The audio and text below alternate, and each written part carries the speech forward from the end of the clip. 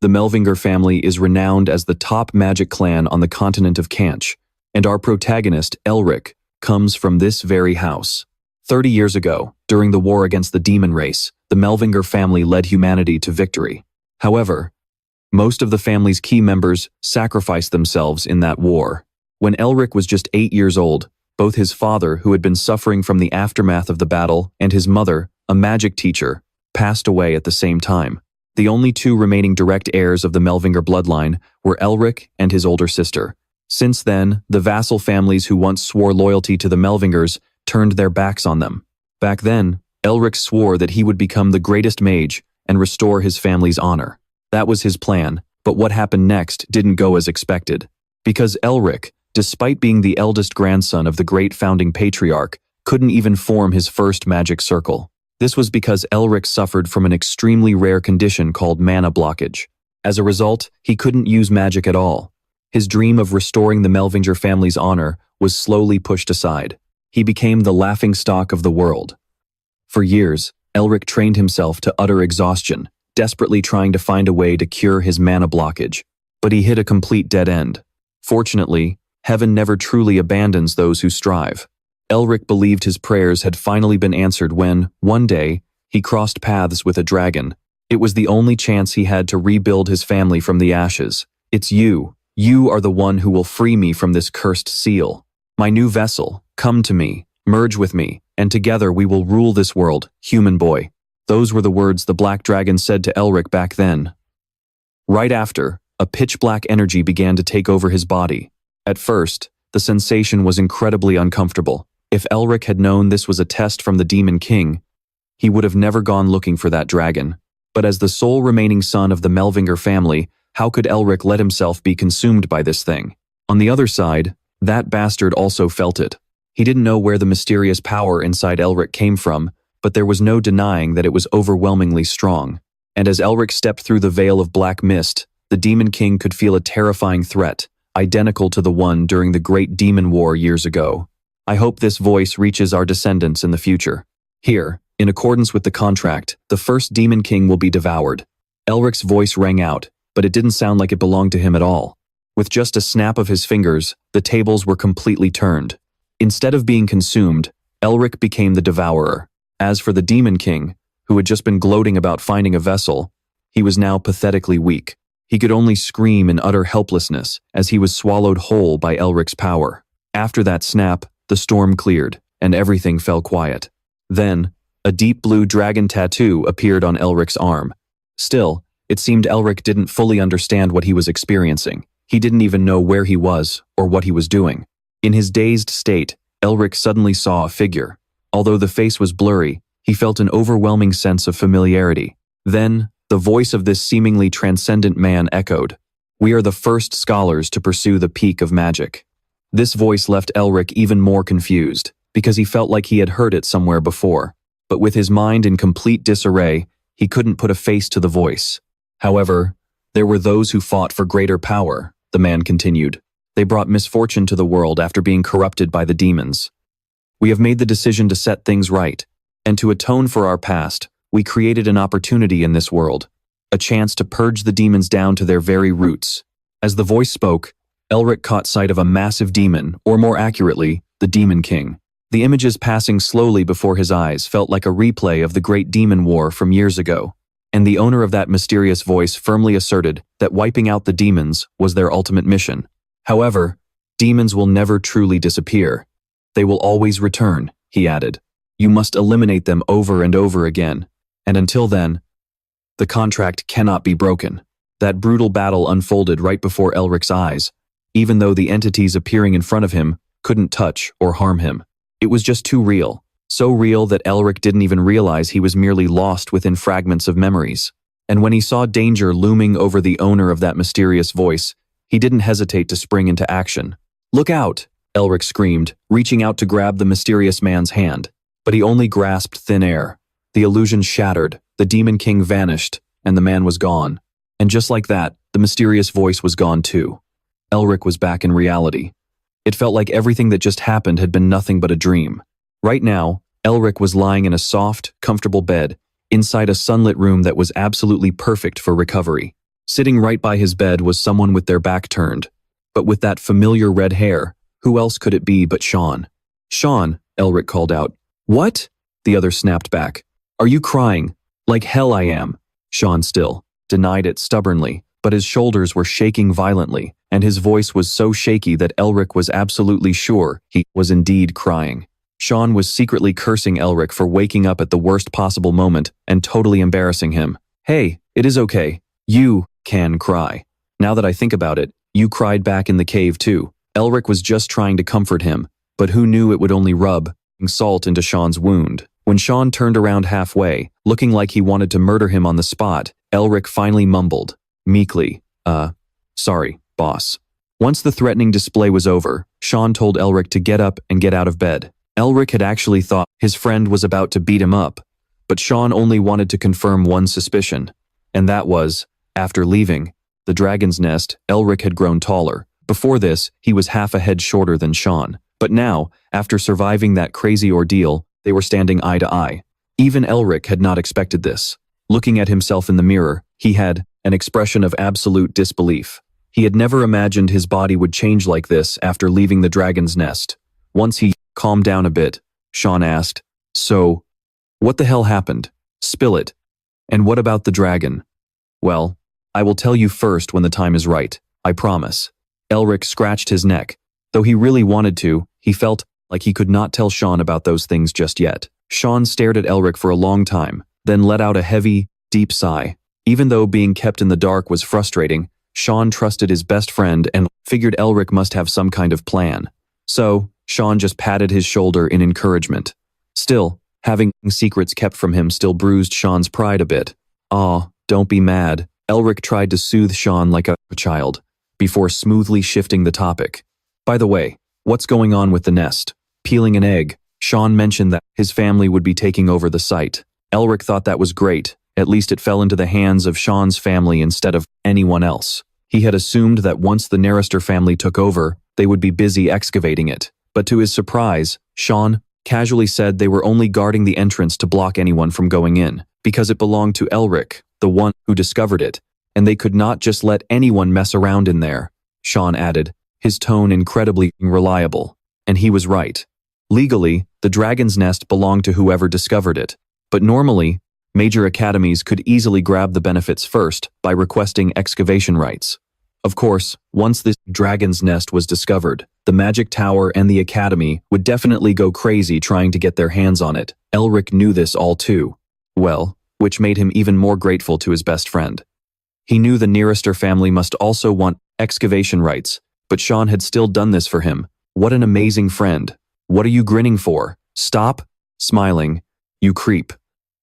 Sean got goosebumps from Elric's overly sentimental grin. "Thanks, hee." But putting Sean's help aside, a certain name suddenly popped into Elric's mind. Oh right, there was still that old bastard, Professor Barracks. Wasn't there? How could he forget the bastard who dared to plot against him during the Dragon's Nest exploration? Thinking of Barracks, a sinister smile spread across Elric's face, sending a whole new wave of goosebumps down Sean's spine. "Hey, what kind of crazy stunt are you planning now?" "Every time you smile like that, something bad is about to happen," Sean gritted his teeth and asked. "Sean, I need a favor." Elric suddenly leaned in. This look on his face only made Sean feel even more uneasy. But to Sean's surprise, Elric's request was actually very simple. Just announce to the public that he was severely injured. Even though Sean did not understand what Elric was planning, he still agreed to help his friend out. And so, the Royal Magic Hospital soon became Elric's recovery spot, where he was reportedly in a deep coma due to his severe injuries, after returning from the Dragon's Nest. When Professor Barracks and his underlings showed up, they were told exactly that, and the doctors at the Royal Magic Hospital flatly turned them away.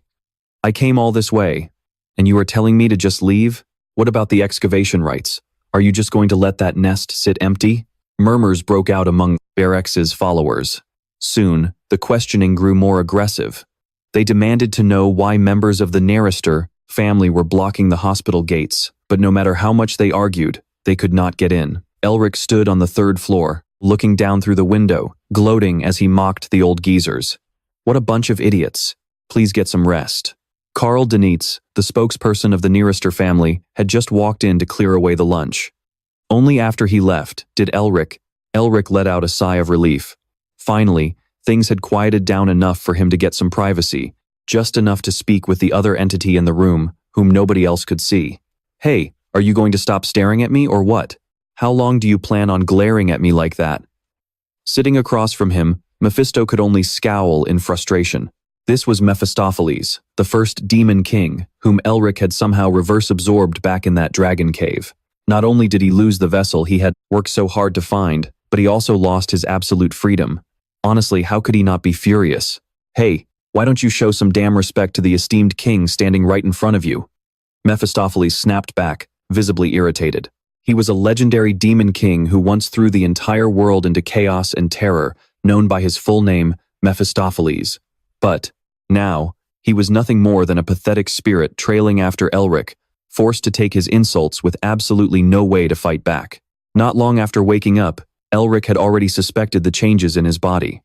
And just as he thought, it wasn't his imagination.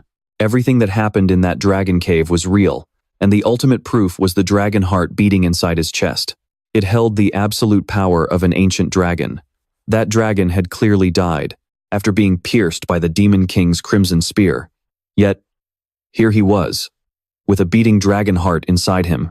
Elric wasn't even sure if it belonged to that specific dragon, because something still felt different. Besides, his memories were a complete blur, fading right at the moment the Demon King tried to possess his body. That was why Elric wanted to squeeze some answers out of Mephistopheles. In ancient times, when the gods ruled the world, there was a being called the demon god, who represented darkness, and had shadow attendants. They were, in order, Phoenix of destruction, Incinera of madness, Fornicationes of lust, and finally, Originalis Peccatum, the source of all sin. And this final name was also the origin of the Demon King, the Supreme Demon King. He was the most powerful figure in all of legends. "Hey, I told you not to call me Mephisto. My name was bestowed upon me by the great demon god himself." Mephistopheles threw a fit, but his anger did absolutely nothing to intimidate Elric. After all, he was now just a noisy, harmless, evil spirit. Do demon kings always act this stupid? How many times do I have to tell you before it sinks in? Are you going deaf in your old age? Elric asked with a yawn before climbing back into bed. Mephistopheles trembled with rage. He had waited 1,000 years, an entire 1,000 years. Yet, not only did he fail to resurrect, but some mere mortal had also stripped him of all his mana. He once had the entire world bowing at his feet. That was Mephisto's sole purpose for existing. But then, he crossed paths with a formidable foe, the Dragon King, Zenus. The Dragon King stood in the way of his conquest, and in their final battle, they both ended up buried together. 1,000 years passed just like that, with Mephistopheles waiting and waiting until he finally met Elric. As a vessel capable of freeing him from the seal, Elric had passed every single trial Mephisto threw at him during the Dragon Cave exploration, trials that Elric had mistakenly believed were set up by the dragon. But just as Mephistopheles was on the verge of successfully taking control of his body and soul, as you all saw, a massive surge of power suddenly erupted from within Elric, completely ruining the demon's plans. Now, all that remained of him was a tiny fragment of demonic energy, with a physical manifestation so weak it was honestly pathetic. Even so, Mephistopheles was still deeply baffled, unable to comprehend what that massive source of power inside Elric actually was. What kind of terrifying power could possibly absorb someone like him?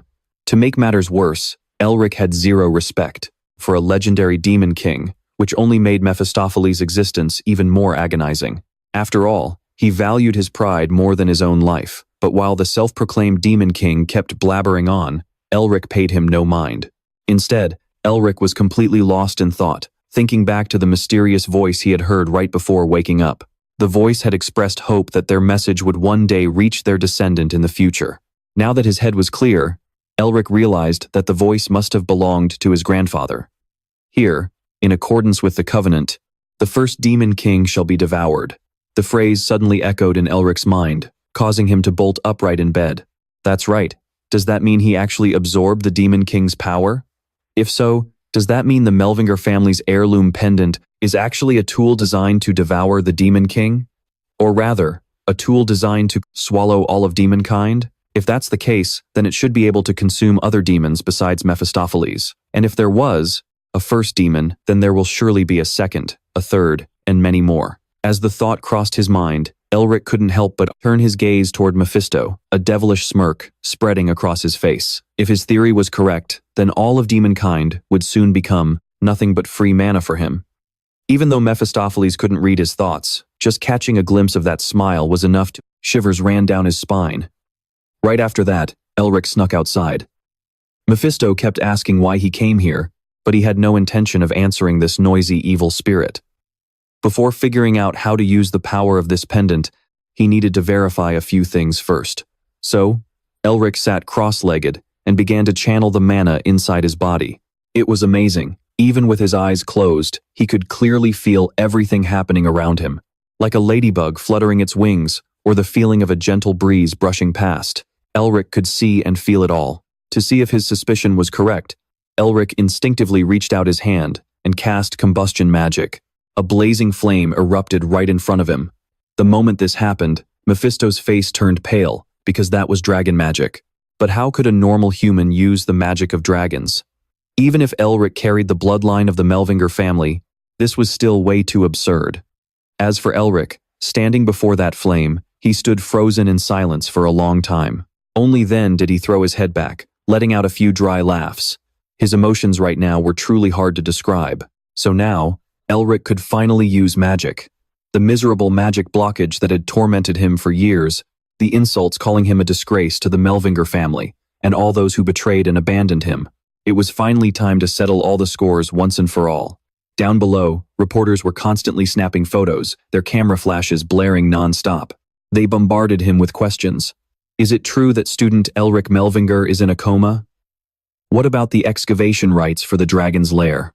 Carl carefully answered, stating that an official announcement would be released at the Magic Tower, so they should wait for the official statement. Once the press conference ended, he quickly left to return to his office. Carl's entire body was still trembling, his voice choked with anxiety. "Young master, please do not make me do things like this." At that moment, Sean was rubbing his temples, praising him. "You're here? Good job, Carl." Carl complained. "It is nothing. The messes you and Elric cause almost killed me." Carl added anxiously, "But if your scam gets exposed, the Magic Tower and the Imperial family won't back you up. Can you really handle the consequences?" Sean handed a handkerchief to him, hesitantly replying, "Well," Carl continued, "Elric said he has got it all figured out, so I will trust him. You are covered in cold sweat, wipe it off." Elric's excited face flashed in Sean's mind, along with his motto, "The bigger the risk, the higher the reward." Trembling with anger, he cursed to himself. "Elric, you bastard, do you have any idea how much I have to put up with?" Carl asked while wiping his sweat. "Where did Master Elric go?" Sean replied casually, "Who knows where that guy crawled off to?" He recalled the note Elric left behind. "Sean, I am heading out for a bit. What are friends for, right? I am counting on you, haha." The thought weighed heavily on his mind. With that weak body of his, where could he possibly go? Suddenly, in the stack of documents in his hand, he discovered a letter. Carl slowly walked up to young Master Sean. He stammered anxiously, his voice filled with worry. "We have a problem." At that moment, a figure appeared at the door. Sean's voice rang out. "What is it?" Carl's eyes were fixed on the bright red seal on the letter. He hesitated to speak. "Well, it is." Suddenly, the door burst open, under a powerful kick. She yelled in anger, "My dear little brother, what are you scheming behind my back?" His face filled with absolute terror. "Sis, why are you here?" The woman spoke coldly. "Why are you so surprised?" Standing in front of them was the Firebird Witch, Tasha Narister. She teased, "Is it so weird for a sister to visit her brother?" The Magic Tower, the Imperial family, and the Devout Alliance had each produced a great genius of the century in the same generation. They were the 3 stars who would lead the empire, known as the New 3 Stars. Tasha pinched Carl's ear. "Didn't you show him my letter?" He made an excuse. "I have been so forgetful lately." Sean's sister, the youngest in history to achieve the title of Archmage, was one of those 3. He frowned, his voice slightly annoyed. "Then what are you doing here anyway?" She replied calmly, "I heard your friend is sick, so as a licensed mage myself, I couldn't just stand by." "Is Elric not in his room?" Is he somewhere else? Panic surged in Sean's chest. Oh crap, if she goes into the ward, we are dead meat. He quickly plotted. She caught wind of this way too fast. I have to get rid of her before she finds out. Sean made up an excuse. Elric is unable to see visitors right now. Tasha glared at him with cold eyes. Is that so? Sean trembled. So you should stop bothering the doctors and just head back. She suddenly grabbed his arm. Little brother? Tasha growled in annoyance. Are you ordering me around? She interrogated. Let us continue our conversation. What is going on with the excavation rights for the dragon's lair? Sean was taken aback and thought, the dragon's lair? I forgot this witch is a total dragon freak. Tasha coldly demanded. No one has claimed it yet, right? Terrified and sweating buckets, he stammered. Well, Sean had no choice but to betray his best friend. It was all Elric's decision. She frowned, staring threateningly at the man in front of her. Face. Magic instantly flares up violently, lighting up the entire room. Tasha's voice goes cold. Then, there's no other way. Her hand squeezes his trembling arm. Suddenly, Tasha gently releases her grip, leaving Shin standing there in a daze as she waves her hand and walks away. Call me as soon as your friend wakes up, Tasha continues. If you don't contact me first, she threatens, then get ready for a beating, little brother. Flashbacks of his sister torturing him suddenly flood Shin's mind, making him shudder. He groans to himself, hurry up and do something, Eric. Carl's weak voice suddenly startles Shin. Young master. Right now, Carl looks absolutely pathetic. Is she gone? He asks in a panic. Meanwhile, back in town, news spreads like wildfire. The heir of the prestigious magic family is unconscious. Eric stands in front of a newspaper stand, wrapped in a thick cloak to hide his identity. The vendor's voice echoes through the street. Extra, extra, who will get the rights to excavate? The dragon's lair? He quietly praises Shin for handling things so well in his place. Just then, a photo in the newspaper catches Eric's eye. Well, look who it is. His eyes are glued to the paper. Our director is pretty photogenic, huh? Eric mutters. Keep laughing while you still can, director. Cut to the academy. Looking at the headline on the newspaper, River flatters him. Congratulations, headmaster, he bows obsequiously. Now you can do whatever you desire. Dean interrupts. Don't be in such a hurry. He clears his throat softly. The election hasn't even started yet. River stammers in embarrassment. I was too hasty. I just can't comprehend your noble desire to protect the future of the academy and our students, headmaster. The sweet, brown-nosing words are music to Dean's ears, making him chuckle with delight. Honestly, I told you I haven't been promoted to headmaster yet.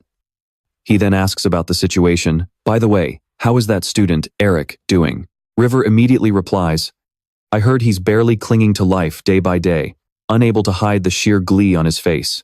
Yet Dean feigns sympathy, gasping, oh dear, what terrible luck. River instantly suggests, but if he wakes up, it'll cause a huge scene. We should hire some assassins to get rid of him. Dean's face darkens, turning as gloomy as a stormy night. Magic flares violently around him, as if on the verge of erupting. Dean snaps angrily. Shut up. His eyes flash, with a gaze as sharp as a blade, brimming with overwhelming bloodlust. River trembles, breaking into a cold sweat, his face completely pale. I'm sorry, he squeaks. Suddenly, the magic vanishes, as if it had never existed. Dean says in a low voice, there will be a vacant professor position after the election. His words are loaded with insinuation. I wonder who will fill that spot. River freezes in shock. What?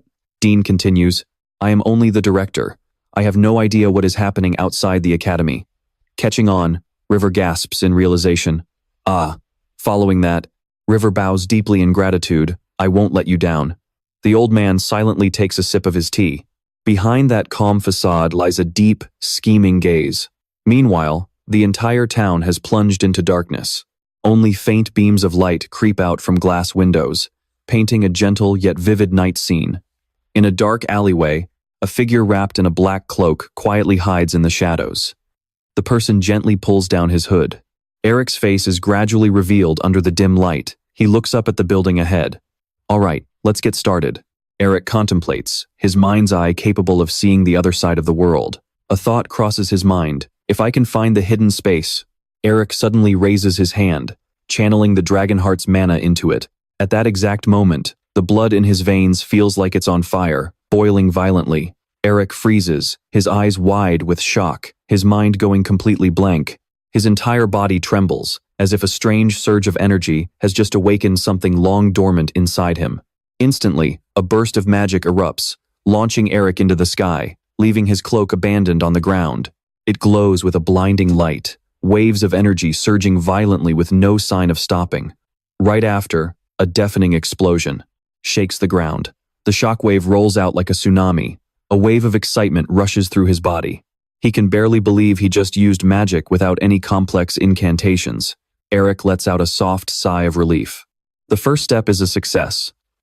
Under the full moon lighting the path ahead, he strolls casually. He thinks to himself that he is finally at the starting line. A bright smile spreads across Eric's face, as if all his worries have vanished. Just then, Nephi appears, his voice dripping with mockery. How pathetic. Is that the only level of magic you can cast, even with my power? A simple jump? Are you playing tricks? These words feel like salt rubbed into his wounds. He's right, I need to be faster and stronger. Seeing Eric remain silent, Nephi gets angry, pointing his finger and yelling, "You bastard, how dare you ignore me when I'm speaking? In my time, humans, demons, and even dragons would cower in fear whenever I spoke." Eric ignores him, lost in thought. There's something called the Mind Spell Crest in the dragon-devouring arts, or of the dragons. He slowly extends his left hand as magic power pools, his thoughts guiding and shaping it. His right. Elric quickly gathered his magic and chanted the spell aloud, his hands rapidly weaving signs to activate the magic. Nephi tensed up, watching his every move, a creeping sense of dread filling his lungs. Right then, sensing, he yelled, "Jump!" In that exact moment, Elric's feet planted firmly, and in a split second, his entire body was floating in midair. The sight left Nephi speechless as he gasped, "No way!" Elric let out a wild shout, pushing off with explosive power. Right now, his eyes burned with brilliant magical fire. Elric shot forward, slicing through the closing the plus of power. Rushing air. He glanced down without thinking and gasped in shock. Wait, what? Suddenly, Elric started free-falling, screaming in panic. This is way too high. But deep down, he was thrilled. This is awesome. So simple, yet incredibly effective. Then, Elric instantly triggered his magic again and zipped forward. All right, let us do that again. Nephi trailed closely behind, his mind in complete chaos. He frowned, a dark thought burning in his mind. A mere kid who just learned magic is already using thought form incantations and dual casting. Nephi recalled the demon realm's eternal enemy, the Melvingers. He thought, even the most powerful Melvinger monsters might not even compare to this kid. Nephi stared intensely at the boy in front of him, and a thought suddenly flashed through his head. Wait, no, there is one. His mind quickly locked onto that thought. Just one person. A familiar face with a smug smirk on his face and eyes that looked down on the entire world. Nephi shook his head. Oh heavens, what am I thinking? No way. He began plotting. No matter what, before he gets any stronger, I have to take over his body and crush this threat before it sprouts. Nephi's face went dark as his mind raced. How can I do that? He was in a total whirl, completely oblivious to the murderous intent radiating from the demon. He pondered quietly. Thought form incantations are incredible, but it is still so hard to pull off on my own. Elric clenched his fists in frustration. I need to master the core of dragon magic. I need a mentor who can keep a secret. He sighed, discouraged. In this academy, which is already under Dean's thumb, there is not a single person capable of teaching me. Shortly after, Elric glided down and landed smoothly. His thoughts kept spinning. I need someone at least on par with Halgrim, but there is no way they would ever take me on as an apprentice. Elric sighed, thinking, if only Granddad were still alive. Then he shook his head. No, not even Dad. Meanwhile, Nephi was still lost in his own dark thoughts. I must crush this threat before it can even take root. Catching sight of the demon, a sudden spark went off in Elric's mind. Wait! Without a second thought, he called out, Hey, Nephi! Elric proposed. Why don't you teach me magic? He thought to himself. Why didn't I think of this earlier? Nephi is literally the perfect candidate to be my teacher. Nephi screeched in disbelief. What? What the hell are you talking about? He snapped around instantly, putting on a cold, aloof front.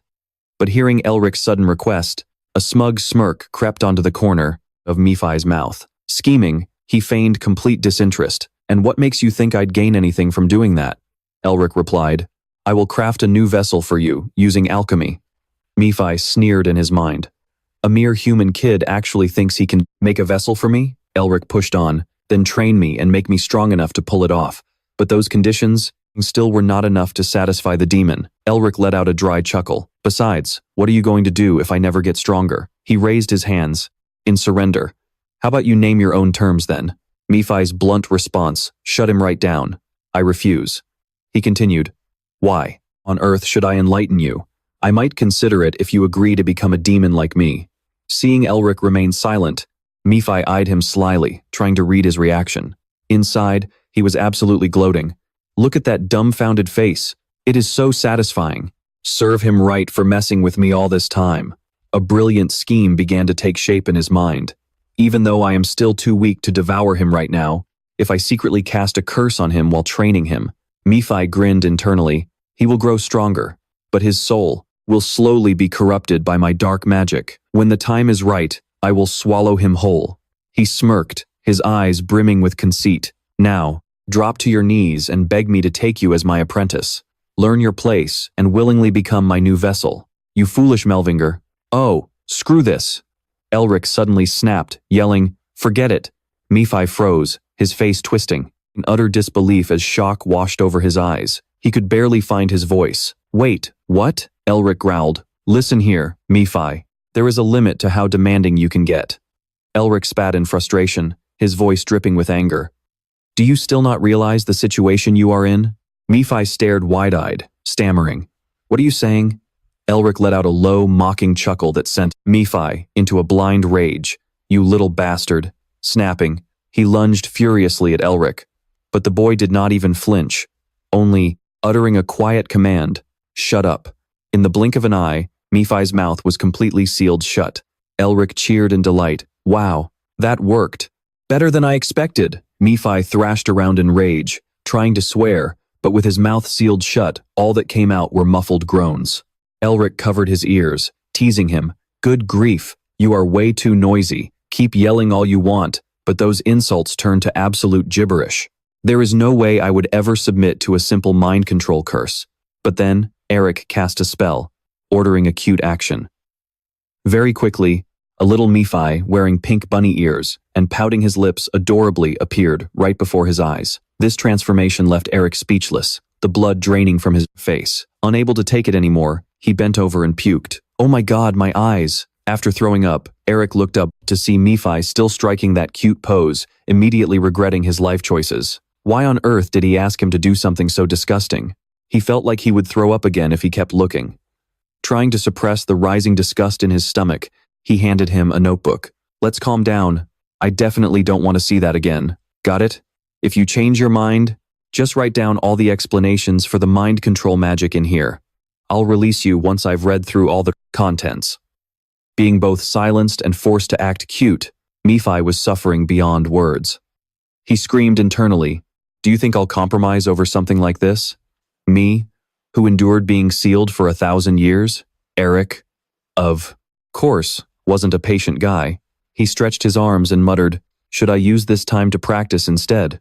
Night came, and Eric kept practicing with a fireball in his hand, ignoring Nephi, who was forced to strike cute poses, while screaming in his head, I will generously forgive you if you just admit you're wrong. The next day, Nephi was furious, seeing Eric not giving him a single glance. He thought to himself, the kid should be begging him to teach him magic by now. The day after that, Eric became more proficient with fire magic, while Nephi started trying to grab his attention. He was confused. What was wrong with him? And the day after that, and the day after that, after being completely ignored and silenced for days, Nephi started thinking that he was going to teach the kid anyway, so maybe he should just pretend to compromise? His mind said no, he couldn't lose, but his body was very honest, picking up the pen and writing. The basic principle of the mind control curse is, seeing him finally giving in, Eric smiled with satisfaction. Nephi was absolutely livid. Did you really have to go that far? He fumed. Internally, his pride wounded. No, I am the demon king Mephisto. There is no way I am handing this over to a mere human.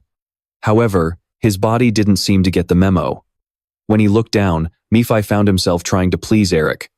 What is this? Why am I acting like his little lapdog? Eric grabbed the notebook. The basic principle of the mind control curse was ancient knowledge that couldn't be found in any regular book. He skimmed through it and praised him. Good, very good. Shouldn't you feel happy to help me out? Keeping his promise, Eric snapped his fingers, canceling the cute act and restoring Nephi's freedom. But then he immediately made another request. Oh, about the information right here. He pointed to a certain section in the notebook. Can you write it in a bit more detail? Maybe I'll let you speak then. Isn't it kind of boring not being able to talk? Nephi trembled with rage, cursing in his mind. You absolute bastard. When he received the additional details, he said in dissatisfaction, What on earth is this? Didn't you know you should have written more than the previous day? Looking at Eric's punchable face, Nephi sputtered in a rage that only he could understand. Who on earth decided that? Eric completely ignored his resistance. He coaxed him. Well, you could write multiple times a day, adding a little bit each time. I'll lift the silence spell for 3 days. How about it? Deal? Nephi was now at his mercy. Having fallen into his hands, all he could do was swallow his anger and listen to the boy's complaints. By the way, your handwriting is terrible. Try to make it look nicer. Actually, I changed my mind. Multiple times isn't enough. Why don't you just write it all down at once? Have you ever thought about teaching me one of your ultimate moves? Nephi plotted while writing. Just you wait, the forbidden magic hidden. Within these notes will completely tear apart the body and soul of an arrogant brat like you. After studying and learning magic from Nephi, Eric had made some progress. Right in front of him was a glistening ice block, though he had only learned the basics. The cold air from the ice radiated throughout the forest that shouldn't have any ice or snow, but with just that much power, he was already able to create an ice block several times larger than his own body. Nephi didn't want to believe it, but the biting cold snapped him out of his denial. This is impossible. Why aren't there any signs of the forbidden magic taking effect? He remembered clearly that he had slipped it in. Right then, Eric suddenly turned his head. What is with that expression, Mephisto? It's clearly written on your face that you tried to pull something shady on my body, right? Are you disappointed that absolutely nothing happened? Nephi quickly turned away, hiding his guilt. I have no idea what you're talking about, Eric replied. Did you really think I was stupid enough to just learn whatever you gave me, without reviewing it first? Facing Nephi's scowling face, Eric chuckled. Well, whatever, thanks anyway. Thanks to you, I've reached a whole new level. Nephi broke into a cold sweat, panic rising in his chest. Did he know? Damn it, all of this is messed up. Eric examined the notebook. Is there anything else? He was getting stronger and stronger, and he had absolutely no intention of stopping. Nephi screamed, In your dreams! Finding the human too noisy, he threatened to snap his fingers. Fine then, time to mute you again. Nephi hurriedly cried out, No, please, there is nothing else left. Eric was pretty surprised by this. What? Nephi explained. Aside from my true mind incantation, I have absolutely nothing left to teach you. The surrounding air suddenly fell dead silent as a flock of birds fluttered out of their nests. Eric stood there, stunned, thinking to himself. That true mind incantation. Did he mean the highest tier mind seal magic, besides the divine voice, the incantation of the gods? Nephi looked down on him with clear disdain. You couldn't possibly comprehend it at your current level. You'd probably suffer a severe magical backlash. Looking at his attitude, Eric scratched his head, weighing his options. The guy wasn't lying. What should he do now? Nephi suddenly added, Magic can only be perfected on the battlefield. After all, that has been the destiny of your Minger family since the very beginning. This caught Eric off guard. Magic can only be perfected on the battlefield. Just like that, childhood memories came rushing back to him. His father had once taught him that this was the motto of the Minger family, the ones who would always protect the continent from demons. Standing on the lands, devastated by the war with demons, their father had taught him and his older sister about the honor of the Minger family. Even when he didn't say a word, his father, who had been severely injured from the aftermath of the war, carried that pride. He must have still cherished the memories of fighting side by side as a mage next to grandfather. After the war, his injuries left his body weak and declining day by day. As a playful little kid, Eric once asked, Dad, when I grow up and go to the battlefield, I'll be able to use super cool magic just like Grandpa, right?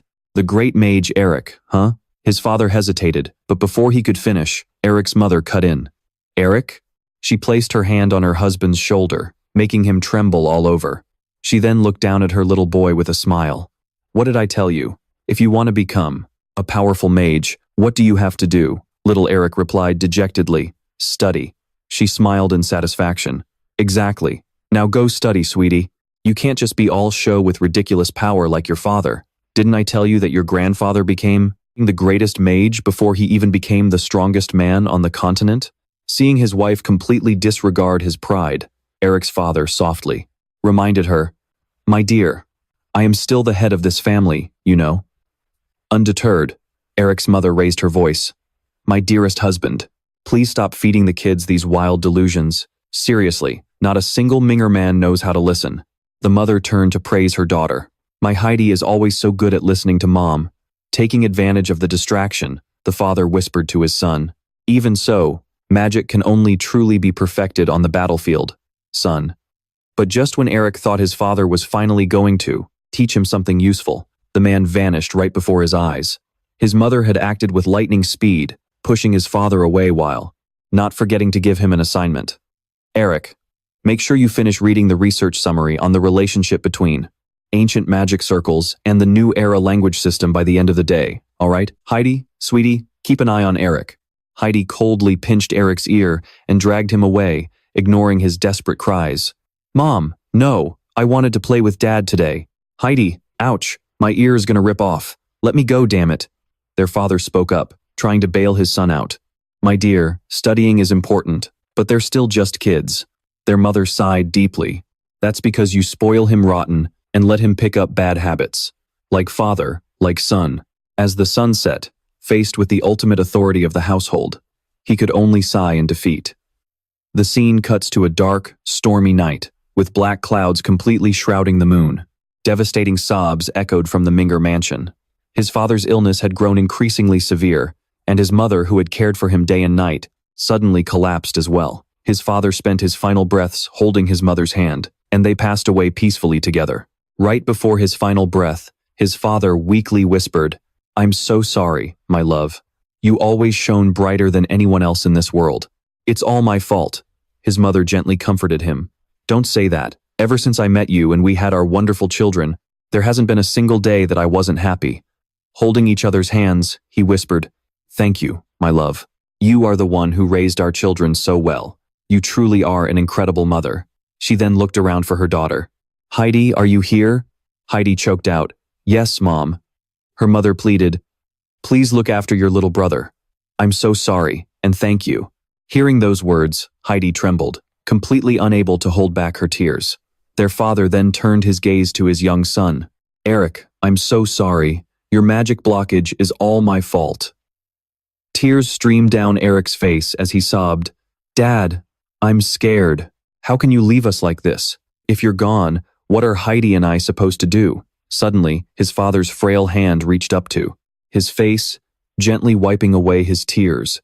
He rasped, Looking back at my life, compared to my time fighting as a battle mage on the battlefield, I was infinitely happier during the days I spent being a father to you both. You don't need to become a mage. He offered one last, gentle smile. I only hope you can live happily with the people by your side. With those final words, his hand slipped from Eric's face and fell limp. The boy froze, tears streaming down his face like a river as he stared at his father's hand. His hand still tightly clenched, Eric softly whispers, Father. But when there is no response, he jolts, his tears instantly stopping. Instead, a gut-wrenching scream of pure agony rips from his throat. Whew, talk about a painful flashback now. Let's head back to the sun-drenched primeval forest. Eric silently whispers to his late father, You know, Father. You were wrong when you told me I didn't need to become a mage. If I'm not strong enough, I'll just be cast aside in this reality. He clenches his fists, filled with absolute determination. That's why I have to get stronger, so no one can ever turn their back on me again. He mutters, Magic can only be perfected on the battlefield. Eric completely agrees. Exactly. What I need most right now is real combat experience. Where should he go next? The Blood Demon Forest, crawling with ghost-type monsters? No, that's way too dangerous. Then what about the Goblin Caves? No, there are already too many people there. Where should he go? Suddenly, Eric recalls his father's words. Listen, son, there are secret chambers, scattered across the continent, where our ancestors once lived. He has found the perfect spot. Yes, that's the place.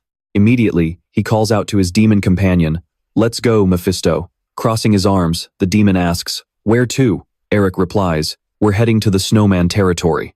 His eyes flash a vibrant green as he mutters, The snowman highlands. Warm, golden sunlight bathes the forest, and a gentle breeze rustles the trees. By a cool, refreshing stream hidden deep in the woods, Eric is taking a bath.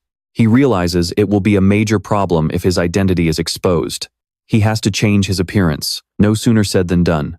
Using magic, Eric sends the stream water splashing high into the air, letting the refreshing, cool water pour down over his head.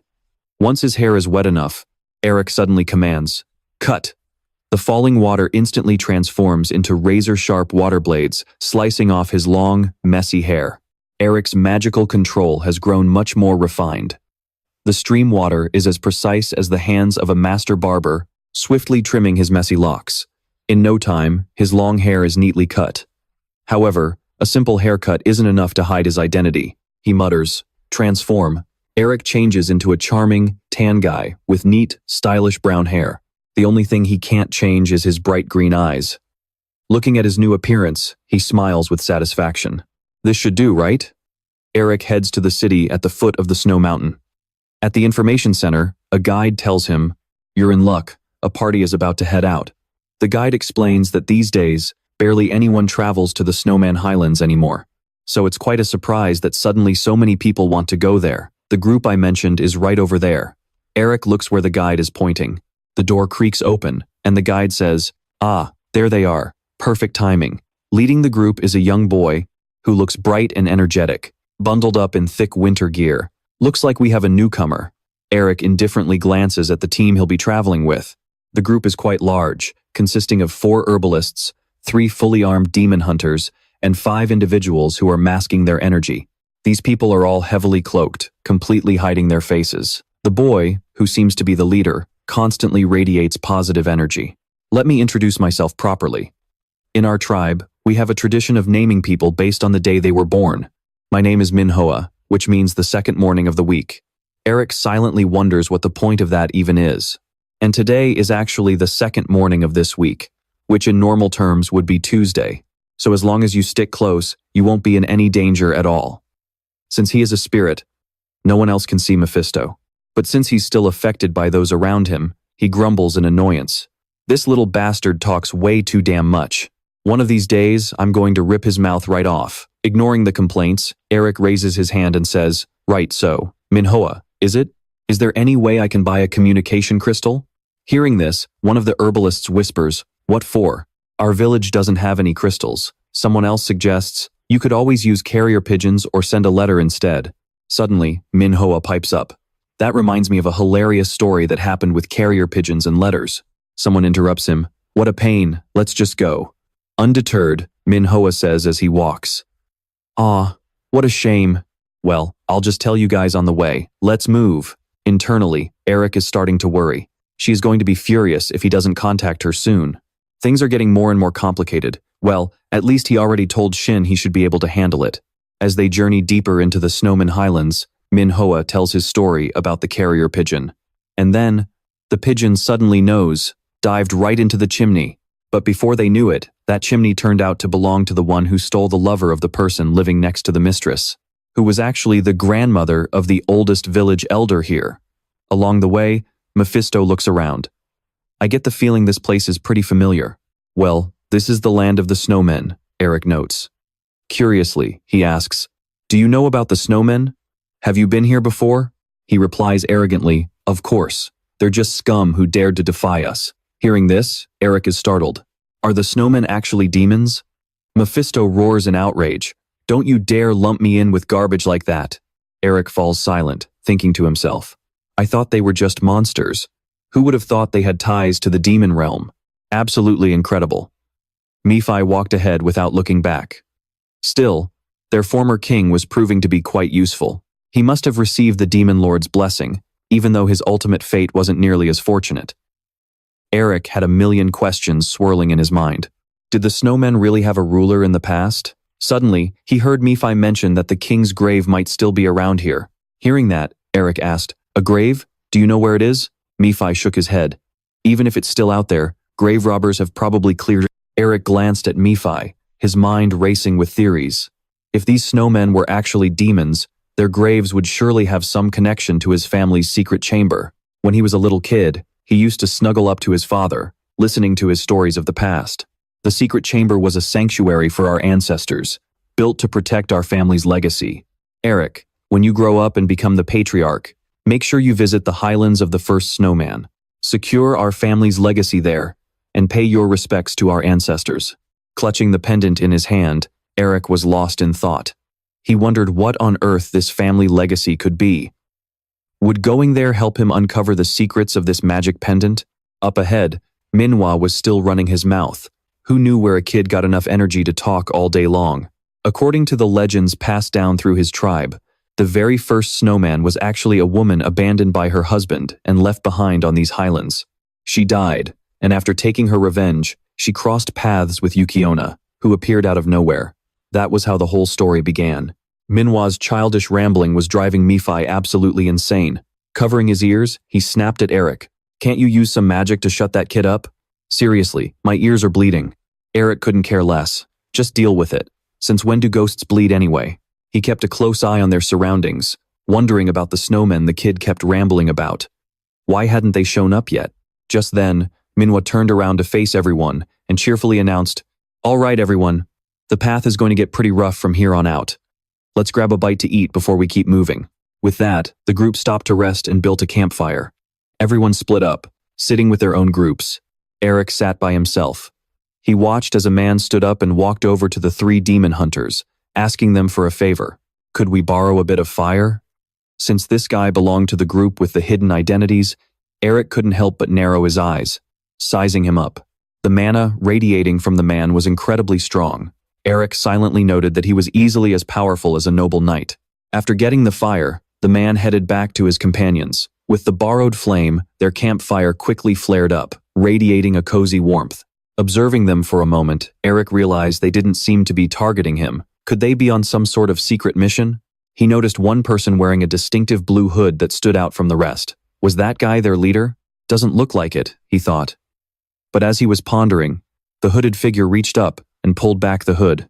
Eric gasped slightly when he saw the person's face, and the demon hunters couldn't tear their eyes away either. It was Isabel, a beautiful and polite noble lady. "Thank you very much. We truly appreciate it." Eric was stunned. "A woman?" One of the hunters let out a loud whistle and teased, "Now why would you go and hide a gorgeous face like that?" Another hunter gave her a sly grin. Well, I never expected to get this lucky out here in the middle of nowhere." The moment those words left their mouths, a shadow lunged forward, drawing a sword. The tip of the blade pointed right at the bearded hunter's filthy mouth. Moving like the wind, the attacker was so fast that the hunter barely had time to react. His smirk was still on his face when he found the cold steel right before his eyes, causing his smile to instantly freeze. The young swordsman threatened coldly, "You insulted the lady with your filthy mouth. Pay for it with your life." From the side, Isabel barked, "Chen, put your weapon down." Watching from his spot, Nephi was shaking, trying his best to hold in his laughter. Even Eric felt a little bad for the hunter. Flirting with a noble? Did he even have a brain in that skull of his? Suddenly, a shadow flickered behind the snow-covered trees, catching both Eric and Nephi's attention at the same time. Eric sensed something terrifying approaching. His eyes glowed with a dark light, filled with sheer shock. Across the clearing, Chen protested, "But my lady, these bastards!" Isabel, thoroughly displeased by his insubordination, repeated, "Lower your sword." Chen looked back at her, reluctance clear in his eyes, but he ultimately complied and sheathed his sword. Right then, Eric suddenly jumped to his feet and screamed, "Everyone, run!" Chen turned to look at him, completely confused. The hunter who had just escaped death stood there blankly. What? But it was already too late. His body was instantly riddled with holes. Reacting on instinct, Chen crouched and raised his sword to block. A split second later, his blade successfully deflected a barrage of unexpected projectiles flying in from a distance. Manhwa and his tribesmen stared in absolute horror at the sudden, gruesome death of the vulgar hunter. The man who was shot through collapsed, leaving his surviving companions staring in absolute terror. Chen managed to block a long-range attack, his entire body trembling from the powerful shockwave, and immediately ordered everyone to protect the lady. The knights quickly stood up, forming a defensive circle around Isabel. Everyone was shaking with fear, having no idea what had just attacked them. Elric frowned, muttering, "This reminds me of the nest." A sudden whirlwind swept in, signaling an incoming raid. Sure enough, a barrage of spears and arrows flew straight toward them, making Elric gasp. Why are there so many of them? The sound of arrows slicing through the air echoed right in his ears, aimed directly at him. The massive arrows and spears closed in, and there was absolutely nowhere for Elric to hide. He thrust his hand forward and chanted, "Block." A hexagonal shield, resembling a honeycomb, materialized in front of Elric, halting the enemy's thick, heavy arrows right in their tracks. He was completely unscathed. Turning around to check on the situation, he thought, how are the others doing? Over by Isabel, a group of 4 knights were taking turns, deflecting the arrows. But Manhwa's group wasn't so lucky. They were just guides and herb gatherers with no combat skills to defend themselves. They could only scream for help as they watched their companions drop, crying, "Help me." But there was no one to protect them. Only the fresh blood splattering from their fallen comrades. Witnessing this, Elric knit his brows tightly. Meanwhile, Nephi remained totally indifferent, as if this whole thing was just another Tuesday. Right at that moment, a loud rumbling echoed from behind the pine trees halfway up the mountain. Since he was in spirit form, Nephi didn't take any damage at all. He smirked, "It's those idiots from the Blood-Eye tribe." Elric quickly used his special eyes to scan and see just how many enemies they were dealing with. In his vision, glowing spots began to light up behind the trees. He had heard that snowmen usually traveled in packs of 10. However, the number of glowing spots was far more than 10, and they were closing in fast. They charged forward, suddenly appearing, right in front of the group. Elric gasped in horror. "But this is way too many," Chen quickly commanded. "Wipe them out." The massive snowmen held a clear advantage in close combat. Not to mention, their overwhelming numbers were more than enough to crush the group. Chen struggled to dodge attacks from multiple snowmen. Nephi remarked excitedly, "Well, this first battle is already turning out to be quite a challenge, isn't it?" Elric tried to call out to Nephi, but he ignored him and kept babbling. "You're starting to tremble with fear, now that it's time to fight, aren't you? Humans are so predictable." Fed up, Elric shut him up, "Shut your mouth." With just a simple spell, the all-powerful Demon King was silenced.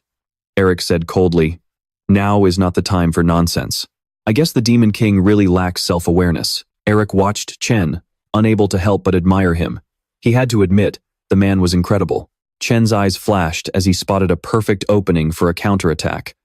Swinging his sword, the blade moved like an illusion, slicing through the snowmen, causing a rain of blood to pour down. Elric watched in awe. Is this how a knight optimizes their aura? He turned his gaze elsewhere. As much as he wanted to watch, now was not the time to admire the view. The snowmen launching an ambush was already a major problem, but that wasn't the half of it. In the distance, through Elric's eyes, he could see even more glowing spots. There was another pack of snowmen waiting for the perfect chance to ambush them. Everyone would be in grave danger if a wrong move was made right now. However, the game would change if he struck them first. He crouched and leaped into the air, the sheer force of his jump shattering the ground beneath him. As he soared upward, Elric deactivated his cool, dark-skinned disguise, undoing the transformation. Immediately after, he cast another spell, Armament. Right as he spoke, a pair of wings sprouted from Elric's back. He flew off into the distance, leaving Chen and his group to handle the battle here. It seemed using his memory function to store enhancement spells was finally another savage pack of snowmen marching toward their resting spot. Suddenly, one of the snowmen noticed something, descending rapidly from above. Elric lunged straight at it, feeling a bit anxious deep down. Even though he wasn't sure if his attack would work, he committed to it anyway. He brought his foot down with crushing force onto the snowman's head. Elric landed perfectly on its head, instantly crushing its skull and sending it straight to the afterlife. His sudden appearance left the remaining snowmen utterly bewildered. Yet, Elric didn't hesitate. At the very least, he could buy some time and slow them down. Before the snowmen could even react, he unleashed another attack, Explode. With a massive boom, an earth-shattering explosion erupted, blowing away several nearby snowmen. Eric then landed gracefully on the ground. His sharp eyes swept across the remaining snowmen. As they closed in, he chanted, "Burn!" Flames erupted from beneath their feet, incinerating the snowmen in front of him as the crackling of fire echoed in his ears. Right after, the air suddenly froze. Sharp shards of ice began to form, multiplying rapidly as if they possessed a life of their own. Eventually, those ice shards transformed into sharp ice swords, raining down from the sky at Eric's command. Before the surviving snowmen could even react, they had to face his next onslaught. Eric lowered his hand, commanding the ice swords to pierce right through them. A heavy thudding sound echoed as countless ice swords flew forward, impaling the snowmen. Eric moved like a dancing phantom. Wherever he leaped, the unfortunate snowmen fell in droves. The razor-sharp ice swords tore through their bodies, leaving them completely obliterated. By the time Eric's feet touched the ground again, only 2 snowmen were left. Trembling in absolute terror, he let out a breath. Only 2 left? Seeing them backing away, Eric turned and glared at them. "Where do you think you guys are going?" A mischievous smirk played on his lips as he slightly twitched his fingers, ready to bind them. After wiping out countless snowmen, Eric knelt in the snow, panting heavily. "Well, I am pretty awesome, aren't I?" He tied up one of the snowmen for interrogation. "By the way, let's have a chat." Then he turned to call the demon accompanying him. "Mayfi! Mayfi!" Eric had completely forgotten that he'd just muted him. Furious, the demon could only make muffled grunts to let Eric know he was still there. He chuckled and snapped his fingers to lift the silent spell. "Oh, you're still here. Come on, let's talk a bit." The moment his voice returned, Mephi started swearing. "You absolute bastard, how could you?" Before he could even finish cursing, Eric shot him a warning look. Mephi desperately wanted to keep shouting, but he had no choice but to swallow his anger. Eric calmly ordered, "We don't have time, so hurry up and translate for me," Mephi asked, utterly confused. "What on earth are you talking about?" He pointed at the tied-up snowman. "Tell him that if he tells me where his tribe is, I'll let him go." Mephi chatted with the snowman for a bit, then turned back to Eric. "He says you need to untie him first." Eric scoffed. "Yeah, right, like I'd believe that." Mephi looked at him seriously and advised, "In a situation like this, we should negotiate through dialogue, not threats." Eric snapped his fingers to untie the snowman. "Fine, I let him go. Now tell him to talk." Mephi then continued conversing in the snowman's language. The two whispered back and forth for a long time, looking highly suspicious, as if they were plotting something. Then, both of them turned to look at Eric with incredibly hostile glares. To put it simply, Mephi was up to no good. If we were to translate what he was actually saying, it went something like, "All right, let's pretend to cooperate with this jerk for now." Sensing that something was off, Eric called out, "Hey, excuse me." Instantly, the snowman went back on his word, roaring in fury and lunging to attack. But with a sharp boom, Eric simply raised a finger and shot an ice shard straight into the snowman's head. With his finger still hovering in midair, acting purely on reflex, Eric let out a sigh of relief. Whew, that was a close call. He glared at Mephi and the surviving snowman, both of whom were now trembling like guilty children caught red-handed. Eric flashed a harmless-looking smile that was laced with a chilling warning. "So, let's try this conversation again, shall we?" Up in the snowy mountains, the morning sun slowly began to rise, signaling the start of a new day. The voices of Mephi and the snowman echoed through the quiet forest. In the end, the snowman started leading the way, his upper body still tightly bound. Eric followed closely behind while scolding Mephi. "That gullible snowman almost died because of you." Then, he turned to the snowman with a warm smile. "Thanks for guiding me." On the outside, Mephi was making finger hearts, but internally, he was screaming, "I hope you all drop dead." As a cold, snowy wind swept by, Eric shivered and placed his hand over his chest, feeling his heart pounding furiously inside. The dragon heart contained the combined magic of both a dragon and the demon king, but he could only draw out 3% of its power.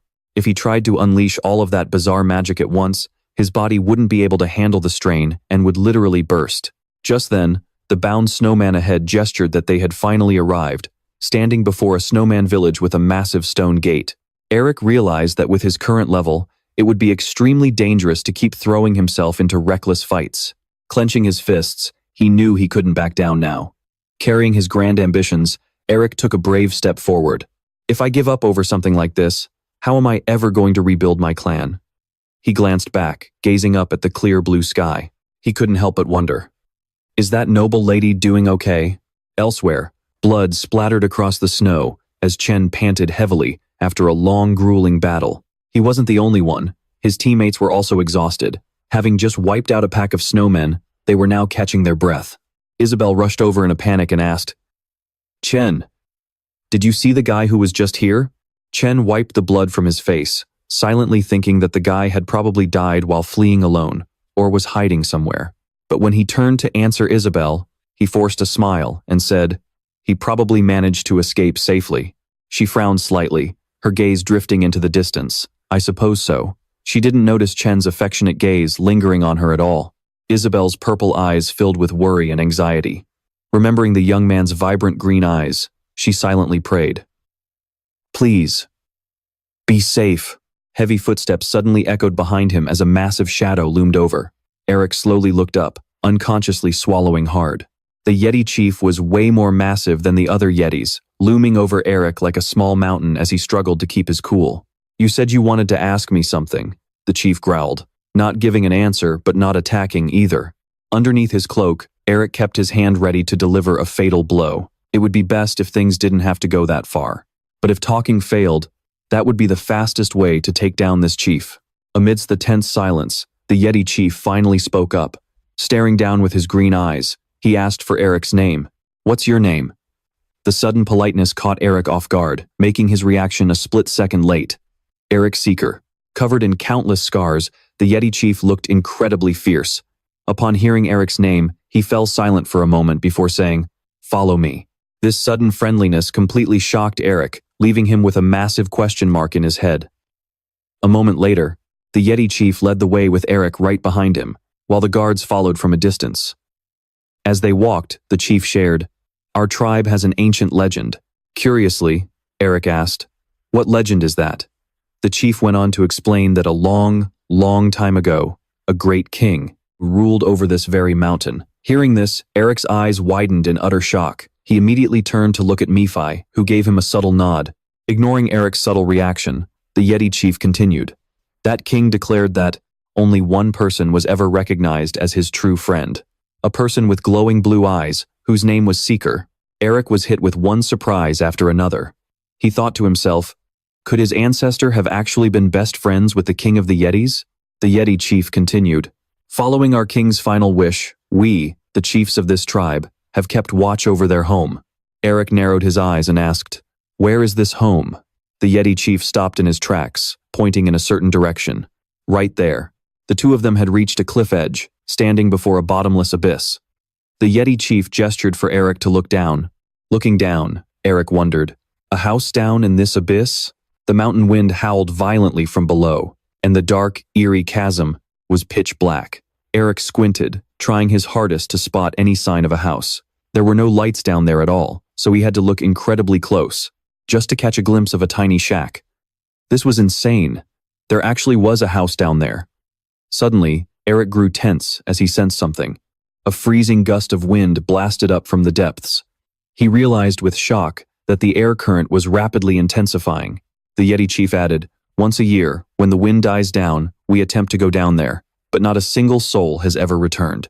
Hovering nearby, Nephi teased, With so much rich magic down there, you guys couldn't even grab a single piece of loot? Eric remained silent. He silently stared down into the abyss. Nephi scoffed, How could they? None of them are skilled enough. Eric nodded, almost as if talking to himself, You're right. With my current skills, jumping down there is pure madness. But if I just stand here, I will never be able to take another step forward. As he spoke, he took a few steps toward the edge. Besides, it seems my ancestors want to test the skills of their descendants. Confused, the Yeti chief asked, What do you think you are doing? Eric resolutely threw himself off the cliff, flashing a bright grin. I guess I have no choice but to show them what I've got. Watching Eric in a complete freefall, Nephi screamed, You absolute lunatic! You just leaped off like that! The freezing wind whipped against Eric's face, completely wiping the smile right off his face. Damn it, the wind was way stronger than he had anticipated. Since Nephi could naturally fly, he wasn't scared at all. Instead, he patronizingly lectured, Hey, dumbass, focus or you are going to die. Eric repositioned his legs, adjusting his falling stance. All right, just one more step. Gritting his teeth, he focused every ounce of his mind to make the landing. Staring at the tiny house far below, he muttered to himself, "Go down." Falling at lightning speed, the house rapidly came into view, but just before he could faceplant, his mid-air footing magic activated. Right after that, Eric nimbly leaped downward in a Z-shaped pattern to reduce the air resistance from his fall. Finally, he landed on the snowy ground. The massive impact sent a thick blanket of snow flying everywhere. Eric's landing in the snowfield looked incredibly badass, with the falling snow adding a poetic touch. But a second later, that cool image completely shattered. He collapsed backward onto the snow, groaning, "Man, I seriously thought I was a goner." After a brief moment, Eric sat up and muttered to himself, "I actually pulled it off, right? Pretty impressive, huh? Don't you agree?" "Fine, I admit it," Mephi said, completely speechless. "You are something else." Standing up, Eric looked at the house in front of him. It looked so ordinary, almost like a simple thatched hut. He stepped forward and reached out to open the door. However, a magic circle instantly flared up, blocking anyone who dared to trespass. Startled, Eric realized that it seemed to be sealed with ancient magic. Mephi pondered for a moment and suggested, "Try infusing your mana with some incantations." Eric's seeker raised his hand, channeling his mana and chanting countless spells. Famous mage lineage, demon king, demon slayer guild request, cookie-eating squirrel, holy bird, dino, soar. After failing multiple times, he began to brainstorm. Still nothing? It has to be something like a key. Suddenly, a realization flashed through Eric's mind. Could it be? Holding his four-leaf flower pendant, he anxiously brought it closer. As he approaches the door, he holds the pendant close to the magic circle. The barrier begins to spin, and a sudden light flashes. The pendant practically absorbs the protective barrier around the house. Suddenly, the door creaks open, letting out a sharp groan. Eric can't help but marvel. Talk about deceptive. Stepping inside the house, which is surprisingly massive, despite its small exterior, he's absolutely overwhelmed by the endless collection of books left behind by his ancestors. He walks around, reaching out to pick a few volumes to browse. But just looking at the titles, his eyes widen in utter shock. No way! He excitedly runs all over the library, completely ignoring Mephi's annoyed glare. The fundamentals of magic theory. Wait, there's even elf and beast magic here, and dark magic too? Are literally all kinds of books gathered. In this one place, Mephi looks around, scanning the room, and notes, "It seems this was the residence of the Great Eastern Guardian." Hearing this, Eric pokes his head out to ask, "The Great Eastern Guardian?" Mephi is left speechless by Eric's sheer cluelessness, completely unaware that the boy is secretly thinking, "That legend and the Snow King both knew our ancestors, so there has to be some deep, hidden story behind all of this." Suddenly, Eric's eyes lock onto a particular book. "Huh? What's this?" He pulls it off the shelf and looks at the cover. The History of Minger. Driven by curiosity, he opens the book and reads, "The ultimate mission of our family is to eradicate demons." Instantly, a flash of imagery surges through his mind. It's exactly what he saw in his dream. Shaking off the thought, he continues to read. But the pages are stained black, making parts of it hard to decipher. What does this say? It's smudged. Certain conditions must be met, and only then can the heaven-sent mission bestowed upon our family be accomplished. The moment Eric reads these words aloud, the letters on the page begin to detach and float into the air. Consume spirits, devour demons. If one can properly digest them, will it forge a harmonious path to a new demonic arts? Suddenly, a massive wave of silent, raw energy erupts from the book, surging directly from the floating letters. In an instant, Eric's eyes glow a vibrant green as commanding phrases echo inside his mind. Devour the demon, swallow the demon, drink the demon. Suddenly, a sharp crack echoes as his pendant begins to fracture, but instead of breaking, it sheds its outer layer, glowing brilliantly like a legendary relic. Eat, devour, drink the demon. The black gem in the center of the pendant acts like a projector, casting a flickering beam of light. Countless visions flash before Eric's eyes as a voice whispers the secrets of the text into his ears. By doing so, all demons shall be contained within you, and from that, a brand new kind of mage will be born. To the first descendant who devours demons, unravels our grand design, and passes the trial of the demonic path. Your journey officially begins now. Eric loses consciousness, and when he finally opens his eyes, he's lying on a lush, green field. He blinks, trying to find any sense of familiarity. Where am I? Eric bolts upright, only to hear a calm voice speaking from behind him. So, you are the descendant from the distant future, promised to inherit our legacy. A man stands behind Eric with his hands folded. As the wind rustles his blonde hair, Eric turns around. The man offers a warm smile, wearing gold-rimmed glasses and a thick beard. Eric stays on guard, not wanting to make a reckless move. He cautiously asks, "Who are you?" The man places a hand over his heart and says, "I am Otto von Minger." He looks at Eric with a solemn expression. "I am your guide, and the one who will test your worth." Otto Minger was the legendary figure who established the family's demonic magic system hundreds of years ago. Over the generations, only a select few ancestors managed to bring true glory to the clan, and Otto was the greatest of them all. Otto smiles warmly and says, "You seem to recognize me." Eric hesitates before asking, Are you actually the great Eastern Guardian, ancestor?" Otto looks genuinely surprised. "None of my descendants should know that alias. Where on earth did you hear that?" Eric looks around, but Nephi is nowhere to be found. Even so, he answers honestly, "Well, the Demon King, Mephisto, was the one who told me." "Where did that guy go?" Otto's eyes widen. "Mephisto, the Demon King of Original Sin?" Eric nods. "Oh, yeah, he's just a total idiot. Demon, though." Otto bursts into a hearty laugh, patting Eric on the shoulder. "So the first demon you devoured was Mephistopheles himself?" He's incredibly impressed. The ultimate descendant has finally arrived. Maybe I should crank up the difficulty of his trial? Meanwhile, back in the library, Mephistopheles scratches his ear and grumbles in irritation. "Who the hell is talking trash about me? I'm gonna tear them limb from limb." Back with Eric, he politely raises his hand and asks, "So, what exactly is this grand legacy, and what are you going to guide me through?" Otto gently pats his head. "Well, aren't you a curious one?" He gives a warm, fatherly smile. "Feel free to ask me anything.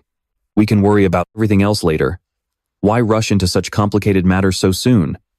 Eric nods sheepishly, and his polite manners make Otto fond of him even more. "No need to be shy, kiddo." Spreading his hand, Otto conjures a brilliant white magic circle that resembles a wheel.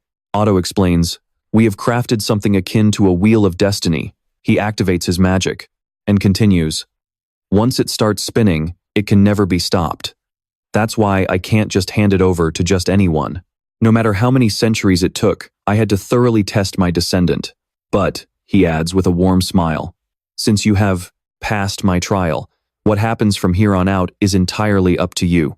Otto holds the glowing wheel before Eric, presenting two choices: stop the magic wheel or let it spin. With those words, the magic wheel was handed over to Elric, leaving him completely stunned. He had no idea what his family's grand plan was, but one wrong move could cost him his life. Elric clenched his fist, crushing the magic wheel. This was his final opportunity to break free. The ancestor assumed he chose to stop. Feeling a bit disappointed but remaining polite, he said, "Very well, I respect your choice." But to his surprise, Elric replied, "I am going to rebuild our family." These words left the ancestor stunned, especially when he heard Elric say, "I will carry on the will of our ancestors and the great and heroes of the past, so that I can carve my name into this land as a legendary mage." Elric recalled the statue honoring his ancestors that he had seen before. His eyes gleamed with determination as he opened his hand, revealing the magic wheel, fully intact. This was the dream he had harbored for a long time. He began to spin the wheel, letting it roll freely forward. Thunderous booms echoed with every collision and change of direction. A blinding light flashed before their eyes. Seeing this, the ancestor was deeply moved. He clapped Elric on the shoulder and praised him excitedly. "Splendid, such boldness. Only a descendant of ours could pull this off." Elric protested, "Ow, that hurts." The wind rustled gently across the lush green meadow. Then, the ancestor spoke, "In that case." He raised his hand, and the warm, spring meadow instantly transformed into a freezing, snow-covered mountain in the dead of winter. Feeling the howling wind, Elric spun around. The weather had done a complete 180-degree flip, and the freezing wind made Elric shiver uncontrollably. Where on earth are we? The ancestor, seemingly unfazed by the cold, said, "This is where you will face your first trial." With his teeth chattering and his breath puffing into white mist, Elric tried to gather his thoughts. So, he had to undergo a trial right here? Elric suddenly felt a surge of excitement. A smirk crept onto his face. If that was the case, he might become far stronger than he was now. The ancestor smiled too. Are you smiling? For someone about to face a trial, that attitude is excellent. He pointed into the distance. Well then, look over there. Elric was confused. What am I supposed to look at? The ancestor instructed. Further, look deeper. Following his guide, Elric peered intently into the distance. Gradually, he made out a looming silhouette in the darkness. It was a horn, barely visible. In the shadows, far, far away, the figure slowly came into focus, a creature with two sharp horns, its white fur, stained with blood. Elric asked in bewilderment, "What is that?" The ancestor explained. The Snow Mountain King. He was the first and only one to ever unite the Yeti tribes, ruling over this very mountain. He was driven by a burning ambition, to return the exiled Yetis back to the demon realm. But in the end, he was consumed by his own greed, left behind, as a fallen demon. Elric turned pale when the ancestor added, "He is the second demon you must devour." He turned to look, and at his ancestor, pointing a trembling finger in that direction. "Wait, so I have to fight that thing?" The ancestor corrected him. "No, more accurately, you have to swallow it." "What, are you scared? Now, you must devour demons and extract their core, their stigma." Elric repeated the unfamiliar term. "Stigma?" The ancestor explained. "The primal, dark emotions they exude, like fear, depression, and resentment. They are entities born from the ego, formed when one's own dark thoughts intertwine. That is what the demon race is.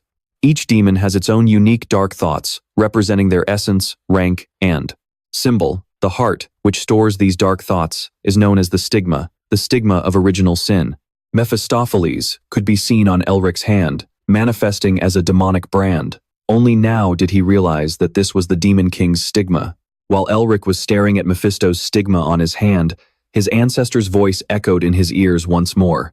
"From now on, you will hunt the demon race and seize their core stigmas." Stepping forward, he patted Elric's shoulder. "If you devour a demon, their entire power becomes yours." This was the ultimate motivation boost for Elric. Looking at the Yeti King in the distance, how ridiculously strong would he become if he absorbed the power of such a terrifying monster? Gulping nervously, Elric knew he had to try it first to find out. Channeling his mana, he cast a spell and floated into the air, with his ancestor's final warning ringing in his ears. Remember this. Elric activated his combat skills, summoning his armament. The ancestor warned, "Your goal isn't to defeat it." Flying toward the Yeti King with his fists clenched and ready, the ancestor's voice boomed in his mind. "You must devour it." This made Elric a bit annoyed. Seriously? What is with all this talk about eating and devouring? What does that even mean? Deep within the dark mist, a shadow stirred. The Yeti King croaked in a raspy voice. This mana. Did Mephisto give it? To a Melvinger? Remembering Mephisto's face, a hint of anticipation rose within him. "Prove it to me." Meanwhile, the ancestor frowned slightly, as Elric suddenly came to a halt. In the distance, as he was rushing forward, a voice bellowed, "Our commander." Elric's sharp eyes caught something ahead. Stopping midair, he dodged a barrage of sudden, unexpected attacks. From the enemy as a roar sounded, "Kill them!" With a thunderous crash, a massive foot slammed down onto the pure white snow. From out of the dark mist, a foot steps forward, freezing the white snow. Countless antlered warriors wearing iron masks appear. Holding sharp spears and dark steel shields, they block Eric's path. He gulps. These are the warriors protecting the king. At first glance, there are dozens of them. On some level, they are completely different from the snowmen he fought before. Especially that one, the leader. With Eric's current power, can he even win this? If he only used the stigma of original sin and the Demon King's power, Eric is confident he could even capture the king of this snowy mountain. But as a drop of sweat rolls down, he calculates, "Damn it, if I don't know how to use it, it's no different from random scribbling." Giving Eric no time to think, the warrior lets out a roar and charges. He thinks to himself, "But since this is only the first test, using the Demon King's power shouldn't count as cheating, right?" The stigma of original sin glows. A fireball condenses. Time to blow up. Eric points at the warriors rushing toward him, and boom, a deafening explosion rings out. The explosion is blindingly massive, sending heat waves in all directions. However, the result Eric wanted doesn't happen. His eyes widen as a sharp spearhead stops right in front of him. The outcome of the battle came too fast, leaving him in disbelief. These warriors are incredibly fast. In a split second, they thrust their spears right at Eric's face. They completely dodged the explosion he made. Eric flinches for just a moment, but immediately swings his right hand from left to right. At the same time, he chops his left hand downward, raising and thrusting it. Instantly, countless sharp ice pillars rise to shield Eric. This catches the warriors off guard. Some don't even have time to dodge and are taken out on the spot. Eric coldly turns his back as blood splatters, but it doesn't take long for the warriors to shatter his ice wall. Eric speaks indifferently. "I heard you used to belong to the demon clan, but were abandoned. So I'm sure you know by now that when you're weak, you get discarded." Hearing this, the warriors are absolutely furious. They grit their teeth in anger. Watching the warriors charge, he tells himself he has to get even stronger. The warriors are closing in. If he could just become stronger, this kind of challenge would be nothing. Eric spreads his 5 fingers, preparing to cast a spell. He is filled with determination to overcome this trial. He will smash through it 100 times if he has to. With just a single thought, Eric summons a colossal fireball. Intense heat blazes across the entire snowy mountain. The fireball explodes, light blinding the entire screen as it incinerates everything in its path. But in the next second, a flash of light blows back the sparks. The snowman warrior breaks through the sea of fire, swinging his weapon right at Eric. The impact is so devastating that he suffers internal injuries, coughing up blood. With a loud crash, the snowy ground where Eric stood explodes. His body is thrown backward, a deep slash wound on his stomach as blood gushes out. Eric glares at the warrior who just attacked him, cursing under his breath. Damn it. His heavy body crashes onto the cold snow. Eric scrambles to get up, coughing heavily as he watches the warrior walk out of the mist. He groans. If this keeps up, he's going to lose. He grits his teeth, his breath turning into a swirling dark green aura. No, he can't fall at the very first trial.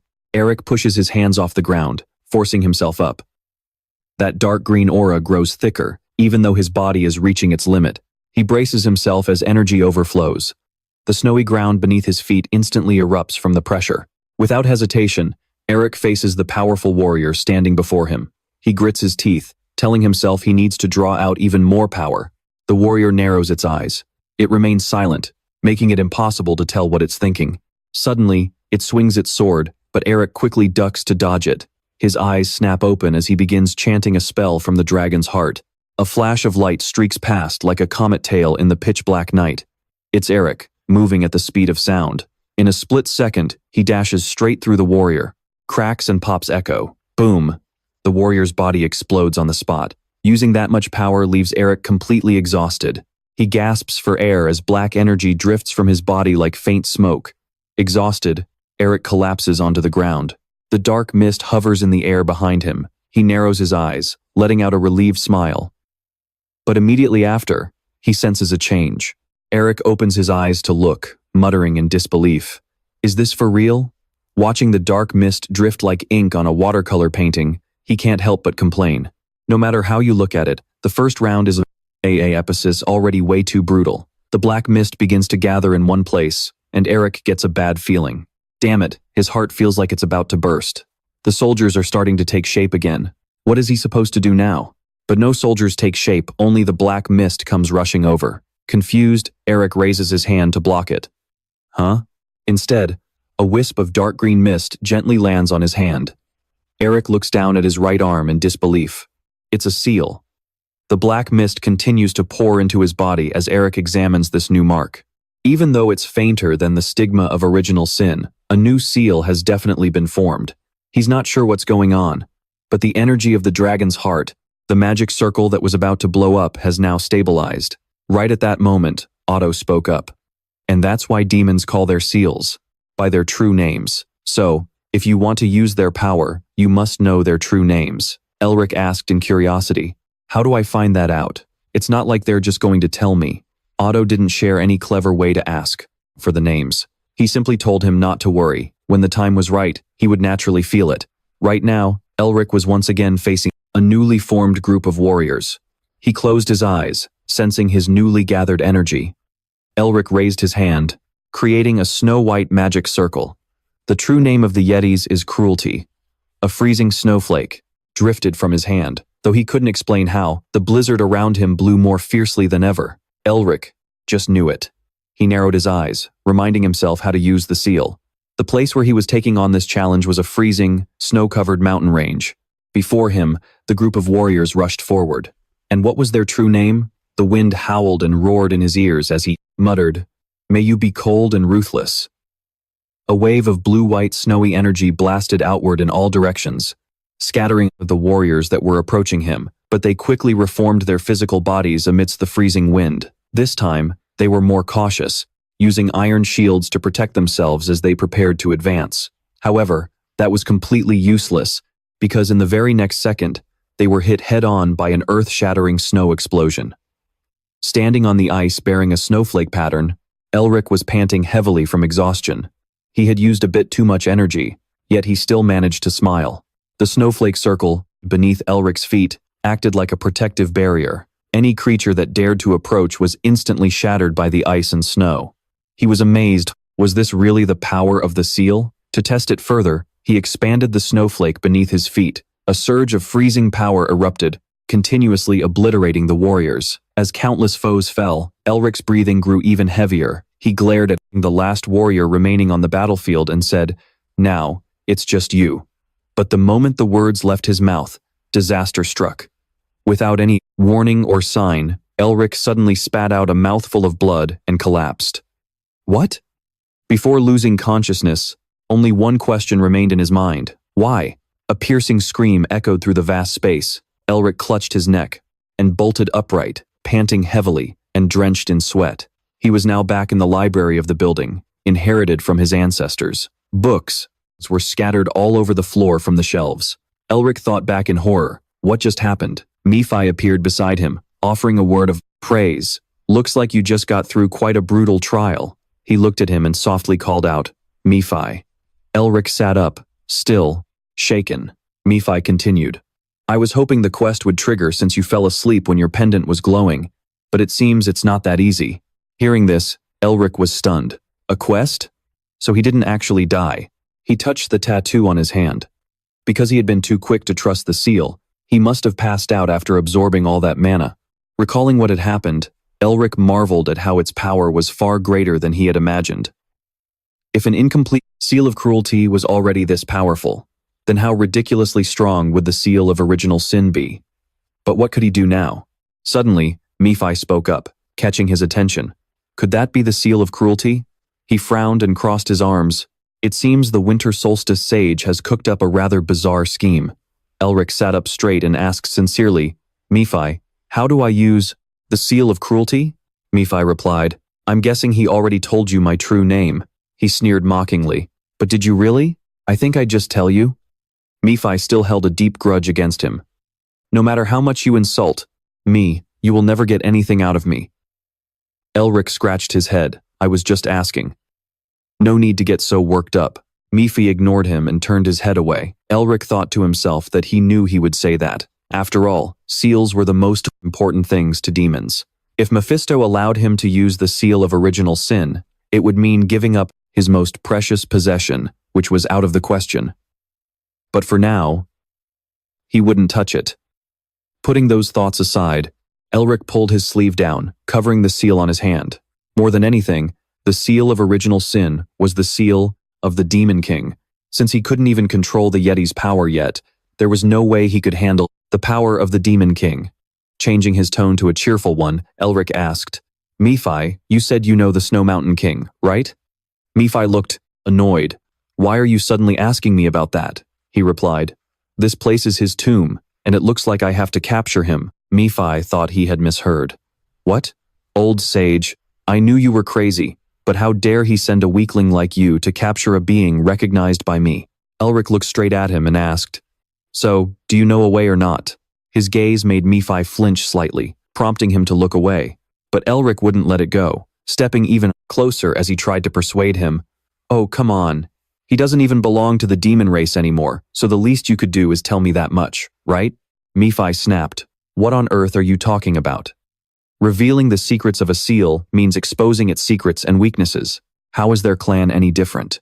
Before he could even finish his sentence, Eric threw in a condition. 3 days of not having to play the fool. Nephi just closed his eyes and ignored him.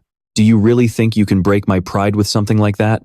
Eric kept bargaining, holding up 5 fingers. 5 days. Nephi gritted his teeth in anger. Are you looking down on me again? Seeing him flare up, Eric just backed off. Fine, forget it then. Nephi immediately shifted to a smug tone. But since my generosity is as vast as the ocean, I will let it slide this time. Eric scoffed. All for just 5 days of not playing the fool. Nephi coughed awkwardly to cover up his embarrassment before turning dead serious. Listen closely. With the seal you currently have in your hands right now, you can forget about completing this mission. You won't even be able to get close to the Snow Mountain King, Eric deduced. What do you mean by that? Nephi continued. But the fact that he flashed a smug grin, showing off his pearly white teeth, meant there was still a way. A moment later, they returned to the freezing snowy mountain of the trial.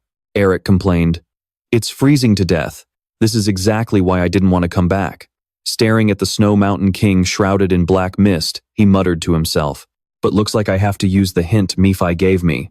With that, he lunged forward, keeping Nephi's words in mind to raise his achievement level. Eric charged forward without a second thought, clashing with the warriors created by the Snow Mountain King. Seals are classified into common, advanced, precious, unique, and legendary ranks based on their rarity.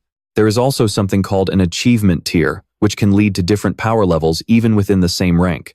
Thanks to his experience from the previous run, he quickly dodged the warriors' attacks. The seal of cruelty is precious, so it is definitely no joke, but Eric's achievement level was only at 1 star. The warriors attacked relentlessly, showing a fraction of their creator's immense power. On the other hand, the Snow Mountain King's seal had reached a 10-star cultivation. Therefore, Eric was forced to raise his achievement level to 10 stars or upgrade his rank to unique. He grinned, his fighting spirit fully ignited. My achievement level is only at 1 star. So, he didn't hesitate to defeat them all, devouring everything and turning his defeated foes into his own strength. Who knows how much time passed as the snow fell heavier. A single footstep trudged slowly through the white snow. Eric endured the biting cold, his voice shaking slightly from the chill. We finally meet, Snow Mountain King. Staring at the powerful entity before him, he sighed inwardly. No matter how many warriors I defeat, my achievement level is still stuck at 2 stars.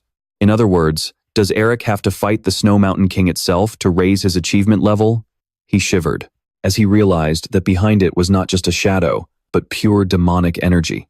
What kind of entity was this opponent when they were alive to be this insanely powerful? Eric said to Otto, You expect me to beat that thing? Otto gave a thumbs up to encourage him. Don't worry, you won't die. He was still terrified. Are you really the respected ancestor of our family? You aren't actually our sworn enemy, are you? But joke all he wanted, he still had to complete the trial. Freezing winds howled across the white, snowy plateau. Eric steeled his resolve. Even so, he was going to give it a shot. It was going to be tough, but as long as he kept trying, he was ready. He could definitely win. A short while later, in the library, Nephi looked over in surprise as he realized Eric had woken up. Eric's face went blank for a few seconds, then he collapsed flat on the ground, letting out a self-deprecating laugh. He groaned in frustration. After gathering all those seals, after working my absolute butt off, I died in an instant. How the heck am I supposed to win this? Seeing his failure, Nephi smugly advised, Do you finally get it now? Just give up on that mission already. Eric ignored him, continuing to mutter to himself, Still, if I can just get my hands on that entity's seal. He sat up abruptly and stared intently at Nephi, making him shiver in fear.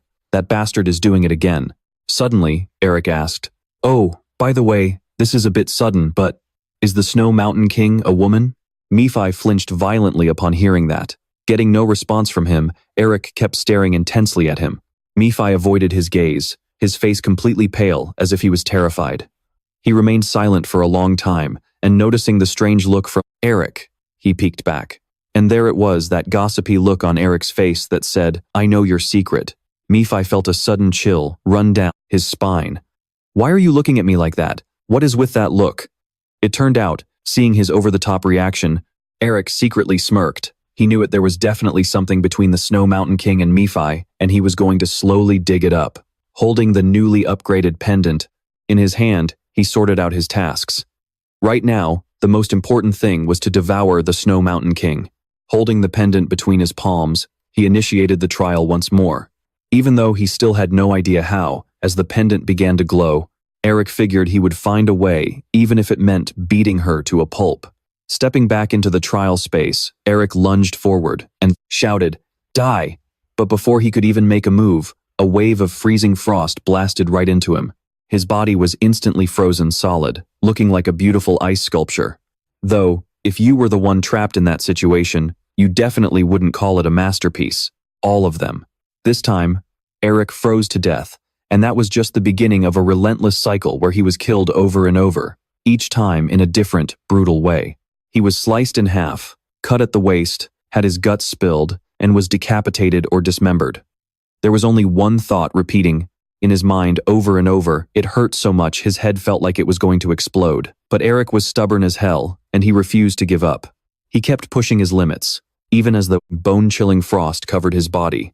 After countless agonizing attempts, he finally managed to repel the Snow Mountain Queen's attacks. Bit by bit, he pushed closer and closer, until Eric could finally see her face. The Snow Mountain Queen let out a furious, monstrous roar and charged at him like a wild beast that had completely lost its mind. Eric didn't flinch. He could finally see it, the exact way she manipulated her cruel demonic seal. Of course, someone who had just acquired a seal could barely hope to match a master who had spent lifetimes perfecting it. The Snow Mountain Queen roared, bursting through the dark mist without a care for her own safety. Eric thrust his hand forward, telling himself that he would find a way to surpass her. His palm clashed directly with the Snow Mountain Queen's. Her habits, her movements, her patterns, her theories, he analyzed them all. A small hand clashed against a massive palm, releasing a burst of energy that sent shockwaves rippling in every direction. Slowly, cracks began to web across Eric's hand, but he didn't care, even if it meant stripping away everything she had. With a deafening boom, the ice magic detonated, blasting them both backward. High above on a cliffside, Otto watched the entire battle unfold. He couldn't help but comment, it wouldn't be surprising if his mind completely fractured from dying over and over like this. But then, Otto's sharp eyes caught something unusual about Eric's face. He was smiling. As the blinding explosion flared, Eric found his opening. This kid didn't just have raw talent. He possessed an unyielding will and an insatiable desire to push past his limits. Yes, that was the kind of boy he was. Spinning gracefully, Eric severed the Snow Mountain Queen's arm. Otto murmured, "You're the kind of person who would never exist, not even in our family." The severed arm flew through the air, and instead of blood, dark energy gushed from the wound. Since her entire body was made of demonic energy, the hand quickly dissolved, back into raw power, which Eric instantly seized and absorbed. Even Otto had to gasp, "He's completely insane." Eric let out a maniacal laugh, absolutely thrilled with himself. He had just reached 3 stars, but he celebrated too early.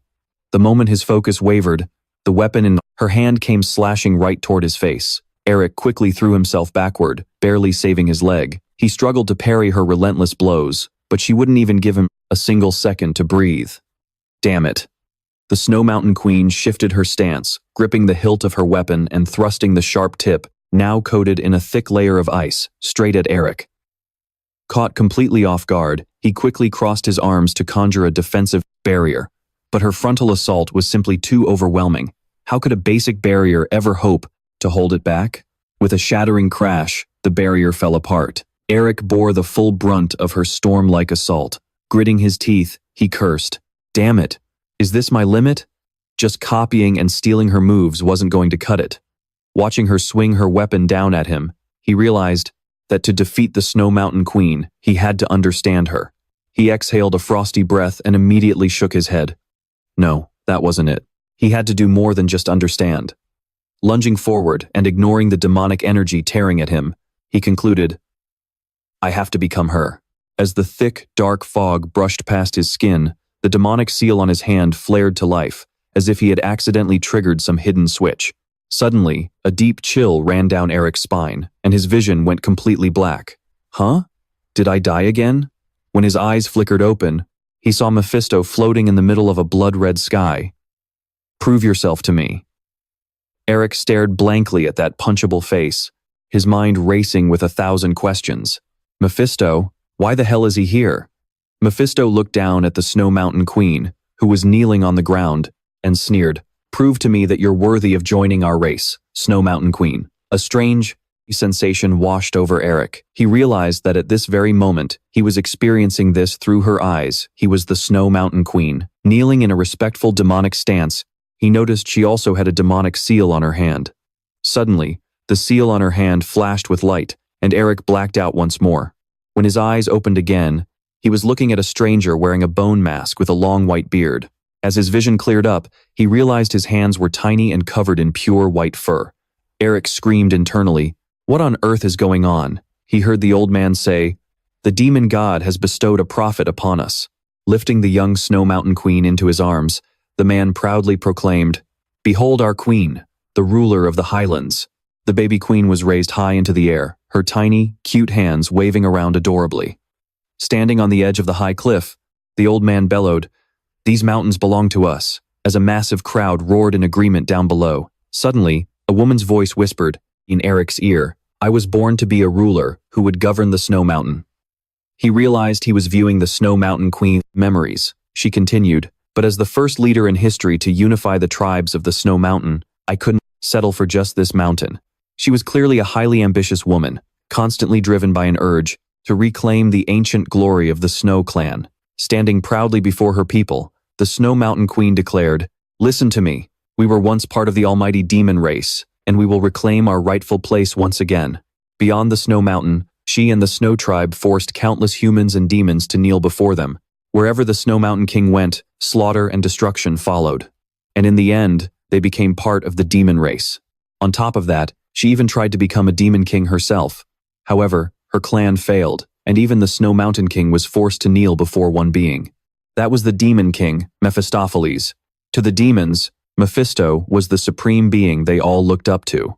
He was arrogant and completely unpredictable, simply because he had the power to be. The Snow Mountain King realized that the wall of this almighty demon king was just too high to climb. She had no choice but to taste the bitter dregs of defeat. Even so, she never stopped, doing everything she could just to make a name for herself. So, the Snow Mountain King took her first step, and she was just a hair away from earning Mephistopheles' recognition. But then, her memories shifted to a massive fortress wall, and a warm, deep voice familiar to Elric echoed out. Boom! The Snow Mountain King had to face the greatest mages and warriors of humanity. She was stopped dead in her tracks by a wall steeper than anything she had ever faced before. Deep in the Snow Mountain King's memories of conquering lands and spreading terror, there was a time she ordered her people. All forces, fire. But just as the words left her mouth, the person standing right behind her exploded into a bloody mist. The Snow Tribe warrior met a sudden end, something no one could have anticipated. This unexpected death threw their ranks into utter chaos. A terrified scream rang out. What? A human warrior lunged forward, swinging his sword in a wide slash. Without saying a word, he took the Snow Tribe warrior's life. A deafening explosion went off, blowing away not just one, but countless warriors. The desperate cries of her people echoed in the Snow Mountain King's ears. "Save me! I don't want to die!" The warriors trembled in terror before their powerful opponent. The man in front of them was like an impassable mountain, forcing them to bow their heads. "I want to live!" But their pleas went unanswered as a massive hand slammed down, turning them all to ash. The surviving warriors shook, pure terror gripping their souls. Suddenly, a beautifully engraved Snow Tribe battle axe swung high in the air, sparking hope in their hearts. Gripping the axe fiercely, the Snow Mountain King strode forward with power. She roared, "Pull yourselves together! We belong to the proud demon race. There is absolutely nothing we cannot accomplish. Show those enemies in our way the true meaning of terror." But the only response she got was the sound of blades tearing through flesh and blood spraying everywhere. The Snow Mountain King stood frozen, her face splattered with blood. All around her were cries of utter despair.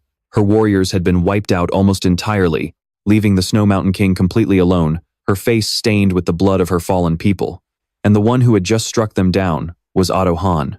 The Snow Mountain King and her Snow Tribe had lost the war against the humans, led by Otto Hahn. and they were driven all the way back to the snow mountain. Refusing to accept this, she screamed over and over, "Why? Why?" Otto Hahn felt a deep sense of pity for the Snow Mountain King, even as she wailed and accused him. "You humans already have everything you could ever want.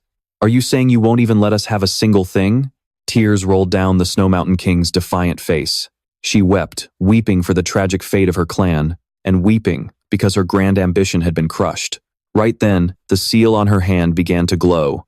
With that, the Snow Mountain King dissolved back into raw demonic energy. Elric snapped out of the memory, standing face to face with her. His face was filled with empathy, as if he saw a reflection of himself in her. "Your task?" Elric was like a lost child, taking tentative steps. "Even if you are in despair, the Snow Mountain King was too. She got lost in her own ambitions, just as you have suffered."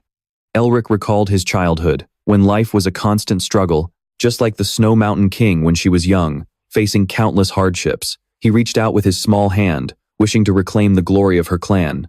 Two kindred spirits, bound by shared pain, found comfort in one another, a truly grand mission. After that day, Otto Hahn stayed on the Snow Mountain to keep watch over the Snow Mountain King, and after countless battles, a mutual respect slowly grew between them, spending a long time together. Yet despite this bond, the Snow Mountain King could never let go of her obsession, muttering, "I must reclaim our former glory." Unable to escape the alluring pull of her own ambition, she ultimately turned into a monster. Otto Hahn had no choice but to step in and stop her, casting aside their long-standing friendship, and the Snow Mountain King met her end by his hands. At last, her memories faded completely. Elric slowly opened his eyes. Suddenly, the voice of a woman broke the silence. "You must be a descendant from the very distant future," the Snow Mountain King spoke, recalling that he had told her so. Clutching the arm that Elric had severed earlier, she smiled faintly. "Seeing how you destroyed part of my mana and even cut off my arm, it seems he wasn't bragging after all." Elric pointed at her severed arm, hesitating slightly. "I'm sorry about your arm." Those words, startling her slightly. The Snow Mountain King chuckles, but the sudden movement makes her groan in pain. She says, "Even though I ended up like this because I couldn't abandon my ambition, I am still a king and a warrior who commands an entire race." The Snow Mountain King says coldly, "I don't need any pity from the enemy." This snaps Eric out of his daze, as he never intended to pity her. The Snow Mountain King continues, "It looks like it is time to end this endless battle, so I can apologize to my people and honor their sacrifices." Eric clenches his fist, his hand trembling as he hears her self-blame. "Why was I so greedy that I wanted to join the demon clan?" Dark, ominous, demonic energy swirls around the Snow Mountain King. "Just being happy with the ones I love would have been enough." The energy surges, violently, making Eric break into a cold sweat, as she has finally been completely consumed by the demonic energy. He struggles, wondering what he should do. Now, just watch her get consumed by the demonic energy? But Eric is only flustered for a moment. He pulls himself together, thinking, "No, snap out of it." His opponent is the Snow Mountain King, the ruler who united this massive snow mountain and the greatest warrior of the Snow tribe, and the enemy he must devour, even though she has now fallen into a state of frenzy. Eric reaches out, channeling his mana. If he doesn't use his full strength to defeat her, it would be disrespectful to her. A massive wave of mana surges from his body. The crazed Snow Mountain King charges forward. "I will show you." Eric does the same, charging forward to face the great legacy she built. Both of them rush in to attack each other. Magic collides and explodes between them. Eric's spiritual waves surge like a rising tide, carrying the signature ice blue, the color of snow and ice. Meanwhile, the Snow Mountain King's spiritual energy, corrupted by demonic energy, is as red as blood. The two energies clash and intertwine like a classic fire and ice close-up toothpaste commercial. The giant axe, infused with the red and black demonic energy of the Snow Mountain King, comes crashing down once more. On Eric's side, he replicates an axe that is exactly the same, except it carries a refreshing ice blue energy. With a loud crash, the two weapons collide violently. Eric grits his teeth, absorbing the powerful shockwave in order to become her. The battle between them explodes with intensity. Red and blue lights bursting, their attacks spinning and swirling. Eric and the Snow Mountain King clash dramatically, neither giving an inch. It is safe to say both of them are putting everything they have into this fight, growing more fired up by the second. Eric suddenly thinks, how strange. The Snow Mountain King stomps her foot onto the snow, spinning to build momentum. Eric does the exact same thing. He can tell this is clearly a life and death battle. He is almost copying every single move of the Snow Mountain King, fighting fire with fire. Eric grits his teeth as he attacks, his eyes glowing. But why is this so much fun? Meanwhile, she does not back down either, relentlessly attacking with almost no sanity left. Loud explosions echo through the air, sending rocks and debris flying everywhere. The shockwaves do not just affect where they are fighting, but also spread incredibly far, practically shattering the nearby mountain range. Rocks shower down like the first snow of the season, though if you are unlucky enough to get hit on the head, there is a very high chance you will be sent straight to the afterlife. But to those two, this falling debris is nothing. As he tries to become the Snow Mountain King, Eric can feel the happy days she once shared with Otto. The two of them are evenly matched, trading blow for blow, hitting and getting hit. When the Snow Mountain King swings her axe, Eric raises his to block. When he uses momentum from the rocks to leap into the air, she does the exact same thing. You could say they are fighting tirelessly, trading blows, until they are both bruised and battered. After countless clashes, energy explodes, and one foot leaps back to the left. Similarly, on the opposite side, another foot leaps back to the right. As shockwaves ripple out, they both temporarily take a few steps back, falling into defensive stances. Eric gasps heavily, exhausted, gritting his teeth to stay conscious before ending the match. The Snow Mountain King is not doing any better. She grits her teeth, enduring the rampaging energy inside her. Both of them have reached their absolute limits, so this fight will be decided by one final strike. They both leap into the air at the same time once again. They want to decide the victor with the very move that has forced countless races to their knees. The secret technique of the Snow Mountain King, she channels her energy into her hand, shaping it into a palm strike. Eric quickly follows suit, also shaping his hand into a palm strike, and boom, their palms clash, one giant and one small. The ice-shattering palm is as destructive as its name suggests, shattering all ice and snow in its wake as the shockwave spreads far and wide. A moment later, as the dust clears, there are two figures standing in place, a tall figure who is the Snow Mountain King and a short figure who is Eric.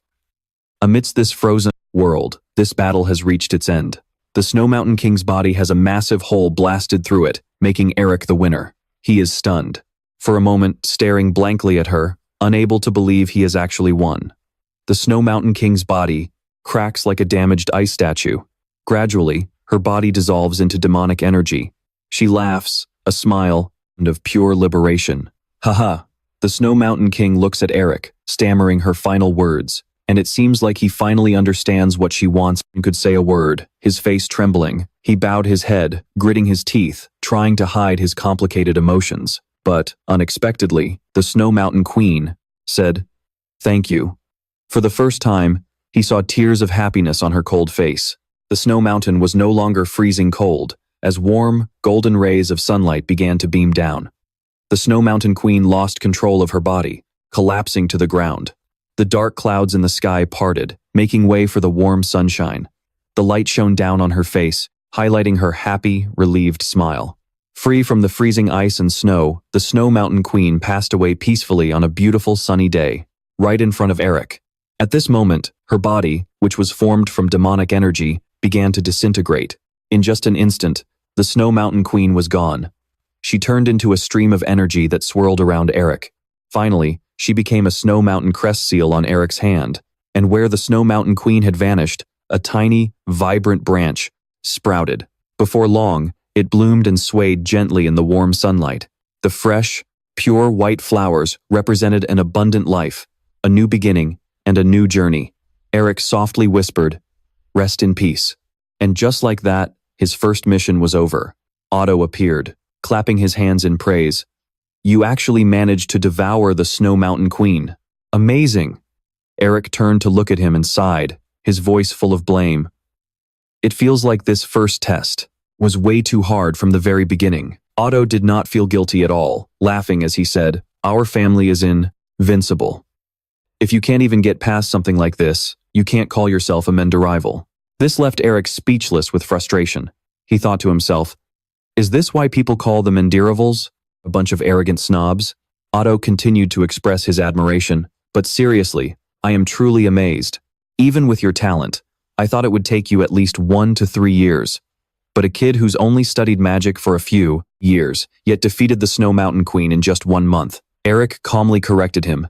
No, 1 month. Otto thought he was talking about the time it took to defeat the Snow Mountain Queen. He nodded.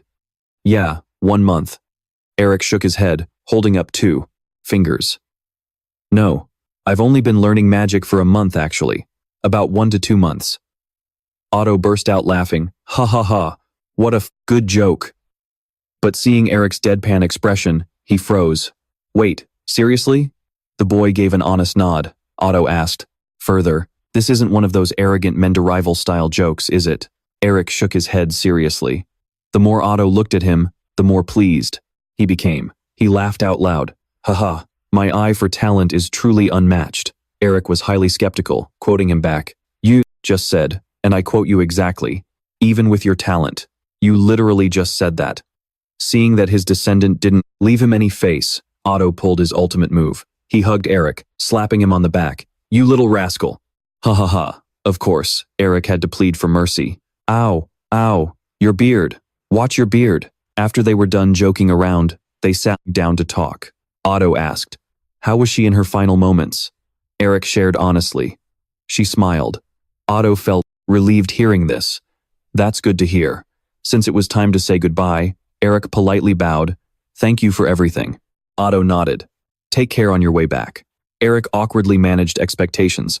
I probably won't be able to visit very often. Otto didn't blame him, I understand. After all, being the family head keeps you incredibly busy. And with that, Eric turned to leave. All right, see ya. But after taking a few steps, he walked back, much to Otto's surprise. Eric asked a very clueless question. Wait, how do I actually get out? Otto laughed, raising his hand. You've gone out countless times already, don't you remember? Before Eric could even react, a sphere of light punched him right in the face. And just like that, he woke up in the real world. Damn it, so much for a respectable ancestor. He rolled around on the floor, clutching his face. My handsome face. Nephi laughed out loud. Ha ha ha ha, looks like that psycho Otto killed you again, huh? Mentioning this made Eric even more furious. Who on earth kills someone without warning? Nephi asked with faux concern. So, did you manage to devour the Snow Mountain Queen? Eric pulled up his sleeve to show off the seal. Just did. Heh. Seeing this, Nephi bragged. All thanks to my help. Eric was too lazy to argue. Yeah, our great demon king is number 1. Privately, he thought. This guy really loves to flip the truth. Nephi smiled on the outside, but inside, he was slightly panicking at Eric's progress. No way, I only told him a few things. This guy has gone far beyond a genius. He's a straight-up monster. Having finished his inner flattery, he asked, I'm curious about something though. Didn't you used to have a pretty special relationship with the Snow Mountain Queen? Why did you stop her from being a demon? Nephi broke into a cold sweat. How do you? Eric immediately went into gossip mode. Well, at the very end, I caught a glimpse of her memories. Why did you do that? Nephi stammered. I'm the demon king, and she was just a low-tier demon, nothing more. He recalled the old memory and explained. Back then, at that time, I was just a little bored. And I heard that someone up on the Snow Mountain was claiming they would definitely become a demon. So I went to check out what kind of person she was. Yeah, to be honest, to become a demon, she was lacking quite a bit. But her ambition and skills were actually pretty impressive. Nephi praised himself. If the person she met back then wasn't a kind and righteous demon king like me, but someone like Arizel or Lilith, she would have been beaten into dust by now. But anyway, I told her to come find me again once she got stronger, and then I just left her there. Eric prodded further. Is that it? You never saw her again? Getting defensive, Nephi snapped. Why on earth would I ever meet her again? But the truth was, he had secretly slipped back to the Snow Mountain, only to see the Lord of the Snow Mountain having a great time with Otto. So, our poor demon king had no choice but to quietly slink away. He didn't want to be a third wheel, which is honestly so mature it hurts. He even left with a smile, wishing them the best. Even now, just thinking about it made him blush and smile. Eric's brain worked fast. He clapped his hands and let out a soft "Oh, I get it now, I totally get it." Nephi frowned. What? You look like a sneaky cat bullying a heartbroken mouse. Do you know how immature, snot-nosed brats bully the girls they have a crush on? Sure enough, Nephi got incredibly embarrassed and roared, "What? Snot-nosed? A crush?" Meanwhile, Eric just laughed him off. "And that is exactly why you are still single after 1,000 years. Nephi was absolutely furious, but besides yelling, powerless to do anything, Nephi could only rage. "You bastard, how dare you mock me?" Elric, emboldened by his success, teased him more and relentlessly, chanting, "Nephi is a lonely single dog. A lonely single dog." Driven completely insane with rage, Nephi screamed, "Die!" Inside the trial space, Otto's fist was still smoking. This was the exact fist that had just sent Elric out of this space. He smiled and said, "He really is an interesting junior." The spring breeze rustled, blowing away a few green leaves from the branches. He suddenly felt a tinge of sadness and whispered to himself, "Don't you think so?" Otto closed his eyes, as if searching for his old friend, who had long passed away. He murmured, "Aren't you angry with me?" A painful memory flashed through Otto's mind, a trembling hand, cradling the lifeless snow baby, his voice shaking. The Snow Mountain King knelt on the ground, her body drenched in the blood of her clan. She blamed herself, with my own hands. She couldn't accept the tragic truth that her ambition had killed her own people. Just then, Otto appeared. He softly called out to the Snow Mountain King. She suddenly went mad, glaring at him with a cold, sharp gaze, but mostly filled with self-loathing. The Snow Mountain King threw her head back, screaming and crying in heartbreaking agony. Otto stood with his arms crossed, watching the demonic energy erupt around her. Finally, she reached out to him, tears streaming down her face, and pleaded, "Otto, please." Before being swallowed by the demonic energy, she begged, "Please, kill me." And as the Snow Mountain King watched, Otto's lips parted as he whispered, "I'm sorry." He didn't kill her. Instead, he raised his hand and used magic to seal her away. When Otto closed his hands, completing the seal, the Snow Mountain King was destined to become a trial target for the descendants of the Melvinger family. But Otto couldn't find any joy in it, for he had lost a friend forever. Returning to the present, he opened his eyes and whispered, "Thank you." Standing under the morning spring sun, Otto said, "Leave your regrets and responsibilities to that kid, and rest in peace." Tears fell from his eyes as he said his final farewell. "Let's meet again in the next life." He looked up at the high sky. "I hope it will be better than it is now." In a house packed with books like a library left behind by the ancestors of the Melvinger family, Nephi asked Elric in confusion, "What are you rummaging for?" Without stopping, Elric kept flipping through the books. "I need to find something." Nephi was puzzled. "Find what? Just what on earth? What could make you turn this entire library upside down?" Suddenly, something glowed inside Elric's coat. He reached inside and pulled it out. Nephi gasped in shock. "Wait, isn't that?" He pulled out a small blue egg.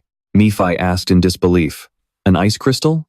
Elric recalled Otto's instructions. "Take this ice crystal and go find the deity." At that moment, Elric had been stunned. "What did you just say? Give it to Camellia?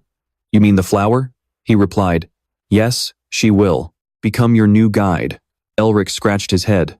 "Is this a quest?" Otto nodded and said, "That's right." Looking curiously at the egg-like ice crystal in his hand, Elric asked wearily, "How long do I have to do this quest for?" "At this rate, I'll turn into a hunchbacked old man." Otto squinted, replying seriously, "Until you reach the level of our predecessors." Stunned, Elric stammered, "Predecessors?" Otto reassured him, "You must have a lot of questions, but they will all be willing to answer you for a certain period of time. The predecessors finished their work and left many things on this land. We have prepared numerous quests to guide you to them, so all you need to do is diligently walk that path." Elric put the egg into his coat pocket. "All right, I just wanted to make sure I had this egg on me." Otto spoke with concern. "I'm sorry for placing this burden on your shoulders." He offered a glimmer of hope. "But this path can only be walked by you, Elric Melvinger, the Lord of Melvinger. Go," he said seriously. "Go and complete winter." Back in reality, Elric looked at the ice crystal and summarized it for Nephi. "Well, I was only told to bring this ice crystal to the deity." Hearing this, Nephi covered his face and burst out laughing. "Ha ha ha!" Struggling to hold back his laughter, he said, "The god of Camellias, I bet she's trying to create winter." Obviously, Elric had no idea what was going on and asked, "Winter? Do you know what that means?" He nodded sarcastically. Of course, those disgusting 4 seasons. He frowned with deep hatred, the ones that haunted demon, kings like me. Hearing this, Elric suddenly became interested. He stood up and requested, "Please tell me more details about it." Nephi turned his head away. "Why should I?" Elric raised 4 fingers and offered, 4 days off. How about that? Nephi glared at him. "Do you think 4 days off is going to cut it?" Elric compromised. "Fine. How about lifting your silence ban? I won't go any higher than that." Having achieved his goal, Nephi giggled with satisfaction. "Very well, listen closely." He began to explain, "There are 4 subordinates who assisted your predecessors in building the foundation of Melvinger, spring, summer, autumn, and winter. Because their personalities and traits match each season, we demons usually refer to them as the 4 seasons. One of them, Otto, represents winter." Nephi added, "In any case, the truth is that one of them stayed behind solely to act as a guide. Quests like these only mean one thing: he is trying to pass down his legendary power to someone else." The thought sent Eric's mind racing. If he pulled this off, could he also receive quests from the other seasonal gods? Harnessing the power of all 4 seasons would grant him a force rivaling the ancient predecessors whom they were destined to support. And if Eric could keep devouring seals as powerful as the seal of cruelty, or maybe even stronger, he smiled, knowing he was well on his way to successfully rebuilding his clan. Eric questioned, "So, how important is this ice crystal to the seasonal god that he needs it so badly?" Nephi thought for a moment before replying, "The ice crystal is the very core of winter. It only forms in the deepest depths of snow-capped mountains, perpetually covered in snow. In other words, it is basically the egg of a god. Since camellias are winter-blooming flowers, no flower pot is better suited for them than the ice crystal." Eric channeled his inner curious child and asked, "Then where do we go to meet this god?" Nephi replied, "Probably the flower temple of the south." Hearing the name, Eric was utterly stunned. "The flower temple? I have only ever heard of it in legends. Does it actually exist?" Nephi nodded. "Yeah, that annoying bastard must be the one ruling over it." Hearing this, Eric began to take the matter seriously. From this moment, he could actually confirm it after recalling the records in the royal library. But isn't he acting a bit too friendly? What kind of scheme is he cooking up this time? Suddenly, he noticed a faint trace of power swirling around Nephi. The demon's spirit form seemed to have grown stronger, but he didn't try to hide it at all. On the contrary, he thought triumphantly, "He seems to have noticed that some of my power is back. Even if you notice, what can you possibly do? You have no choice but to carry out the quest." Eric had a similar hunch. By doing quests to grow stronger, they were also helping Nephi reclaim his power. And in the end, he might have to face a great demon king, one capable of plunging this entire world into absolute misery. Seeing Eric's body tremble, Nephi relished his despair. What a face of sheer despair. "You should be scared. Of course you should be scared." Nephi was thrilled. Although he hated relying on a harbinger just to get stronger, he had no other choice. Reclaiming his power was the top priority, but suddenly, his eyes caught something strange about Eric. When he saw the amused smirk on Eric's face, he screamed internally, "Is this bastard seriously smiling?" He had no idea that in Eric's eyes, he was the one who looked like a delicious piece of prey. Eric was calculating. If that was the case, it meant he could even absorb Nephi's power. After all, to keep Nephi from fully recovering and escaping him, Eric needed to become much stronger. Eric's bizarre behavior made Nephi shiver. What is wrong with this bastard? Did he go from being terrified to completely insane? Eric's increasingly unhinged smile sent a cold shiver down the spine of a demon king like Nephi. He kept trying to reassure himself. He's probably just losing his mind. It's best if I just stop thinking about it. Afterward, Eric adjusted his mood. "All right, now that everything we came to do is finished, shall we head back?" Neither of them overthought it and decided to leave immediately. Eric looked up at the tiny, distant crack above his head. Since his power was on a whole different level now, Eric easily soared up to the rift. After stepping onto the high cliff, he praised himself. Just a month ago, it would have been extremely difficult to get back up here. But now, it is a piece of cake. Nephi grumbled, "You really are incredibly arrogant." The two didn't linger and dashed away like a gust of wind, blowing away the layers of snow along their path. "Now that I have a guide, should I head straight for the Red-Eyed tribe?" Eric smiled with anticipation. He quickly made his way back to the Yeti tribe. He wasn't sure if it was because he hadn't fought the Yeti in a very long time, or if it was because he had devoured the Demon King's seal, but he was actually really eager to see them. But the moment he arrived, Eric's eyes widened in sheer, unbelievable shock. The Yeti tribe had been brutally devastated, the white snow stained with dry, crimson blood. What on earth is this? The bodies of the Yeti lay scattered across the ground, and the village's houses and structures were completely destroyed. Devastation was the only word to describe this place. Eric whispered, "What happened here?" Some of the victims had been brutally tortured, with dozens of spears impaling their bodies. Nephi observed, "It looks like they were killed slowly, even though they easily could have been finished off in an instant.